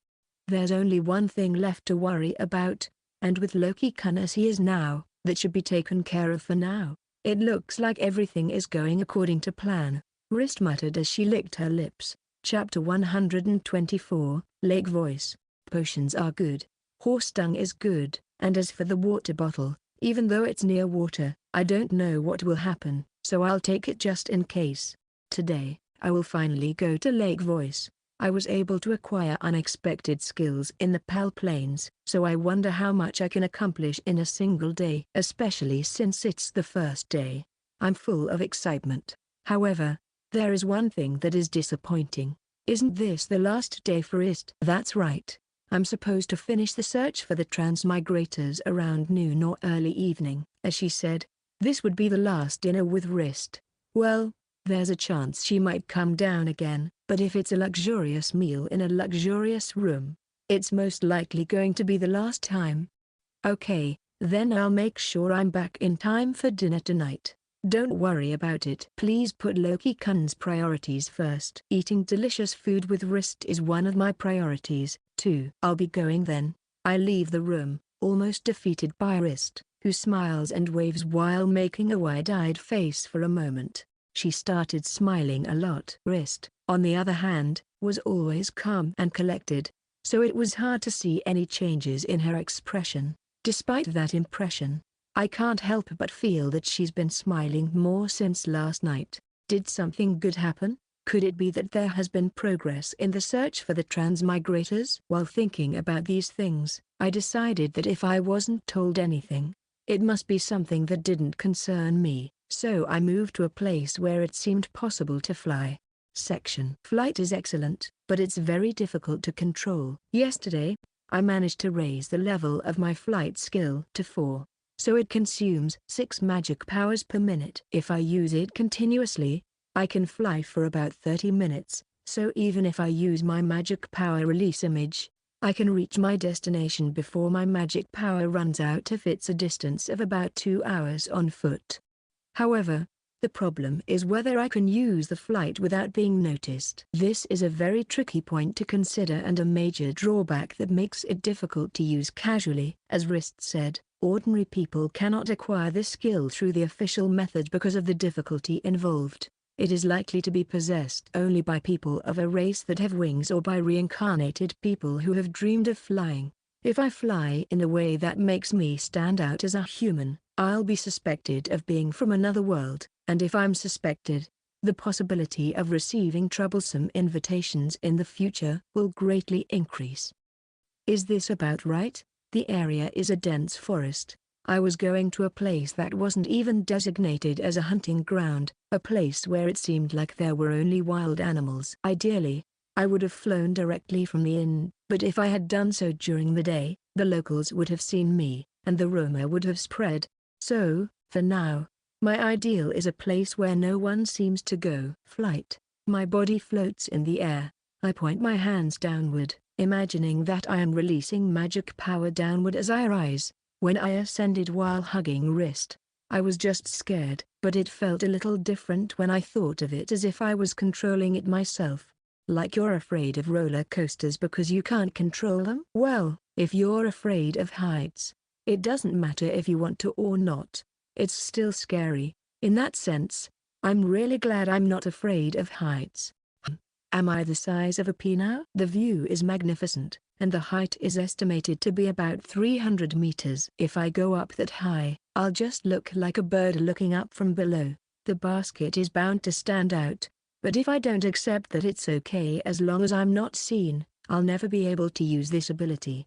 At first, I was overjoyed, but I felt a little stressed that I couldn't freely use my flight skill. And in terms of movement, you could say that it is a completely superior replacement. I was especially impressed by Felin's spatial magic, which made her instantly disappear from the room and bring back Kuo-san's bag in an instant.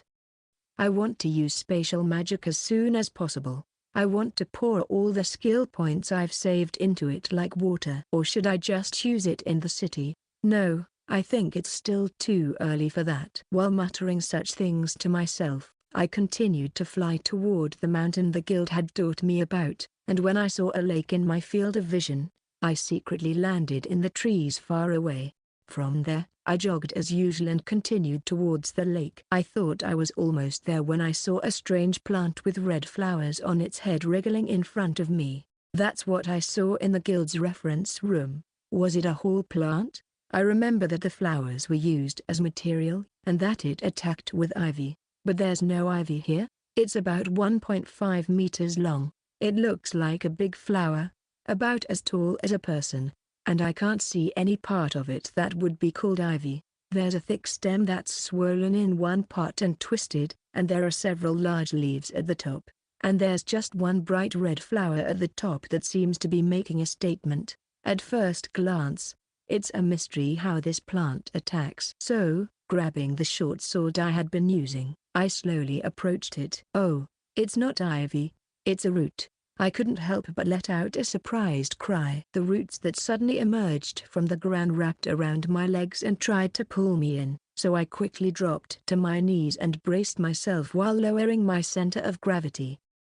Jaya, I see. So the roots are supposed to wrap around me and pull me in, and then it's supposed to prey on me with its creepy mouth in the middle of the flower, huh? But no matter how I thought about it, the whole plant was no match for me, and my body didn't move an inch. The roots had thorns like roses, so I was a little worried that they might be poisonous. Well, my poison resistance is level 7, so I only had to worry a little. Snap. As I thought, this is an E-rank hunting ground. I quickly cut off the tangled roots, and then, without a moment's hesitation, I cut off the flower at the top. The whole plant quickly withers. It's so weak. While holding the cut flower, I suddenly look back at the place where the roots appeared earlier. About 10 meters? No way, right? Even though I said no way, I couldn't help but have some hope. After opening the status screen and checking the percentage of a certain skill, I took the magic stone out of the swollen part of the trunk and ran towards the next hall plant that was in my field of vision. Section. Overhunting. Maybe it was because I arrived earlier than usual, or maybe it was because the landing site was far away from where the hunters usually go. I ran around the empty hunting grounds with my usual short sword in my hand, going in all directions. I can't worry about where I am right now. If push comes to shove, I can use flight and fly in the opposite direction to the mountain I can see at the end of the lake and return to the city of Malta. So now, in this hunting ground that is empty of all other people, I will cut down as many hall plants as I can. I will walk around thinking only of that. You have acquired the presence detection LV.4. Here it comes, here it comes. It was strange. The flower had a mouth but no eyes. How could it detect my location? And the distance was about 10 meters. That was the same range as the level 2 presence detection I had experienced before. So I thought, could this be? And when I defeated the second one, I immediately checked the presence detection stat, and my heart leapt. This guy has presence detection, I thought. From then on, I was single-mindedly focused. This useful skill can be used anywhere. In the current situation, where I don't want to be found out as an alien, it's even more useful than flight. Hunt, hunt, hunt, and then, oh no, I've entered the grab zone. There are frogs here, too. As I looked, I saw a lake in the distance. As I approached the water's edge, I realized that I had entered the habitat of the amber frog and the mud crab. I also began to see hunters here and there, and conversely, I could hardly see any hall plants in the distance. I see. So this is a hunting ground where the monsters live in different areas depending on whether they are near the water or not. If you want to hunt flowers, move away from the lake. If you want to hunt frogs and crabs, move closer to the lake. This is useful information for me, who wants to pinpoint and increase the skills I'm aiming for. Now that I'm here, I'll start by finding out what skills the mud crab and amber frog have. I stopped hunting the hall plants for the time being and, still in a state of excitement, charged at the crab that was nearby. I was overconfident because I had just hunted a hall plant with ease. As my heart leapt, I swung my sword at the mud crab. Clank! Ouch! It wasn't as if I was hit by some kind of attack. Just as I was about to bring my sword down, the mud crab stopped moving and glowed for a moment. I knew that, but I couldn't stop swinging my sword, and the result of swinging it down like that was this. The sword had sunk to a certain extent, so it looked like the mud crab was on the verge of death. It's so hard that my hand is numb. And then I thought about the blade of the sword breaking. I'd just had it serviced the other day, and I'd feel bad for Pacer-san if I broke the weapon so soon. Oh no, but wait. It's easy to pull out. Is everything okay? Although I was a little disappointed that the sword came out so easily, I was relieved to see that there was no noticeable damage to my favorite short sword. Then, as I watched the hunters from a distance, I noticed that they were all attacking in a way that didn't involve cutting with a hammer-type weapon, as if they knew it would be difficult. In addition, it looked like they were delaying their attacks by a beat. I see. With so much information, it's as if I've figured out how to defeat the mud crab. It's a bit difficult for me with only 2 short swords. To begin with, I don't have any weapons with a hammer-like shape. So all that's left is the moment when it shines. I'll have to try to attack it outside of that moment. Then, well, I guess I'll give it a try. My new weapon, which I had bought but never used because I was too poor to afford it, was now in my hands. This one is about 30 times more expensive. The material is also high quality, so it's no surprise that it's so sharp. I thought that my original short sword would be enough for E-rank hunting grounds, but whether it was my skill or the characteristics of the weapon, I felt that this was the perfect opportunity to try out this unusually hard mud crab. If the blade breaks suddenly, it won't be funny at all. Holding it tightly, thinking that the second generation of this high-quality weapon will be just as good as the first generation, I start walking towards the second mud crab. I'll pretend to attack here. As I expected, when I get close, the mud crab swings its big claws around, but it doesn't have much range to begin with, so it's almost impossible to say that it's dangerous in terms of attack.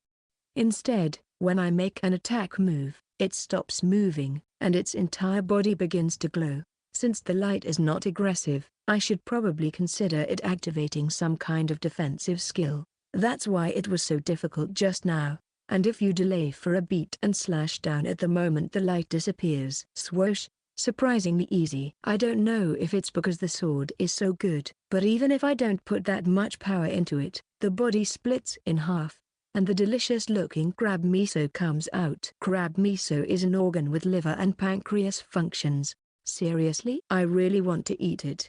I wonder what would happen if it were poisonous.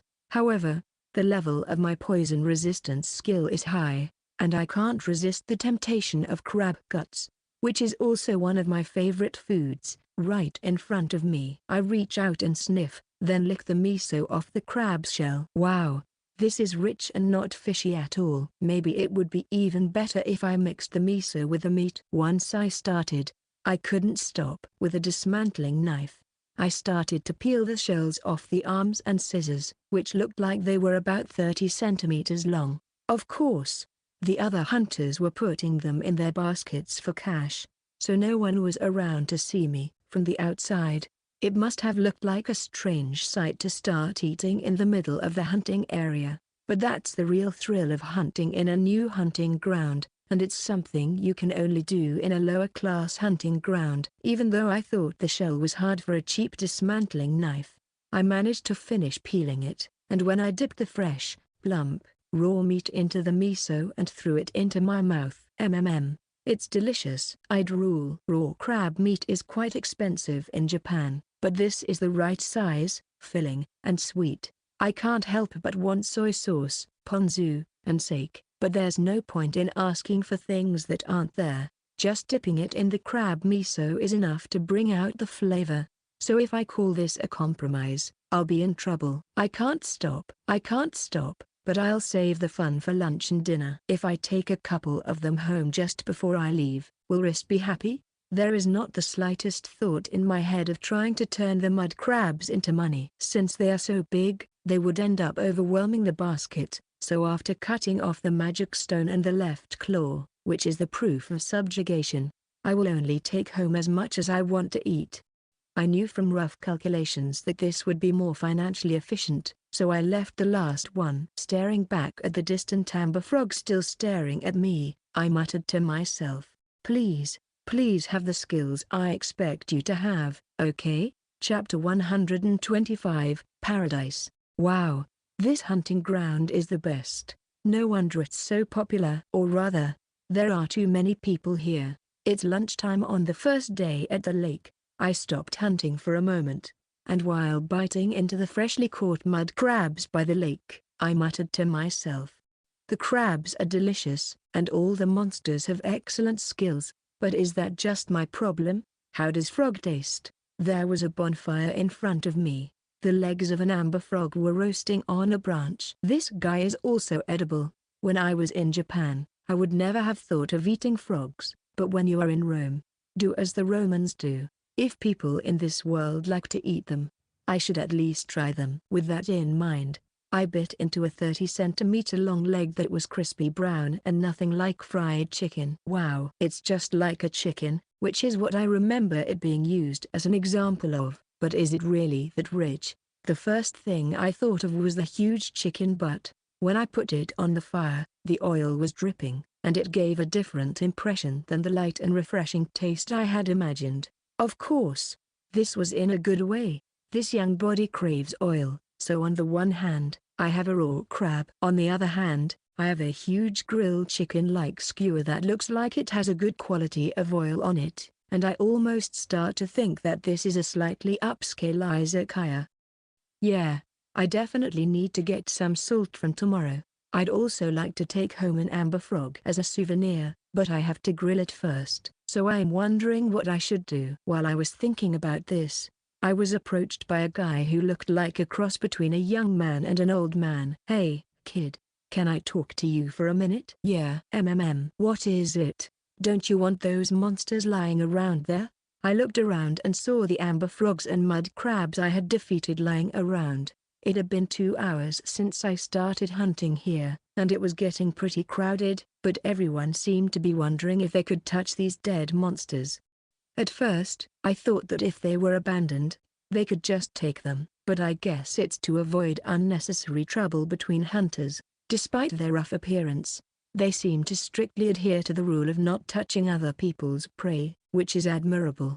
If you don't mind not having the magic stone and proof of subjugation, you can do whatever you want. "Ah, really? Thank you very much." As soon as they heard my reply, the party members all scattered to the discarded monsters. They collected the corpses and shoved them into the basket in the middle of the party, so the basket was quickly filled. I wonder if they'll get less reward than usual because they don't have the magic stone and proof of subjugation. Even though I thought that in my heart, they all looked happy as they thanked me with beaming faces and left. Then there's no need to say anything unnecessary. There are some things that are better left unknown. "Hey, can we join in too?" "Sure. Come on in." "See, can I join too?" "Of course." After that, a group of young people who were a little bigger than me also called me and picked up the monster corpses, as did a group of middle-aged men in their 30s. But as you might expect, there were also groups who didn't pick up the corpses because they were worried about the cost, so there were all kinds of different mindsets.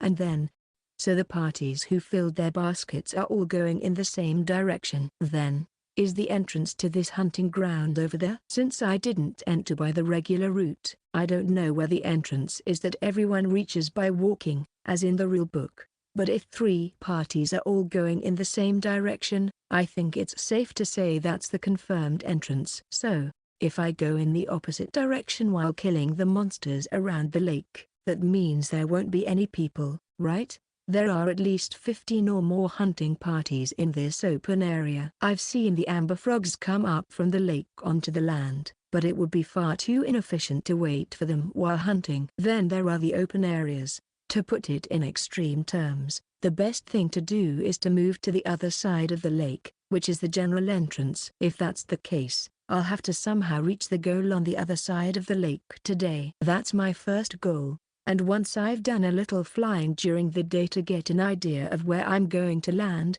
I'll use my night vision to hunt my prey until it gets dark, and then I'll come up after dark so that no one can see me. Since the time of sunset is getting earlier and earlier, even if I leave here at sunset, I should still be able to make it back in time for dinner. And even the morning after tomorrow, If it's like today, there shouldn't be anyone there even when I land. The busiest time is between 9 and 10 in the morning. Watch time. If it were me, I'd be there by 7:30 and already hunting, so there's no way a normal walking party could get here this early, especially on the other side of the entrance. Well then, for the time being, I also called out to the party that didn't pick up the monster that was lying around, just because it was a waste. The party that didn't pick it up earlier can do whatever they want with it. I'll put out the fire because it's dangerous, but you can eat it here or do whatever you want. The remaining party members looked at the discarded monster with a seriously expression, gathered around it, and each of them started to eat. Foo-fa-foo, the preparation is finished and the second half has begun. Everyone is so engrossed in their food that they probably don't even know where I'm going, right? I grinned and started to sneak to the other side of the lake. Section Flight. It was about 17:30 when it started to get a little dark. I began to return a little early because of my physical limitations. If there had been anyone nearby, they might have been able to see the mysterious child with the basket on his back ascending into the sky. But as expected, there was not a single person on the other side of the lake, and it was the opposite. The lake was teeming with monsters. To put it mildly, it's the perfect hunting ground for me. It took me about 5 hours to get to the other side of the lake, so there was no way any hunters would walk to the hunting grounds in a place like this. It would be different if there was a town on the other side, but there are small hills and no sign of people living there, so starting tomorrow, I'll be able to move around as I please in my own hunting ground. Then, while flying, I opened the status screen and look back at the day's results. Maybe only a few players can relate to this, but for me, the moment of checking the results is simply irresistible. The skills possessed by the hall plant are Presence Detection Level 2 and Photosynthesis Level 2. The skills possessed by the mud crab are Physical Defense Up Level 2 and Hardening Level 1, and the skills possessed by the amber frog are Water Magic Level 1 and Jump Level 1. I think that's it. Except for Presence Detection. The other skills are ones I haven't acquired yet. And even Presence Detection is a useful skill that I want to increase as much as possible. Unlike the Corrado Forest, where I only got shed skin, I feel that the Lake Voice area is a real jackpot. What's more, the other skills in the other category, Photosynthesis, Hardening, and Physical Defense Up, were all written in white, indicating that they could be used even though they were exclusive to monsters. I'd only glanced at them while hunting, so when I looked at the descriptions more closely, I saw that photosynthesis slightly increased the amount of natural healing and magic recovery when exposed to sunlight. Although there are time restrictions, basic hunting is done while it is still light, so even if it is only a slight increase, it is definitely a skill worth having.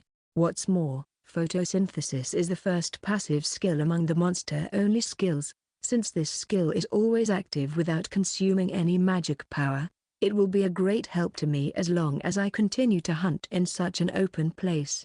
Why it works for me, who has no leaves, will probably remain a mystery until the day I die. The downside is that it doesn't seem to work in places like caves, like the Ant Nest's B-rank hunting ground, the Big Hole of Devour. Well, that's that, and that's this. When it's a place like that, where light can't come in, there's no choice but to accept it. And hardening is that glowing defense skill that the mud crab used. The detailed explanation was written like this: Hardening LV2 temporarily hardens the body, increasing defense by 7 times for the duration of the effect. Duration, 1 second. Magic power consumption, 7. Incidentally, when the skill level was 1, the defense value was multiplied by 6, but the magic power consumption was only 5. It seems that as the level increases, the magic power consumption increases, and the multiplier also increases. If it works well, I think the time it takes to harden will also increase a bit. Just like the stick technique skill, it will become an emergency skill that is so effective that it is beyond description. But the point of this skill is that it is originally only for monsters.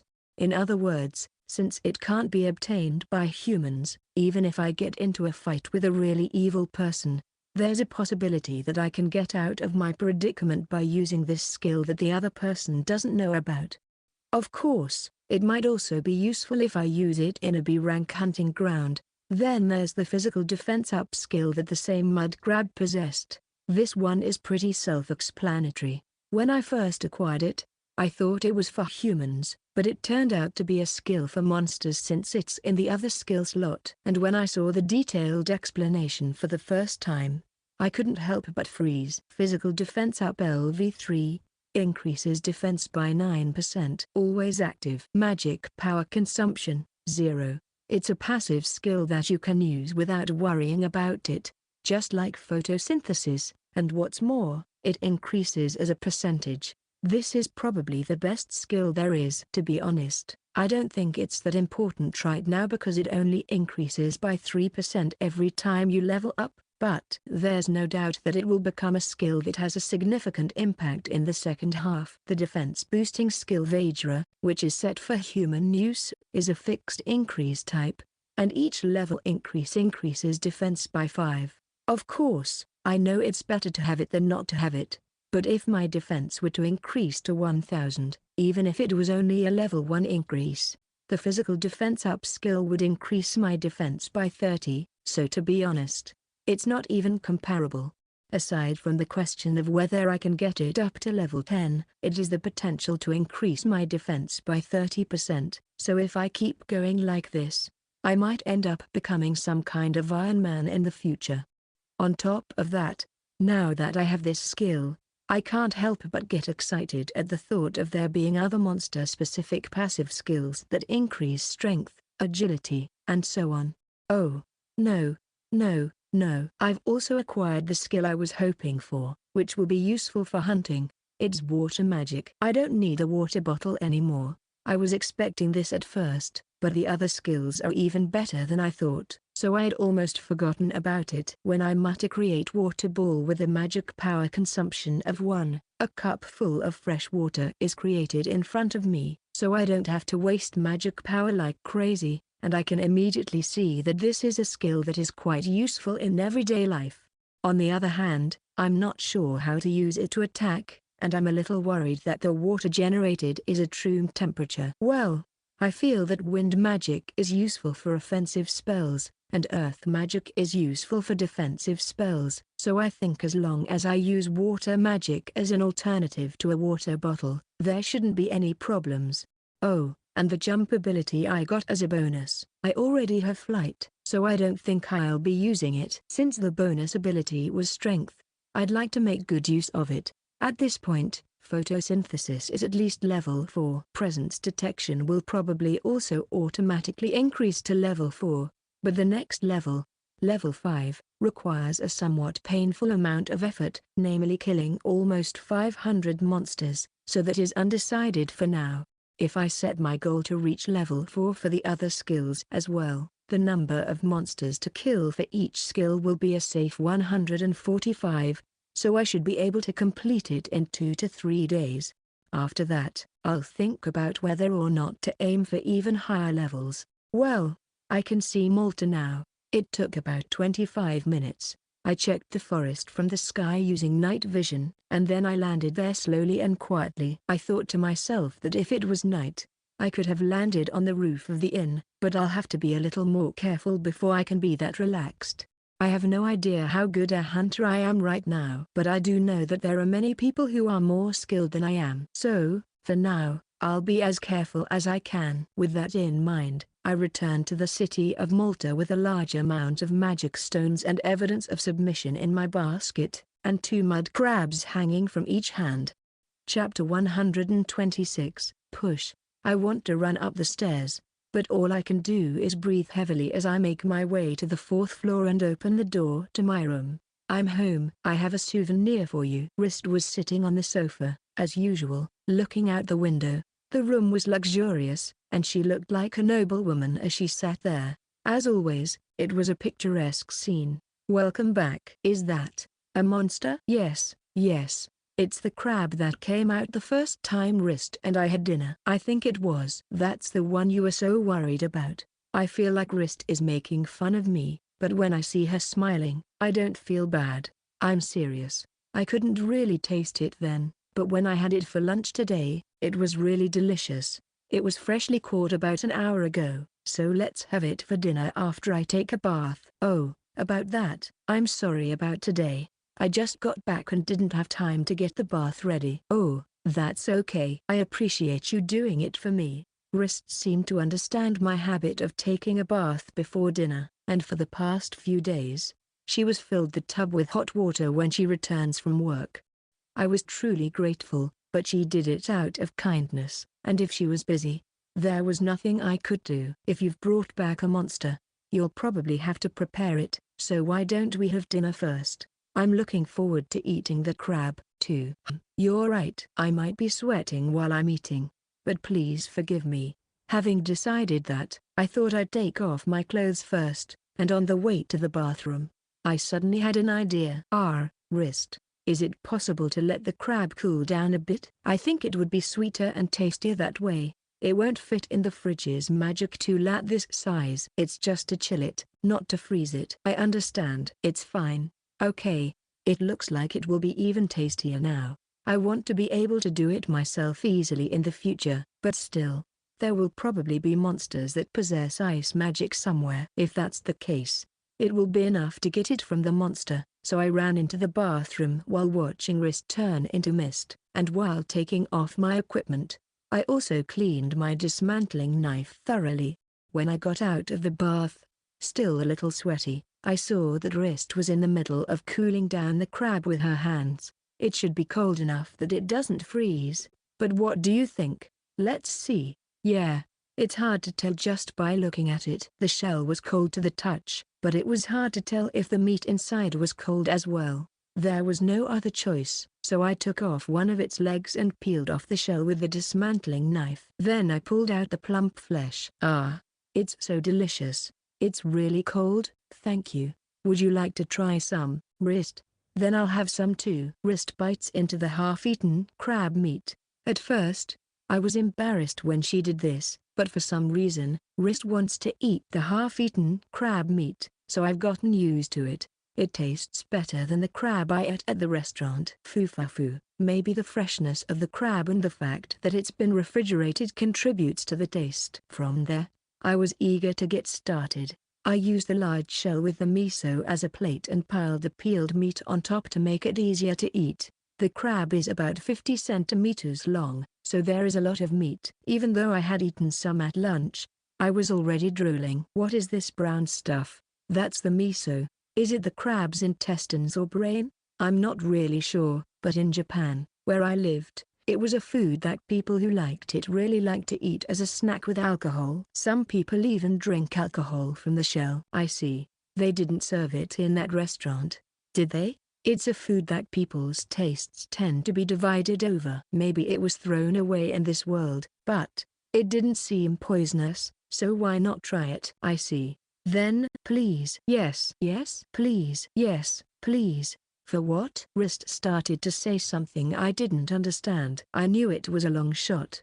but I couldn't help but ask for confirmation. Well, when I saw Wrist open his little mouth and say my son and I were convinced. This is a bit dangerous, isn't it? The crisis management center in my brain sounded the alarm. It's dangerous. It's dangerous. What should I do? Should I avoid it by putting the crab miso on the crab meat? No, that's not manly. More than anything, my true feelings don't want that. Gulp. I could hear myself swallowing. I put the crab miso on my finger and hesitantly put it in Wrist's mouth. My body tingles with electricity as her tongue moves around, making me wonder if she's really tasting the crab miso. It's delicious. I like it. I can't help but lean forward when I hear Wrist's words, which she says with a smile. With the state of emergency in effect, it seems unlikely that I'll be able to stand upright for a while. Even though I'm an old man inside, for a boy at such a sensitive age, what am I doing? Knock. I brought your food. Wrist, please. I'll peel the shell. I can't move here. Foo. I got it. Please take care of it. I was definitely being made fun of. Even as I thought that, My heart was pounding with excitement, and I continued to stare at my finger for a while. The meal was already very luxurious, but with 2 large crabs on the side, it was even more delicious and enjoyable than usual. I couldn't help but drink 2 glasses of wine, even though I knew there would be more hunting tomorrow. It sounds terrible to put it into words, but I think it was a very satisfying last super. On the way out, perhaps inspired by my words, Wrist was in a hurry to pour wine into the crab shell, but that would be a fun memory. Well, I'm going to take a bath. Please pick up the plates when they come. Okay. Oh, before you go and have a bath, I have a request. Since tonight is the last night, could you show me the earth items again? Is that the bag? Then I'll go and fill the bath first, so wait a moment. As soon as I activate the magic tool in the bathroom, I channel the magic into the storage room. Then, while rummaging through my bag, I take the opportunity to leave behind a leather pouch full of coins. When I first arrived in Malta, I was suffering from a serious case of poverty, so I gratefully accepted the cash. But lately, I've started to have a little more money, and to be honest, it's getting a little heavy. Besides, I've already told the old gentleman that starting tomorrow, I'll be moving into the room with a bath, but of the lowest class, at a cost of 30,000 beek per night. This room was a special treat for my stay with Wrist, and it's not a room a beginner like me should stay in. When that happens, the money starts accumulating even faster, so I can't help but think about what to do, whether or not to use Yegufsan's letter. It all depends on the B-rank hunting grounds now. In a few days, I'll be able to reach my minimum goal at Lake Voice. If my tour of Malta's hunting grounds ends here, there's no need to use the letter. From here, I'll head north to the D-rank hunting grounds. However, if I manage to get through the B-rank hunting grounds, I might extend my stay in Malta. If that happens, I will definitely want to use the function to leave rewards with the guild, so I need to try it at least once to see how it works. While I was handing the bag to Wrist, Horio-san's words went through my mind, and my thoughts began to turn. I don't want to die, but if I get the chance, I want to make the most of it. Then, I found myself in the bathroom. The new sword I had just bought was leaning against the wall in front of me. I looked at the sword, which shone brightly in the light of the bathtub while I was naked. So far, it's only been used once to cut through a mud crab. It's a pity that this wonderful sword that Pacer-san made with such care has never been used because of my stinginess. I want to use it. If it was made with such care, you would want to use it, right? I want someone to push me. I want someone to tell me that I'll be okay, but I'm a solo adventurer, so I don't have anyone like that. It's probably weird to talk about this with Wrist. So, sadly, I ask the sword for an answer, even though I know there won't be one. I can't help but ask for another reason. Next time, Ragar will come down, so why don't you ask her? Eh? I turned around at the sound of a voice and saw Wrist staring at me at the entrance to the bathroom. Jaya. I grabbed my sword and instinctively covered my privates. It's dangerous. But it's also very dangerous to show something so crude. I wish she'd at least called out from behind the door. Since you looked worried earlier, I thought that if you're interested in strength and fighting, she'll surely be able to help you, don't you think? I see. She is the goddess of war. Yes, I'll try. Thank you, Wrist. I just want to help you, Loki-kun. Then please take your time. I cleaned my equipment, washed my head and body, and soaked in the bathtub, but I couldn't get Wrist's words out of my head. Just want to help me, huh? She's always there when I come back to my room. And if she has time, she'll even prepare the bath for me. If I'm in trouble, she'll tell me. And even now, even though I haven't said anything, she's come to check on me out of concern. Wrist is so nice. Someone like that. I desperately try to stop the words that have slipped out. What a fool. How many times do I have to do this before I'm satisfied? I like feeling. I like Wrist. I'm attracted to Frill and Ria. I don't think I have the right to call myself a good husband with such a lack of self-control. I can't help but put my head in the bath water to get rid of the uncomfortable feeling. But there's no man who wouldn't be attracted to such beautiful women, even if they were gods. Such thoughts came out of my mouth as bubbles and disappeared into the bathtub. Chapter 127, Melting Feelings. After I'd wiped myself down and changed back into my room clothes, I went back to the usual spot where Wrist was waiting. There was a glass of wine on the low table, and it looked like she was enjoying her last view of Malta. Thanks for earlier. I was wondering what to do about the next hunting ground. I casually expressed my gratitude. However, when I saw Wrist turn to look at me in response to my words, I was left speechless. Of course, Wrist herself must have known the reason. And then, as if to show me, she stood up from where she was. Was it weird? Not at all. I mean, the makeup? The figure of Wrist in front of me now was different from what it had been a moment ago. The dress was the same black, but it was much more revealing. It had bare shoulders and a see-through material for the middle part, from the chest to the stomach. For some reason, Wrist even wore makeup. It wasn't the kind of heavy makeup you sometimes see in Malta, where people wear a lot of makeup to stand out, but rather a modern, natural makeup that accentuated her features. It made Wrist's face, which was already too well proportioned, even more beautiful, and although it wasn't showy makeup, it gave her an enchanting look. I thought I'd try some earth makeup while I had the chance. I see. How did you figure out how to do it so well? The shock was too great for me to praise her honestly, and my original communication disorder came out. I have to apologize to Loki-kun for that. When I was looking at Loki-kun's hairstyle, I wanted to see how I would look with makeup on, so I took a look at Loki-kun's memories. So that's why. When I had my hair cut, I felt like it turned out to be a very natural hairstyle, or at least one that wouldn't look out of place, even in Japan. There are all kinds of hairstyles in this world, but ordinary people who fall into the categories of hunter or commoner don't seem to be that particular about their hairstyles. It's as if they think that as long as it doesn't get in the way, it's fine. And there were a lot of men with short, casual haircuts. So my hair didn't really look like the people in that world, and it had a slightly modern, stylish feel to it. I thought it was because of Wrist's high technical skill. I see. So she used my memories to reference a Japanese style.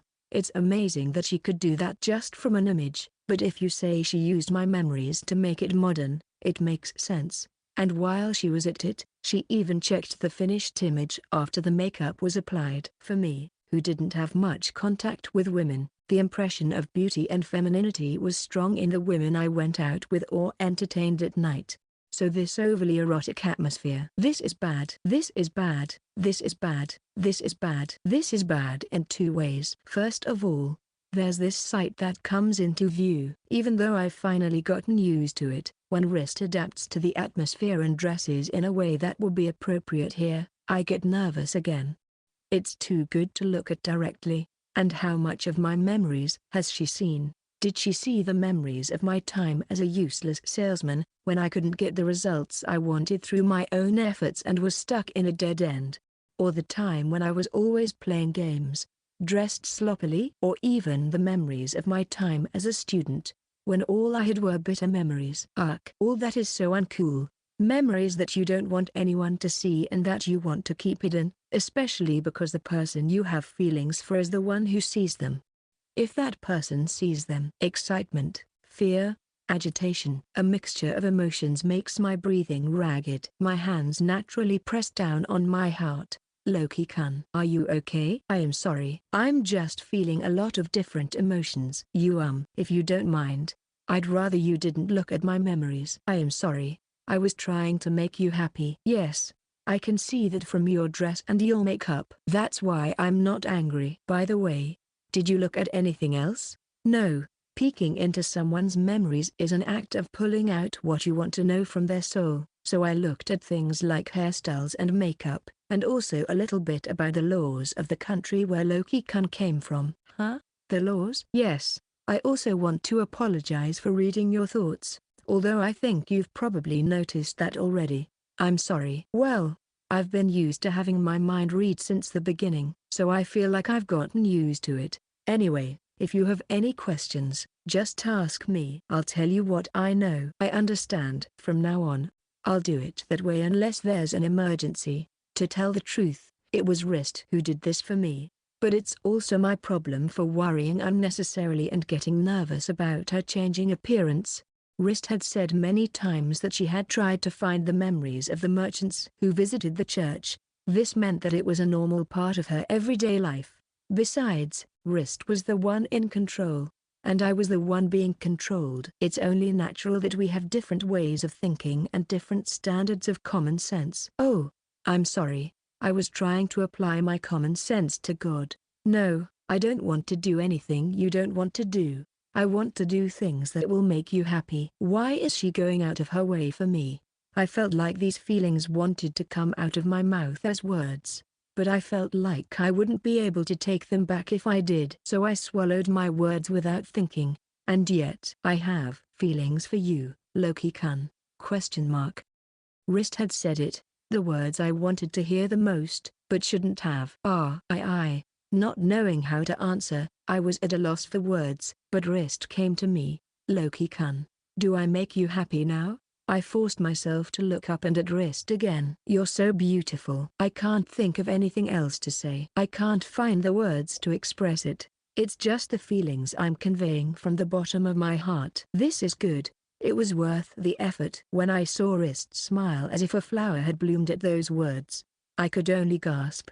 In the silence, she took a step toward me. My heart pounded so loudly it sounded like an alarm. My breathing became erratic. My thoughts jumbled, and it seemed impossible to make any kind of normal decision. When I came to my senses, Loki-kun, how can I make you happier? Wrist stood in front of me. When I involuntarily looked up, Wrist was staring into my eyes. Her appearance was so provocative that no, despite what I said, I couldn't stop myself from thinking inappropriate things. Damn it. Calm down, calm down, calm down. What will happen to Feline if I don't do anything? What will happen to the other goddesses? What will happen between the goddesses? I think hard with my mind that it isn't working, but I can't come up with a clear answer. I can already feel the thread of reason breaking, and I know I'm being driven by the impulse to give in to my desires. Wait, Wrist. In the midst of my confusion, my body suddenly floated in the air. All I could see was Wrist's face and the ceiling moving. I was confused by the situation of being held and carried without understanding what was happening, and then, I landed on a soft bed. I realized that I had landed on my back on a soft bed. I quickly sat up on the bed and saw Wrist sneaking up on me. The view from my loose chest almost made my head explode. Wait a minute. Why am I in this situation? Because I want to do what Loki-kun wants. Wait, it's not wrong, but it's painful. What am I doing? I am still fighting after letting Wrist go so far. I've clearly heard that she likes me, but I'm the one trying to find a way out of this situation without saying what I really think. I'm disgusted with myself. Without being able to think clearly, the words that came out of my mouth spontaneously were my true feelings. I'm sorry. I love the kind and beautiful Wrist, but I also like Feline, and not only that, but I also like Feral and Rhea. They're all cute and beautiful, and they make me feel happy. They're kind and have wonderful, unexpected smiles. I don't know what's going on anymore, but I like everyone who's nice to me, even though I'm a complete outsider. I find myself crying, tears running down my cheeks as I realize how inadequate I am. My heart is overflowing with a situation that I have never experienced in my life and that my small capacity cannot handle. That's why I'm so happy. I'm really happy, but I can't get carried away like that. If I do, I think it'll be hard for me, for Wrist, and for the other goddesses as well. I'm sorry. I'm really sorry. It's my fault that Wrist has to go through all this. It's because of my half-heartedness that things ended up like this. When I was carried in earlier, I could see the look of concern on Wrist's face. I can only apologize for wasting her courage on something that must have been very difficult for her. It's okay. The smell of her perfume, the softness of her touch. I knew immediately that I was being held in her arms. There is nothing more pathetic than a man crying and being comforted by a woman who has summoned all her courage. I know that Loki-kun has feelings for Feline. I also know that you have similar feelings for Feral and Rhea. I'm sorry. I'm really sorry that I was so indecent. That's why I'm telling you it's okay, right? Fui?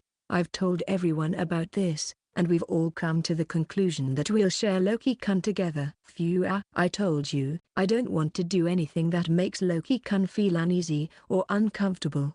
I want to create a way that Loki-kun wants. Phew. This is hopeless. The mysterious information is being poured into my already flat little cup like a bucket of water being tipped over. I don't understand what it means, and I haven't even been able to give a proper answer since before. The reason Loki-kun feels guilty towards Feelin and everyone else and worries about our relationship is because of the Japanese law of monogamy you lived under. But this isn't Japan, you know. In this country, both polygamy and polyandry are recognized as long as you have the ability to support them.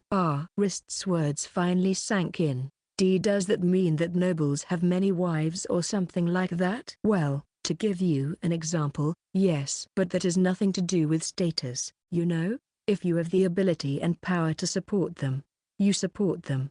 It's a natural thing for living things, isn't it? Even if that's the case, is that okay with you, Wrist and Feelin? Of course. After all, Loki-kun is the only one who understands our existence and treats us with kindness. Even if there were other options, I would still choose Loki-kun. I can't see Wrist's face because of the increasing strength of the hug, but I can tell that she's embarrassed by the sound of my heart beating. I see. I know what kind of people the goddesses are, that they send their split bodies down to the lower world, and the reason for it. The only people in this world who know this are the goddesses themselves.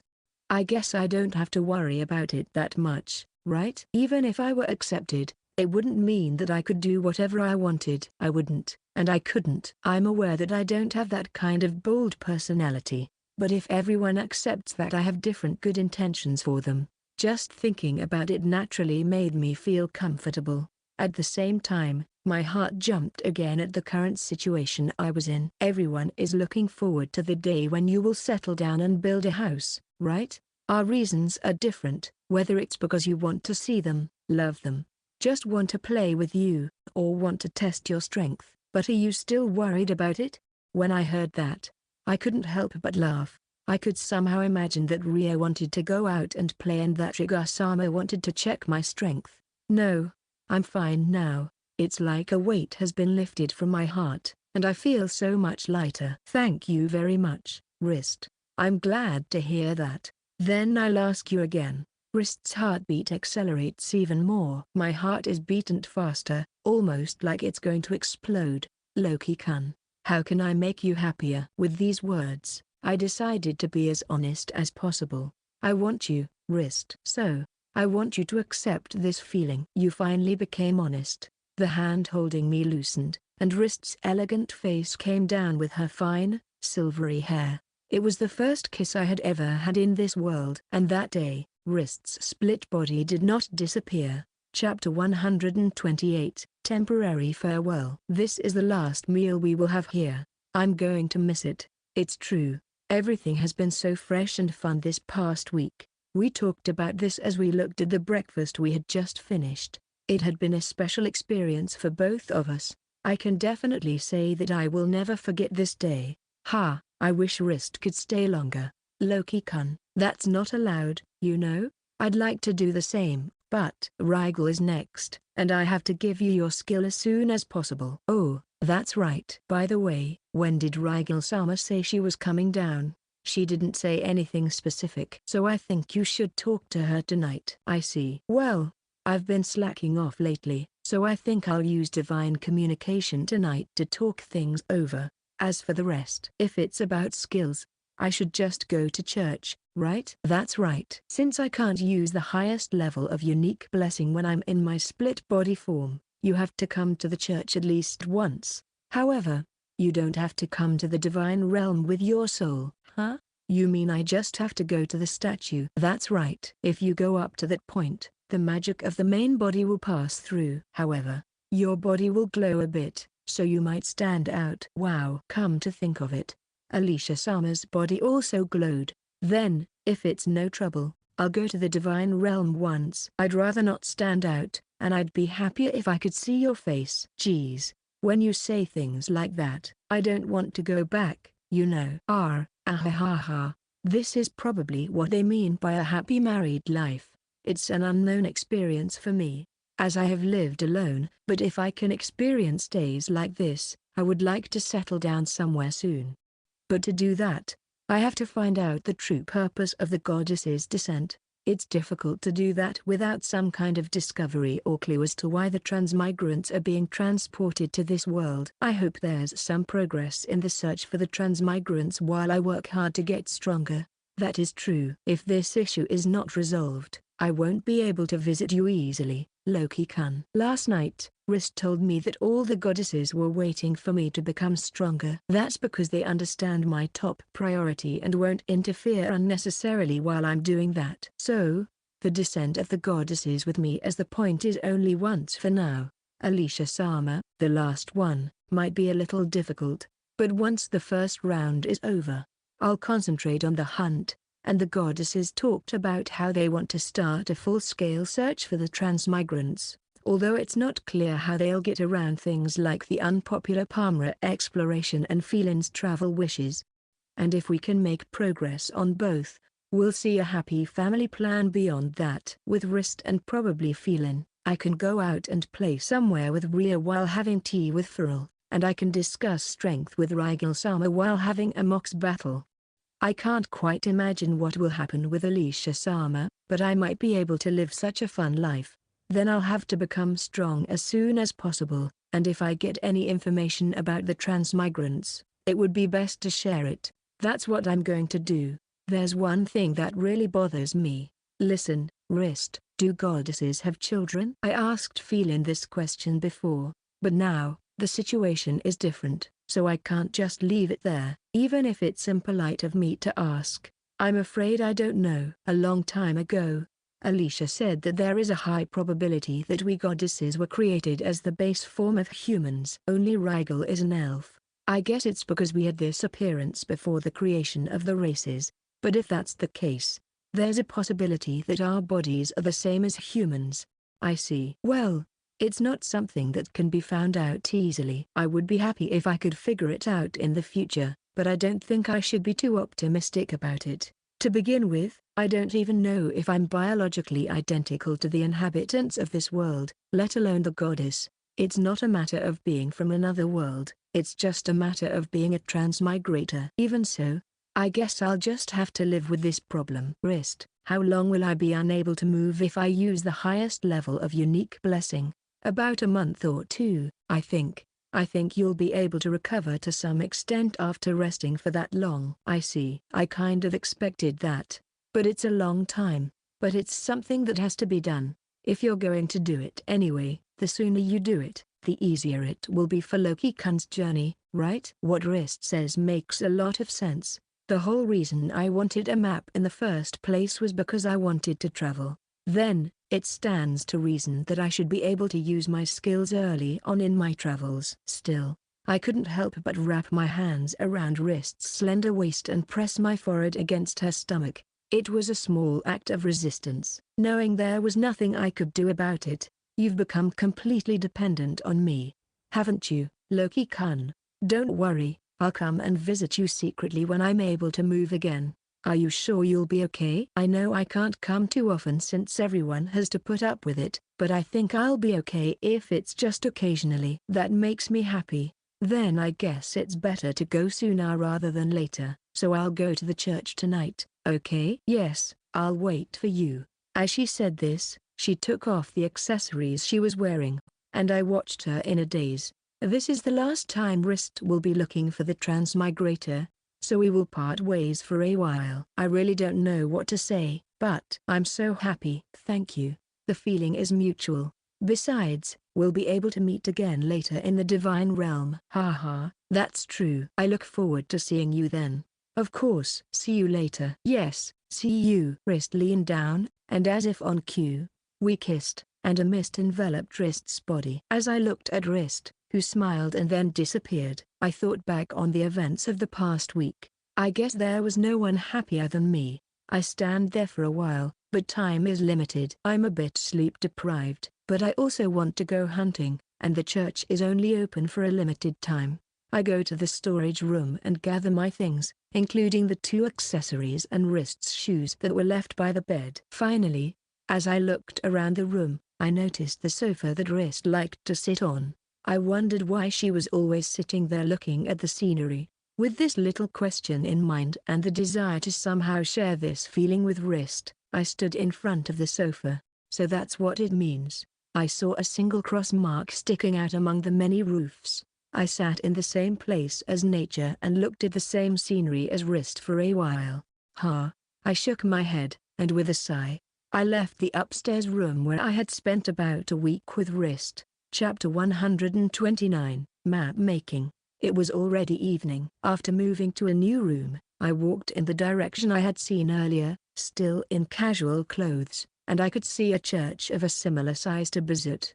But there were more people coming and going than at Bizet. Men and women dressed like merchants were coming and going, and for some reason, I couldn't see anyone dressed like a hunter who seemed to have the most business in the church. However, despite my doubts when I entered the church, the reason became clear immediately. Wow, as expected from a big city, there are only 2 statues of the gods in the center. From this, I could guess that there are probably several churches in Malta dedicated to the goddesses. At first, I couldn't tell who was who from the rough-looking statues, but now I can immediately tell that the statues in the center are Wrist and Feline.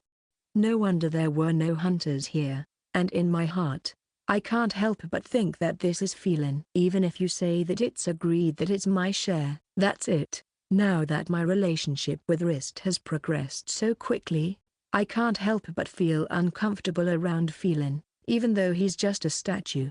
Can I help you? Oh, I'm sorry I was in the way at the entrance. I wanted to say a prayer to Wrist's armor. The one who spoke to me was a young sister. She's obviously a cute girl, but my heart is no longer moved. If I were to put it nicely, I would say she has a lot of composure. But if I were to put it badly, I would say she's become too extravagant. I see. Then please follow me. As I walked down the center aisle with the sister, she pointed to the left and told me to wait here for my turn. There were about 4 people sitting on the couch. When I look at the statue on the right, there is only one person there, so I think to myself that it doesn't matter which way you line up when you go to the divine realm. Since this is a new pattern for me, I obediently line up as I am told. Then, one by one, people leave after praying for about 20 seconds, but perhaps because of the time of day, people have also started to line up behind me.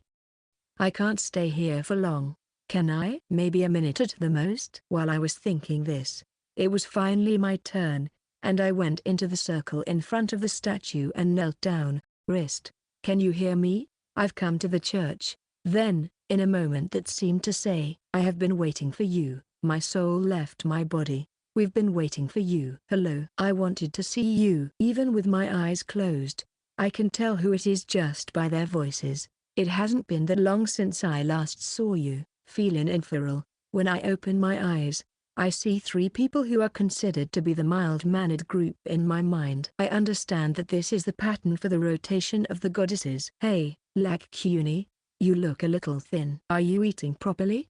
Feline-san, you're too fast. The sudden sharp retort made me let out a voice from somewhere I didn't understand. For some reason, Frill was grinning next to me. That's strange. I just did yakitori earlier. Haha. Loki-kun is busy with many things. Many things. I see. You have to eat properly, you know? And your dark circles are terrible. You don't get enough sleep. Ugh. My heart hurts. Still, I can't tell her the truth. I can't even imagine what the atmosphere would be like if I did. And yet, I don't know if she can't read the situation or if she's deliberately trying to ruin it. But she makes a comment. You can't blame Loki-kun, can you? He lost sleep because of me. At those words, I felt a chill. It was as if the whole place froze. What does that mean? It means what I said. I wanted to see Loki-kun's happy face, so I stayed up all night. Hey, stop it. I don't even know what I'm saying, but I can't let it go on. Even if they're talking about something shared, I'd like them to at least do it when the people involved aren't around. If I were present at such a place of naked confession, I'd be so embarrassed that my heart and scalp would die. There are people behind me waiting to pray. We don't have time. We don't have time. Well, it's a little crowded this time of day. Well, it's just a prayer, so it's okay, right? Hey, you there. Take care of the believers. I wanted to show how cute Loki-kun was, but oh well. Let's do it another time. She says it, and she says it casually. And for some reason, Farrell licks her lips at these words, and Feline tilts her head, her eyes darting between me and Wrist. Well then, shall we begin? Wrist stepped forward, looking like a noble goddess. It was a completely different face than the one she had shown a few hours ago, and I couldn't help but straighten my back. Since it's hard to have a conversation after giving something, I'll give you a brief explanation first. From now on, I'll leave you with the blessing of the guide in name, but only the skill of map making in reality. Is that okay? Yes, that's fine. It's the same process as when Alicia-sama gave me the skill, right? That's right. The skill level I am giving you is 1. I'd like to increase the skill level after that. But hey, Wrist. That's really not a good idea. Yeah, I know. I can't break the rules of the divine realm, so I'll leave it up to you, Loki-kun, to decide whether or not you want to develop the map-making skill in the future. By the way, do you know what will change when the skill level is increased? I don't know the details, but considering the difference between me and the others, when Wrist looked away, Frill and Feline, who were standing nearby, gave me some hints. I'm level 5. But I can zoom in and out a bit and add some regional names. The map is almost completely blank, though, so it's not very useful. It's the same for me. It's almost completely blank. After all, I've never had to send one of my split bodies down to the lower world. I see. So map making is exactly what it says. Mapping and creating your own map. Filling in the map is one of those obsessive gamer activities that really gets the heart racing. Personally, I want to fill in all the blanks and make a complete completion. I can see more of the world than anyone else. Long ago, I could see the scenery of the leaves rustling in the wind, but when I shared my skills with everyone, I couldn't see it anymore. Huh? That's really amazing, right? Could it be that what Wrist is talking about is a real-time bird's eye view? In a way, it's even better than satellite images of the Earth. Or rather, how was Wrist, who had never sent down a split body before, able to see the scenery at the time? It seems like I understand, but there are still parts that don't quite fit together. Wrist, like Feline and Feral, the map only shows the places where you sent down a split body, right? No, I was the only one who had received the special skill of map making, so it was complete from the beginning. However, the cities and countries that Loki-kun wants to know about were made later, so I only know about them in general, but I don't know the detailed names, etc. When we look at the lower world, we use our special abilities, so the goddesses hardly ever use map making, so we don't really understand it. So what you're saying is that once an area is mapped, it will be updated in real time as the terrain changes or new man-made structures are built, right? Gah. The sight of the 3 of them in front of me, all tilting their heads at the same time, is extremely cute. To be honest, there are a lot of things I don't understand just by listening to the conversation. If I just swallow what Wrist says, then if a city is built or a mountain disappears after a place is mapped, it will be reflected on the map as it is. And if you increase the scale, does that mean you can even see the movement of people at certain points? That's impossible on Earth, but if you think about it, the content we're talking about now is also a kind of magic called skill. Even if you imagine a map of the Earth, all kinds of unexpected elements will appear. If Wrist already knew the map of the world, it would seem that if I asked her about the layout of the cities in her knowledge and copied it, my journey would go smoothly. But that would be the wrong way to go, wouldn't it? Wrist gave me this skill in the hope that I could develop the world. Even if I could do that, it would probably be a month or 2 after I got back, and in that case, I think the most important thing is to gather information myself at my destination while I'm planning the next destination. That's more like the RPG I like. Yes, I think I understand, but there are still some things I don't understand, so I'll try it out as I use it. Mapping and filling in the blanks is something I personally like to do, so I think I'll probably be able to do it. Fufu, as expected of you, Loki-kun. I have high expectations for you. After saying that, Wrist moved even closer to me and held her hand over my head. Then I'll do it. A beat later, the words, "You have acquired the map-making LV1. As soon as the announcement flashed across my vision, Wrist fell on top of me. Wrist, are you okay? Just a little longer. Hold me, please. Of course. Thank you. I'll do my best to spread it around, okay? Yes, as I thought when I was with Alicia-sama, I can really understand how difficult it is to give someone a unique, highest-level blessing. Wrist's skin, which was already too white, has a slight yellowish tint, and large beads of sweat have appeared on her forehead, making her look extremely distressed. There is no way that I can ask for more high-level blessings from her. I can't help but hug Wrist, who has entrusted me with this situation. However, there are two people watching this exchange with cold eyes. Wrist, I know it's painful, but you didn't have to get so close to Loki-kun. Did you? I definitely had it in mind that you might hug him. It's not fair. That's true. I don't think it was like that with Alicia-sama. I think it was something like her groaning while spreading her arms a bit away from me as if something was about to leak out. But, well, I'm happy, so don't worry about it, okay? After all, you're gentle. Wrist slowly kisses my cheek as she says this. I hear a scream in the distance, and another person approaches me for some reason, but my consciousness returns to my body before I can get any closer. I think I heard a bang at the end, but I wonder if I'm okay? As I thought this, I stood up and looked back to find that I had somehow attracted the attention of about 10 people who were staring at me with murderous intent. How much longer are you going to pray, you idiot? In an atmosphere where I felt I could hear these voices all at once, I bowed my head and left the church. Chapter 130, Goddess of War. After exploring the city a bit, I returned to the inn as the evening bell began to ring. Since the regular rooms do not have in-room dining, I ate my meal in the first-floor restaurant, which could be considered a high-class restaurant, while the other diners looked at me suspiciously, and then I returned to my room. I guess I feel more at home in a room this size. Except for the slightly larger bed and the window, the room was about the same size as the room I stayed in on my first day in Malta, which cost 5,000 beaks a night. The main feature of the room was the bathroom, which was a cute size, just big enough for one person, and was right next to the entrance. I have to bend my knees a bit, and there's not even enough room to put my equipment in the sink, but it's still a great thing to be able to take a relaxing bath.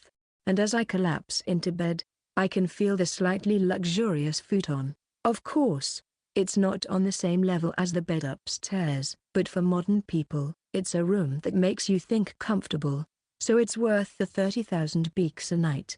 I'm not getting enough sleep, and if I keep this up, I'm going to fall asleep. First, I'll do what I have to do, so I'll check the detailed instructions and try to use the map-making skill I got from Wrist earlier, and then, as I thought, this is mapping. Okay. At the moment, almost the entire screen is pitch black, but the results of the city exploration I did earlier are displayed in a small part of the middle. It's a bit of a shame that the mapping only started after I acquired the map-making skill. The inside of Bizet and Palmyra doesn't show up on this map, so it looks like I'll have to go back there if I want them to be on it. Well, I'll think about what to do about that later, but first, let's check out the map features. I'll see if things like zooming in and out are possible. But not good. I can't do anything at level 1. Well, that makes sense. Map making level 1. You can open the map at will. Magic power consumption, 0. This is the only detailed explanation. I guess being able to open the map screen is the effect you get at level 1. I try zooming in and out and scrolling up and down and left and right with my eyes, but the map screen that fills my entire field of vision doesn't move at all.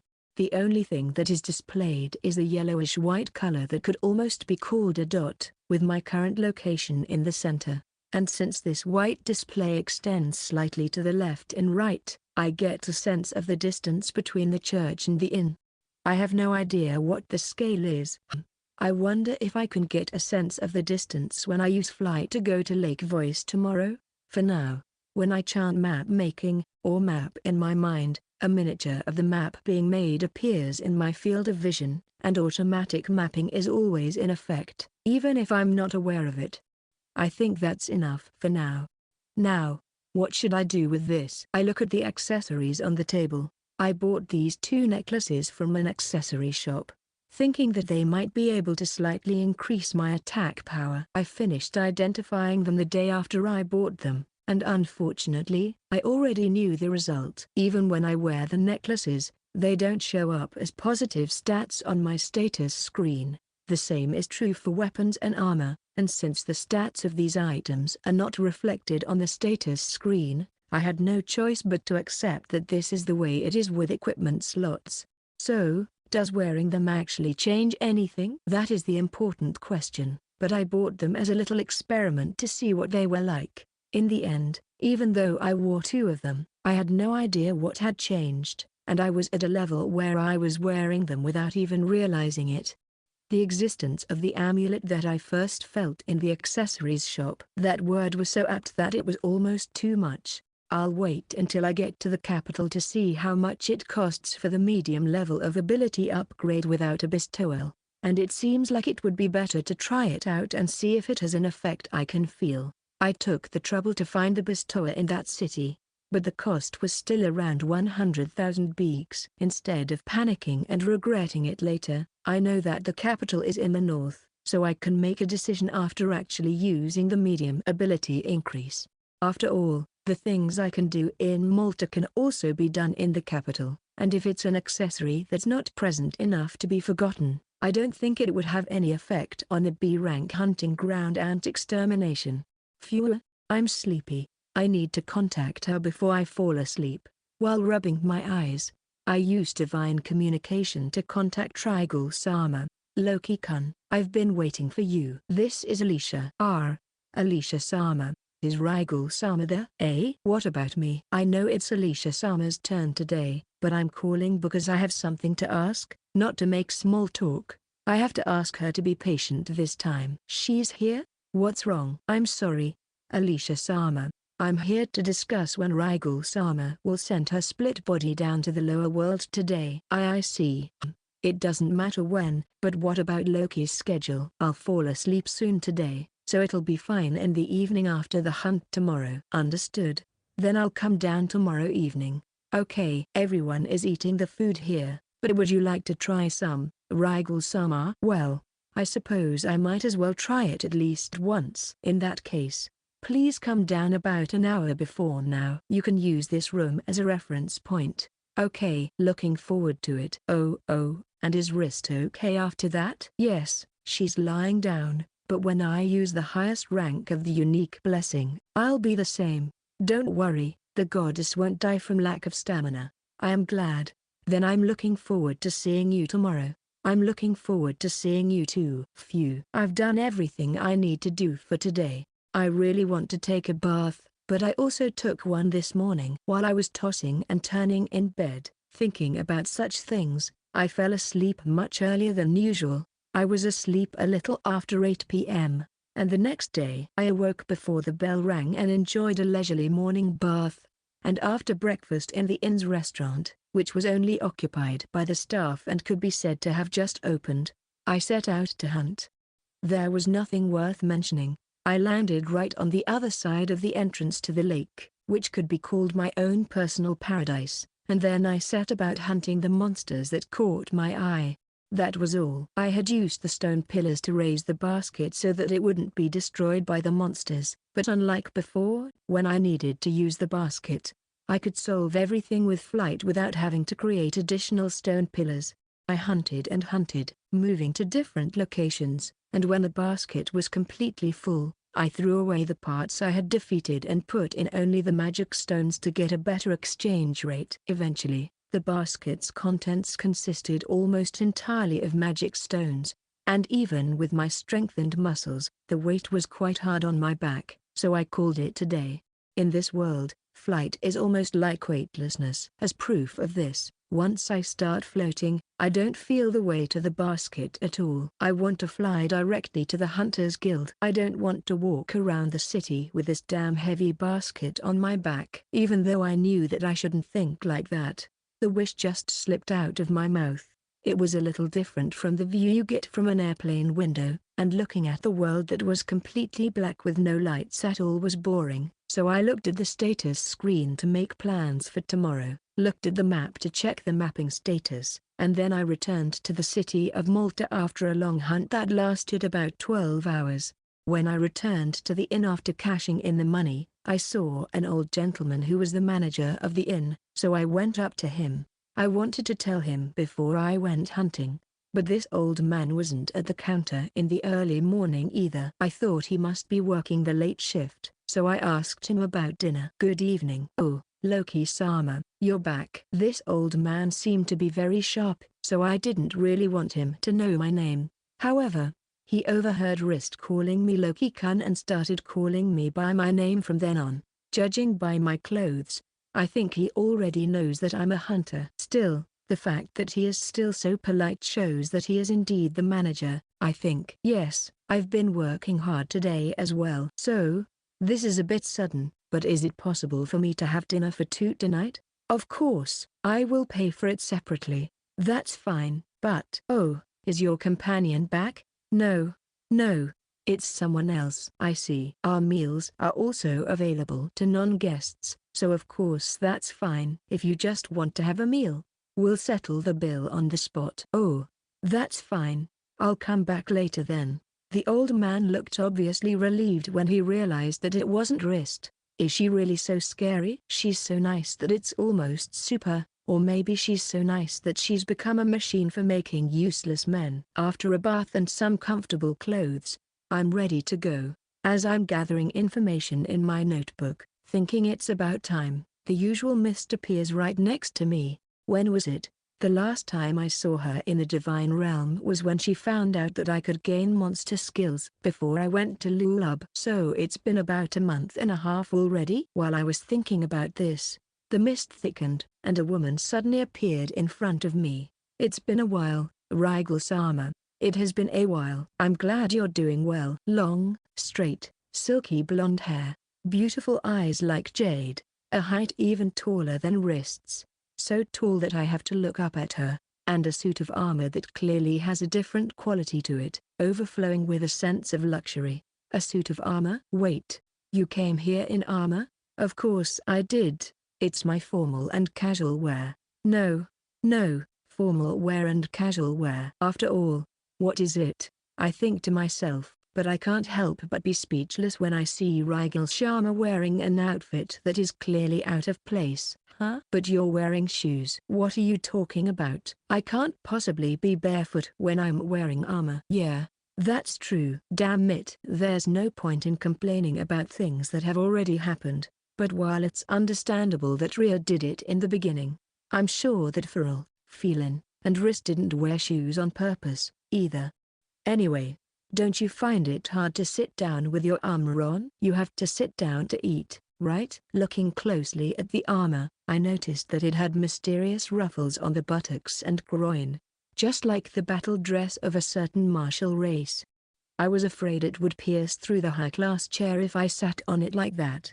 "No problem. This armor is from the Divine Realm, so it's soft like this." Saying this, Rigel-sama holds the ruffle and bends it as if it were made of rubber. "Wow, it's so flexible, even more so than my leather armor." Fascinated by the mysterious material, I can't help but approach the armor. The distance between me and the goddesses is getting weird, so I don't think this action is weird either. "This armor is amazing." "Ha ha ha ha ha. It's the perfect armor for a goddess of war." "Wait a minute, Loki. Knock knock knock." "Wow, this is amazing." "What kind of material is this?" "It's hard when you hit it, but it bends freely, and even stretches a little." If there was a material with only these advantages, I'd want some too. "No," I said. "Wait." "Hey, don't roll it up." I think about it for a while, and then I understand the situation. I see. What I have in front of me now is Raga-sama's butt, right? Because I lifted the mysterious ruffle from behind. The small buttocks were in close-up, even though she was wearing clothes underneath. It was as if I lifted up her skirt from the outside. It looks like a pervert crouching down to admire her buttocks. I am sorry. I've never seen or heard of such amazing material before, so my interest just went through the roof. Well, I can understand that feeling. After that, Ragal-sama muttered something rude in a low voice, so this is what it means when Loki is called a pervert? But I couldn't say anything because it was true. Oh, you can eat as much as you want as an apology. Let's go. Let's go eat. If it's come to that, the only solution is to go to the all-you-can-eat place. Like a remora, I hung around Ragal-sama, rubbing my hands while admiring her armor. We went to the restaurant. Chapter 131. A Troublesome Night. Oh, so this is the food of the race, huh? That's right. I think it's one of the more expensive kinds. Besides, please don't call it race. We don't call ourselves a race. You'll be found out, you know. I understand. I'm sorry. In front of us were about 5 large platters of food, plus soup, salad, and a large basket of bread. And, of course, there's wine in a glass. That wasn't the plan at first. I said she could eat whatever she wanted, but I thought we'd sit at a table for 2, like the one I sat at for breakfast, and we'd choose something from the menu to start and then order more if we needed it. I had imagined something like a modern izakaya, where you could slowly enjoy your meal while chatting about future plans, but when I walked up to the counter, things changed dramatically. Or rather, the old man did. The old man, who had been standing at the counter looking out into the lobby, noticed me, bowed, and then his expression froze when he saw Ragal-sama. After that, his eyes kept following Ragal-sama. As soon as he realized that we were heading for the restaurant, he started walking really fast to catch up with us, and then he started acting as our guide. The result was a long table in a secluded place that could seat about 20 people. For some reason, we were made to sit alone in the middle of the table, and the food was brought to us without us even being given a menu. Who was this old man? And was the food in front of us really just an ordinary taste? He probably thinks that Ragal-sama is a knight from another country because of her appearance. If he assumes that Rist is a princess or a nobleman, then it wouldn't be strange to think that Ragal-sama is a great knight from that country who has been entrusted with her protection. If that's the case, what am I? It seems like the old man is watching us from somewhere, and if he's more aware of us than necessary, there's a possibility that we'll get into a bad situation. That's why I say this. Since Ragal-sama doesn't seem to be very careful, if I don't stop this early, I might end up getting involved in a big disaster. Well, I think the manager here was being considerate, so let's eat first, okay? I guess so. Then, cheers, ? This is my doing. Well, it's a custom of sorts. When you have a meal with alcohol, you clink glasses first. I see. Then, cheers. Cheers. It's the first day, so I'll have at least one drink. And after that, I look at Ragal-sama, wondering a bit. Actually, I think it would be better if I ate something first and then judged whether it was that spicy dish or not. But it doesn't look like it. And I thought it would be better for appearances if Ragal-sama tried it first instead of me. While her eyes wandered around, Ragal-sama seemed to have her eye on the meat dish, and she plunged her fork into the plate with a loud thud. Then, as soon as she took a bite, her eyes widened, and she froze. Oh dear, was it the spice bomb? But it was only for a moment. This is delicious. Ah, humans, do people usually eat food like this? Hearing those words, I felt relieved, not only because it wasn't a spice bomb but also because I knew that Ragal-sama liked the food that humans eat. Ragal-sama, instead of eating directly from this plate, please take as much as you want from the small plates next to it. That's the proper etiquette. I'll take it for you when I'm here. I see. Then please do so. It looks like you like this meat dish, but I'll also divide the other dishes for you. So if you want more, just let me know. From then on, she ate voraciously, as she cleaned her plate each time she took some food.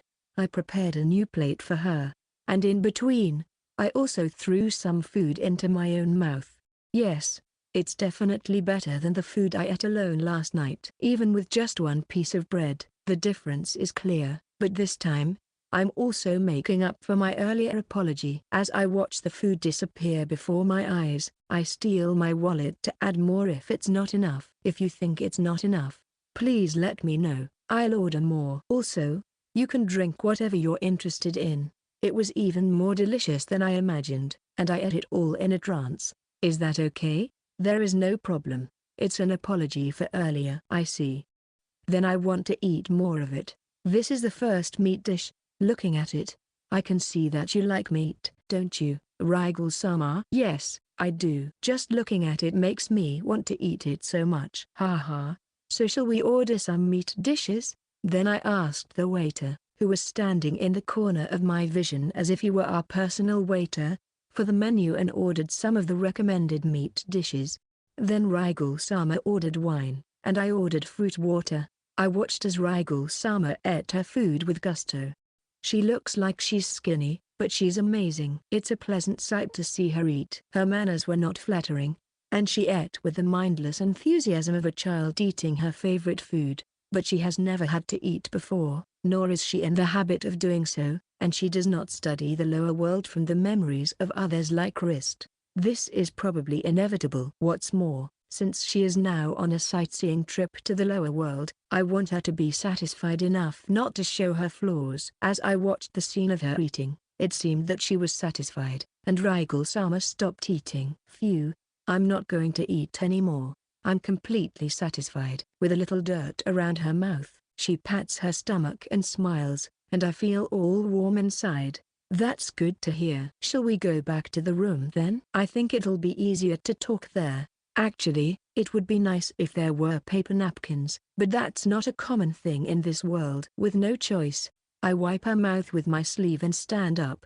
I was told I could pay the bill here, but can I pay at the counter? I ask the employee who seems to be in charge. No.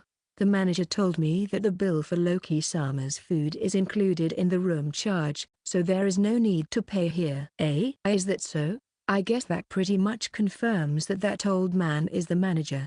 Besides, it's clear that he's very aware of Rigel-sama. Huh. Is staying in that room okay? While I was thinking that, I turned around to look behind me, where I couldn't feel anything. There was Rigel-sama, looking down, with her shoulder shaking and not moving from her chair. The moment we returned to our room, a scream echoed through the room. Loki, I'm not a child. I know that. Besides, it's getting late, so you shouldn't scream so loud. I'm sorry, but it's happened again. I can't help but feel like I'm being treated like a child. That is a misunderstanding. Rigel-sama is a great goddess of this world, isn't she? Have you really thought that? Of course. Even when he talked through divine communication, you sometimes said some good things, but even though it's Rigel-sama, you're not used to the lower world. Are you? Yes, sometimes. Well, that's true, and the lower world has its own rules and common sense. You understand that, right? Of course. Even the divine world has its own rules. That's why I, being somewhat older than you in the lower world, teach you as much as I can. Do you understand why?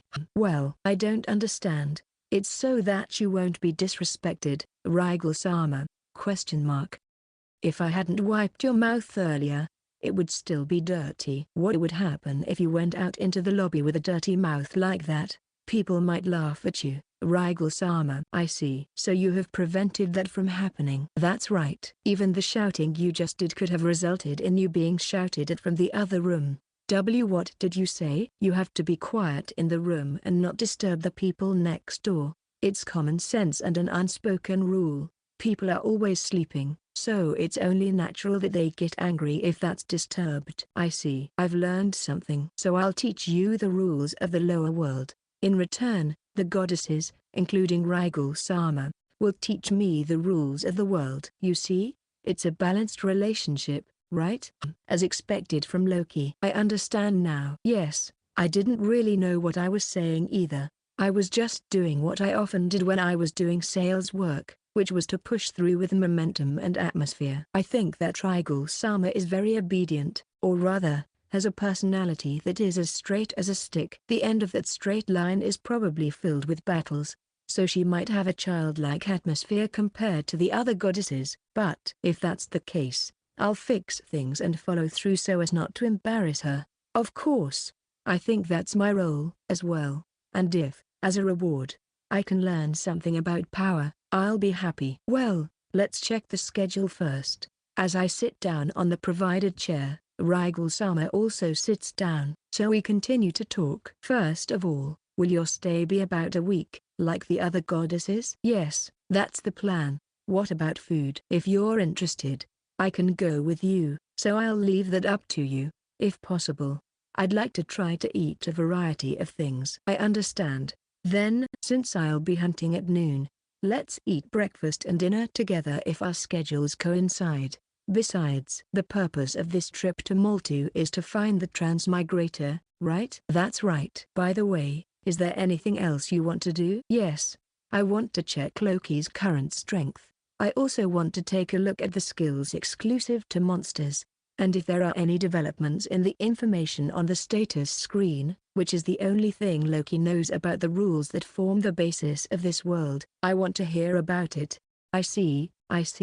It's all about fighting and strength, isn't it? After all, I am the goddess of war. Ha ha ha ha. Riegel-sama, please be quiet about such dangerous words. Oops, I'm sorry. I also want to know how strong I am right now. Yes, I think I'll hunt all day tomorrow because I have a goal, but the day after tomorrow, I plan to use it to gather information because of the other hunting grounds. So how about we do what you want to do the day after tomorrow as well? I understand. That's what I was looking forward to the most. In exchange, I also have a question for you, so please cooperate.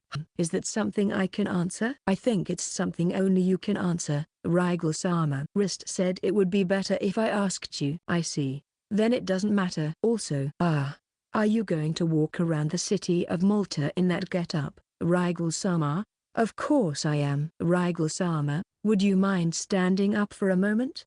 She stood up and tilted her head, so I also moved away a bit and looked at Riegel-sama's whole figure from a somewhat distant perspective.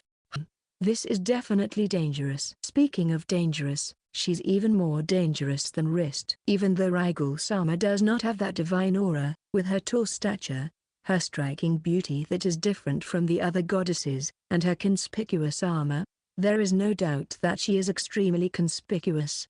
At first glance, she might appear to be a hunter, but she looks like a high-ranking S-class hunter. The fact that such an S-rank hunter-like person is wandering around this city is already strange, and of all the statues of the gods, it is definitely Riegel-sama who stands out the most and leaves the strongest impression. Even when I first came to this world, Riegel-sama was the only one I remembered. Since she was the only one who looked different, it is very likely that the inhabitants of this world are thinking the same. Hunters tend to visit churches a lot. If Riegel-sama, who is known to the hunters, were to go around town in that outfit, it would be suicide. They would definitely be suspicious. If Rist's idea is to avoid being suspected, then it should be safe, but because it's Riegel-sama, I can't help but feel that if she were asked, "Are you Riegel-sama?"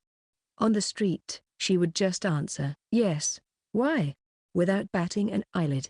This is not good. Riegel-sama, it's an emergency. What is it? If things continue like this, I'm sure it will be discovered that you are a goddess. I understand your obsession, but please, at least wear normal clothes. Chapter 132, Retreat X Retreat. NOAESHH. Impossible. Impossible. Riegel-sama holds her head in front of me. She suddenly becomes meek and seems like a cute little creature, but this is not a situation where such pampering is allowed. If she were to be discovered, it would be a terrible disaster. What is so impossible about it? You're just going to dress like the other goddesses, right? You know it's bad if they find out you've descended, right? I know that, but taking off my armor. What are you worried about? Is that more important than being found out?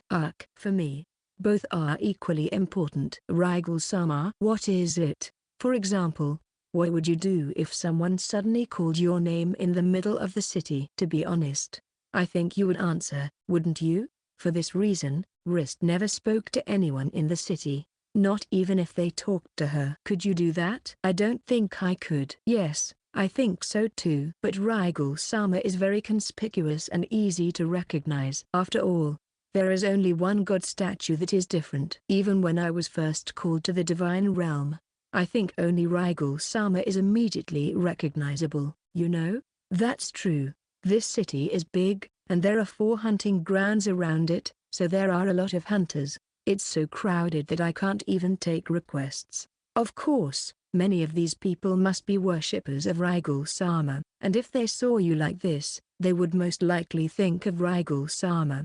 But if you wore normal clothes instead of armor, people would just think that you are a beautiful woman. Maybe some people would come up and talk to you, but I don't think they would assume you were Rigel-sama and start talking to you out of the blue. Rigel-sama, this is not the time to blush, you know? I don't know what kind of disaster will befall us if it's discovered. It will certainly cause trouble for the other goddesses, and there is no doubt that this city will be thrown into chaos. The information could spread around the world and cause a great upheaval. Still, can't you take off your armor? Well, that's just my personal opinion, so the goddesses should discuss it among themselves after all. If you can't take off the armor, then the city is too dangerous, so I think it would be better to move to somewhere inside Palmyra or somewhere where there are no people. No way. Where did all her dignity go? She's so small now that I wonder if her body has shrunk by a third or so. I feel a little sorry for her as she lies face down on the table. It's painful to hear her mumbling in a low voice, I can't take off my armor. I don't want to take it off, but you know. Even if we were to give in and say that it's just a cheap leather armor, it's still an armor that you can clearly see is amazing. Even I, who is new to this world, can tell that this is different from the norm, so the B-rank hunters in this city will immediately see the strangeness of this armor. It shines so brightly that it's almost blinding. Well, even though it's hard to search the whole city, I'll make sure to check my current status and gather any additional information I can. At this point, however, I need you to send the split body down when I'm on the hunting grounds. I'm hunting in an area with no humans. Do you really think they will find out that I am a goddess? Yes, I can only see a future where you are suspected of being a goddess early on, and you react to the name you are called by blowing yourself up. I understand. I'll come back later. Please don't mind me. I can only watch in silence as Rigel-sama disappears with her head bowed. But then I think to myself, with Wrist gone, who will I be able to consult? The next day I went hunting as usual. I waited for a while in the morning, but in the end, Rigel-sama didn't come down. I wonder if she'll come down tonight? Since there's no way to contact her properly except through divine communication, I'll just have to see how the goddesses decide for now. I'll have to go along with the outcome. While I was hunting frogs, the announcement I was waiting for finally came. You have acquired water magic LV.4. Yay! This completed my quota of 145 kills. I've increased all the skills I have at level 1 to at least level 4. Looking at my watch, it's almost 5 p.m. I take a seat on a thick branch that comes into view, and while I'm taking a break, I look at the status screen while dangling my legs. Physical defense up is 7% at level 4. So, to get it to level 5, I'll need about 450 mud crabs. It's going to be hard, and I feel like it's a waste of time. It wouldn't be surprising if monsters with even higher levels than this one appeared at some point. So, this is the end of the lake voice area, but where in the world is the golden amber frog? I've been looking for it for the past 3 days while moving around the hunting grounds. I wasn't that interested in the monetary value of the material, which was over 500,000 beaks, but I was curious to know what abilities it possessed. If possible, I wanted to know. However, I hadn't even seen it, let alone defeated it. It was natural because I hunted in places where there were no people except for the first day, but I didn't even see anyone defeat it. If you don't know the cycle and the appearance points, there's no point in sticking with it. No matter how much I increase my skill level, I can't identify certain monsters with presence detection. Then it would be exploration, but I wonder if the golden amber frog would be caught by exploration as an amber flag. Up to this point, I had been thinking about it, and I felt a sense of unease. Who came up with these monster names in the first place? If people just came up with them on their own, then they're just afterthoughts that came after the existence of abilities. Which means, as a test, I used exploration and the name frog in my mind. Then, through the power of skills, I understand that the amber frog in front of my field of vision has been captured by exploration. Using exploration on dead frog. There are too many to tell them apart. I knew it. So far, I've been using exploration on monster names decided by someone in this world, but actually, the skill user is using the skill to search for the existence he imagines from those words, right? I have no idea what kind of principle allows this. I'm just left thinking again that the skills in this world are very deep, but now I can see what I have to do. Of course, when I try it, I'll use this word, search for golden frog. There is no response. This means that there are no golden frogs within a 30-meter radius that can be covered by my current skill level. Then, I will leave the basket on the stone pillar as it is and continue to activate exploration while flying. If there are no people around, there should be no problem with this method of searching for monsters. I wonder if the golden frog is just an upgraded version of the normal amber frog with a higher skill level or if it has a completely different rare skill. I was eager to find out, so I explored the area section. It was 11 p.m. I walked back to the inn, thinking to myself that I was a complete idiot. In the excitement of having made a discovery, I continued to search for the golden frog using flight without thinking about the consequences. That's right, I didn't just try a little, I just kept flying. As a result, I ran out of magic power. By the time I realized that I couldn't use flight to get home, it was too late, and I was forced to walk home carrying a heavy basket full of magic stones. I was also on the other side of the lake. I wandered around in the forest, where there were not even animal tracks. When the sun had completely set, and it was pitch dark, the fear I felt when I wandered through the forest of Palmyra for the first time in a long time came back to me. Still, I used the night vision to check the direction with my watch, and when my magic had recovered a bit, I flew around looking for a road. After all the trouble I went through to finally get to Malta, the Hunters Guild is now closed, and I can't even exchange my money. In this world where there aren't even streetlights, the only place open this late is probably a bar, so I know there's no point in complaining. Even in that bar, there were only a few seats open when I got back to my inn. Sigh. I can't believe I ended up in this situation just because I was greedy for the golden frog. I couldn't find it after all, so I'll forget about the golden frog for a while. I finally arrived at the inn, muttering the words of repentance that I had repeated 10 times. There was a lot of material in the basket that I couldn't exchange for money. As I was walking to my room, feeling bad that I had to carry all this stuff, I noticed there was someone I didn't want to see at the counter on the first floor that I had to pass through. That's right. It was the old man who was the manager, Loki-sama. Have you been working up until now? Well, there was a small problem. The guild was closed, so I couldn't exchange the materials. I'm sorry, but I still have them. It's just a magic stone, so I don't think it smells too bad. The manager's eyebrows twitched when I said this. Sorry to bother you, but would you mind if I took a look at the contents of the basket? Of course not. Oh no, he's going to get mad. I thought. This is the most luxurious inn in Malta. Normally, if I brought a large amount of monster materials to a place like this, it would be against the rules. They might tell me not to bring it in because it smells, or even if it's just a magic stone, they might order me to clean it right away. However, when I unloaded the basket and hesitantly showed him the contents, contrary to my expectations, the old man showed a curious reaction and muttered to himself.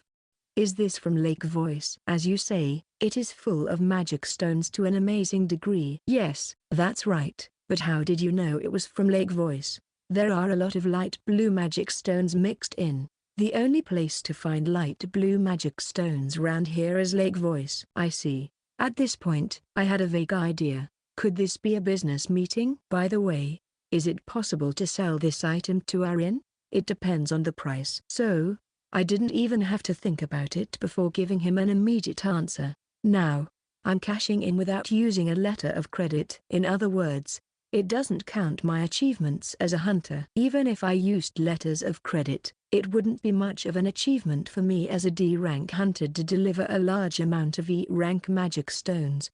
It would be better for me to sell them to the old man. Even if it's the same price as the guild's purchase price, I won't have to go and cash it tomorrow morning, and the amount of magic stones consumed in the bath can only be attributed to this inn.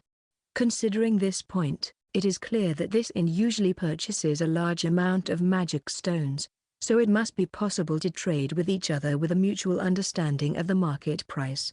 As the current guest, there is also a possibility that the conversation will be in my favor. Then, if you don't mind, please come this way. Then I walked through a passage that seemed to be for employees only, and at the end of it was a room. I was led into a luxurious room with the words "Manager's Room" written on it. Section. I'm sleepy, sleepy, sleepy, sleepy, so sleepy. I walk with unsteady steps to my room on the second floor, where I'm staying. It must be after midnight, but the business negotiations went well, and my basket is now empty. Instead, I have a few coins in my hand. So this is a platinum coin worth 1 million beeg. It's really beautiful, isn't it? This is the first time I've held one, and at first glance, it looks similar to the silver coins often used at street stalls, but as the name suggests, it's slightly whiter. And most importantly, it was very clean, with no scratches. I guess it's only circulated in certain places and among certain people, and as you'd expect, there's probably no one who would pay for something of this value by just throwing it down. I felt that it would be a shame to put it in a leather bag with other coins, so I couldn't help but put the platinum coin in my pocket. But what should I do? The manager, who introduced himself as Wlex-san, was generous with his payment. He seemed to know the Hunters Guild's purchase price, and after receiving an explanation of the store's prices, he bought them for about 1,000 beeg each, which was more than the guild's price. However, considering the effort of buying them and the total number of magic stones, it seems that Wlex-san also made a good profit, and he even asked me to bring more if possible.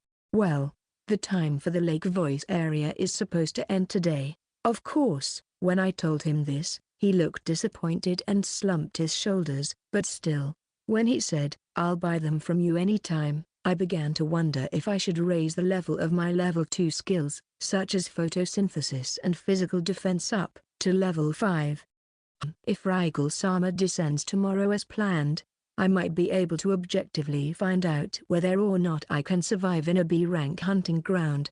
While I was thinking about this, I opened the door to my room. I saw a girl with beautiful blonde hair looking out of the window. Chapter 133. Wlex Wall. Who is it? That was my first reaction. There was a stranger standing in my room at the luxury inn, which I had locked. Of course, I was surprised, and a second later, I thought, could it be? But it was only natural to ask who it was. Late. You're late, Loki. I'm getting tired of waiting. Ah, is it you, Wlex-sama? Who else could it be? No, just by looking at her, she's completely different. I desperately stop myself from saying it out loud. Wlex-sama, who keeps looking out the window, is not wearing the armor that she was so stubborn about. She is wearing what looks like a white dress, just like the other goddesses. The length of her dress, which came to just below her knees, was about the same as Feral's, and her elegant, pure back made her look like a young lady from another world. Her ankles, slimmer than I had imagined, were strangely sexy. Oh, you've taken off your armor. You should be able to explore the city now. Yes, I've made up my mind. I see. By the way, is there anything outside? There is nothing outside, but I thought it would be a good opportunity to see the lower world. I see. Well, I'm going to take a bath right now, if you don't mind. Sorry to leave so soon. I understand.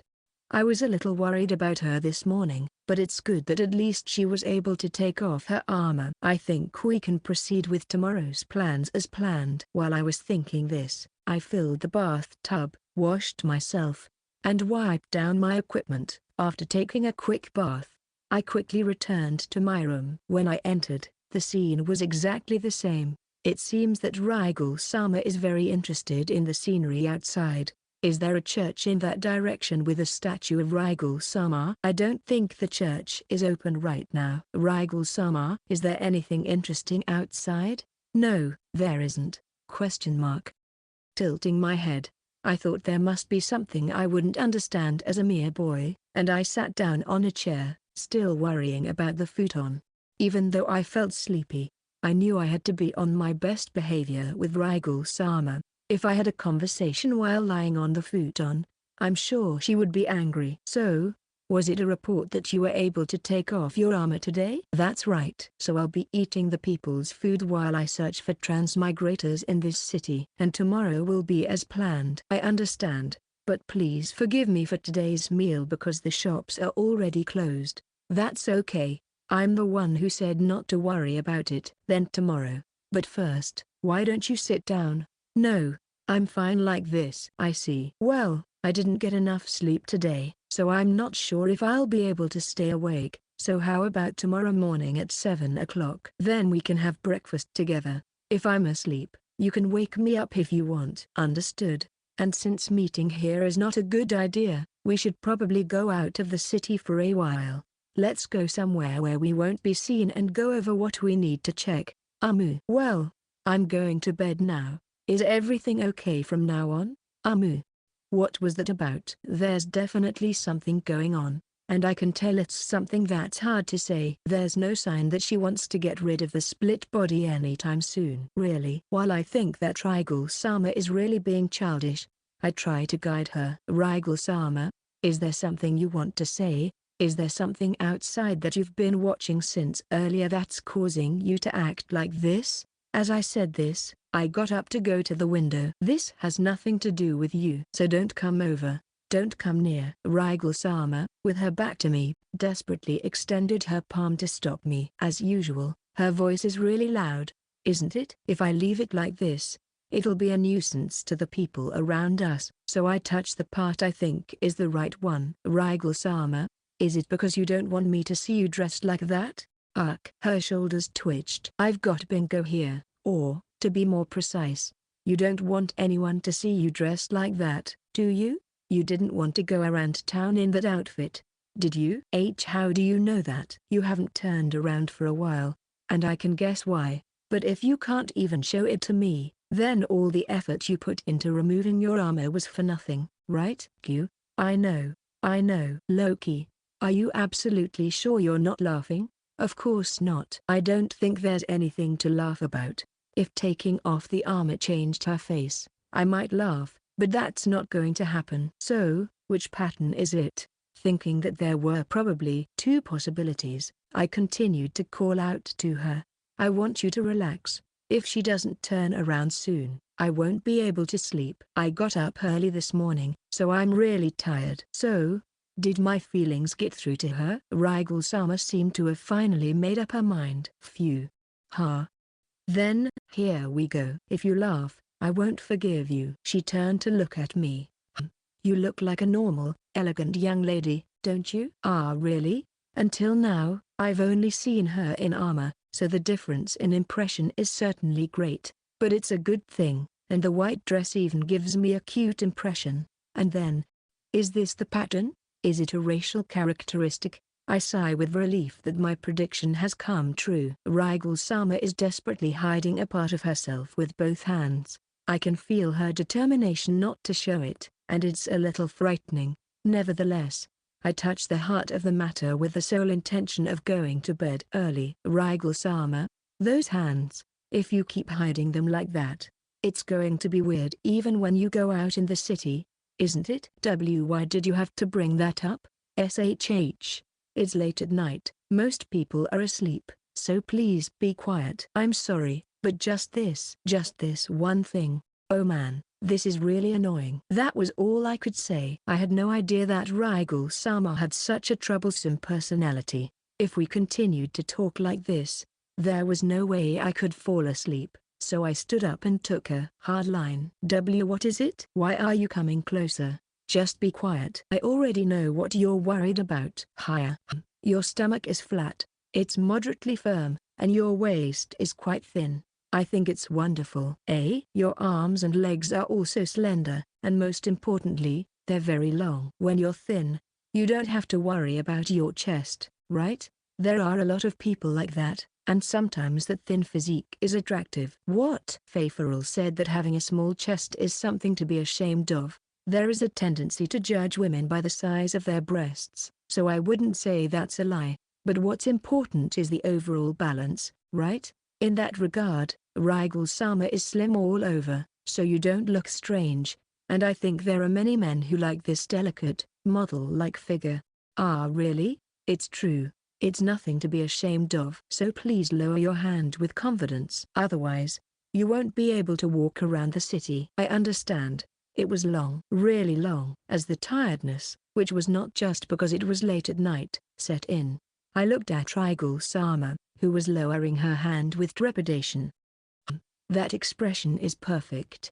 Thinking back, I didn't notice it at all in the armor yesterday. The chest part seems to have been shaped to bulge out, so the armor probably acted as a corrective chest pad. I can't help but laugh bitterly at the thought of a goddess worrying about such a common problem. Yes, there's absolutely nothing wrong with it. You look really beautiful, and that outfit suits you too. I think the chances of being discovered have decreased considerably. You don't really mean what everyone says. Beautiful? Does this outfit suit me? Me? It's true. If you like, why don't we sleep together? I'd love to. Riegel-sama, you idiot. How shameless. I'm leaving now. These are the words I could say because I knew I would be rejected. If it weren't for that, I wouldn't have been able to say those things. I think to myself as I look at Riegel-sama, who is shrouded in mist in a hurry. I'm glad that Riegel-sama came after Wrist. After that talk about sharing, I became close to Wrist. I was very aware of the next goddess to descend, Riegel-sama. I thought that maybe I would end up in the same situation as Wrist. However, when I opened my eyes, unlike the other goddesses, I was not told to use honorifics, so I found myself able to talk to her while maintaining a certain distance. When I watched the scene of her eating, I put her into the role of a senior who is difficult to deal with, and the awareness that she is a woman disappeared somewhere. That's why I can joke with her, and this mental state is very comfortable for me. Even if I'm told that I'm being shared, I still don't feel it, and if something happened, I'd feel a little like I'm betraying my beloved Wrist. So this is good for now. This way, I can concentrate on hunting and keep my mind at peace. I wonder if I'll be able to wake up properly tomorrow. If I fall asleep again, I guess I'll have to have Riegel-sama wake me up. While muttering to myself like that, I collapsed onto the bed and fell asleep. End of Volume 4 Part 1.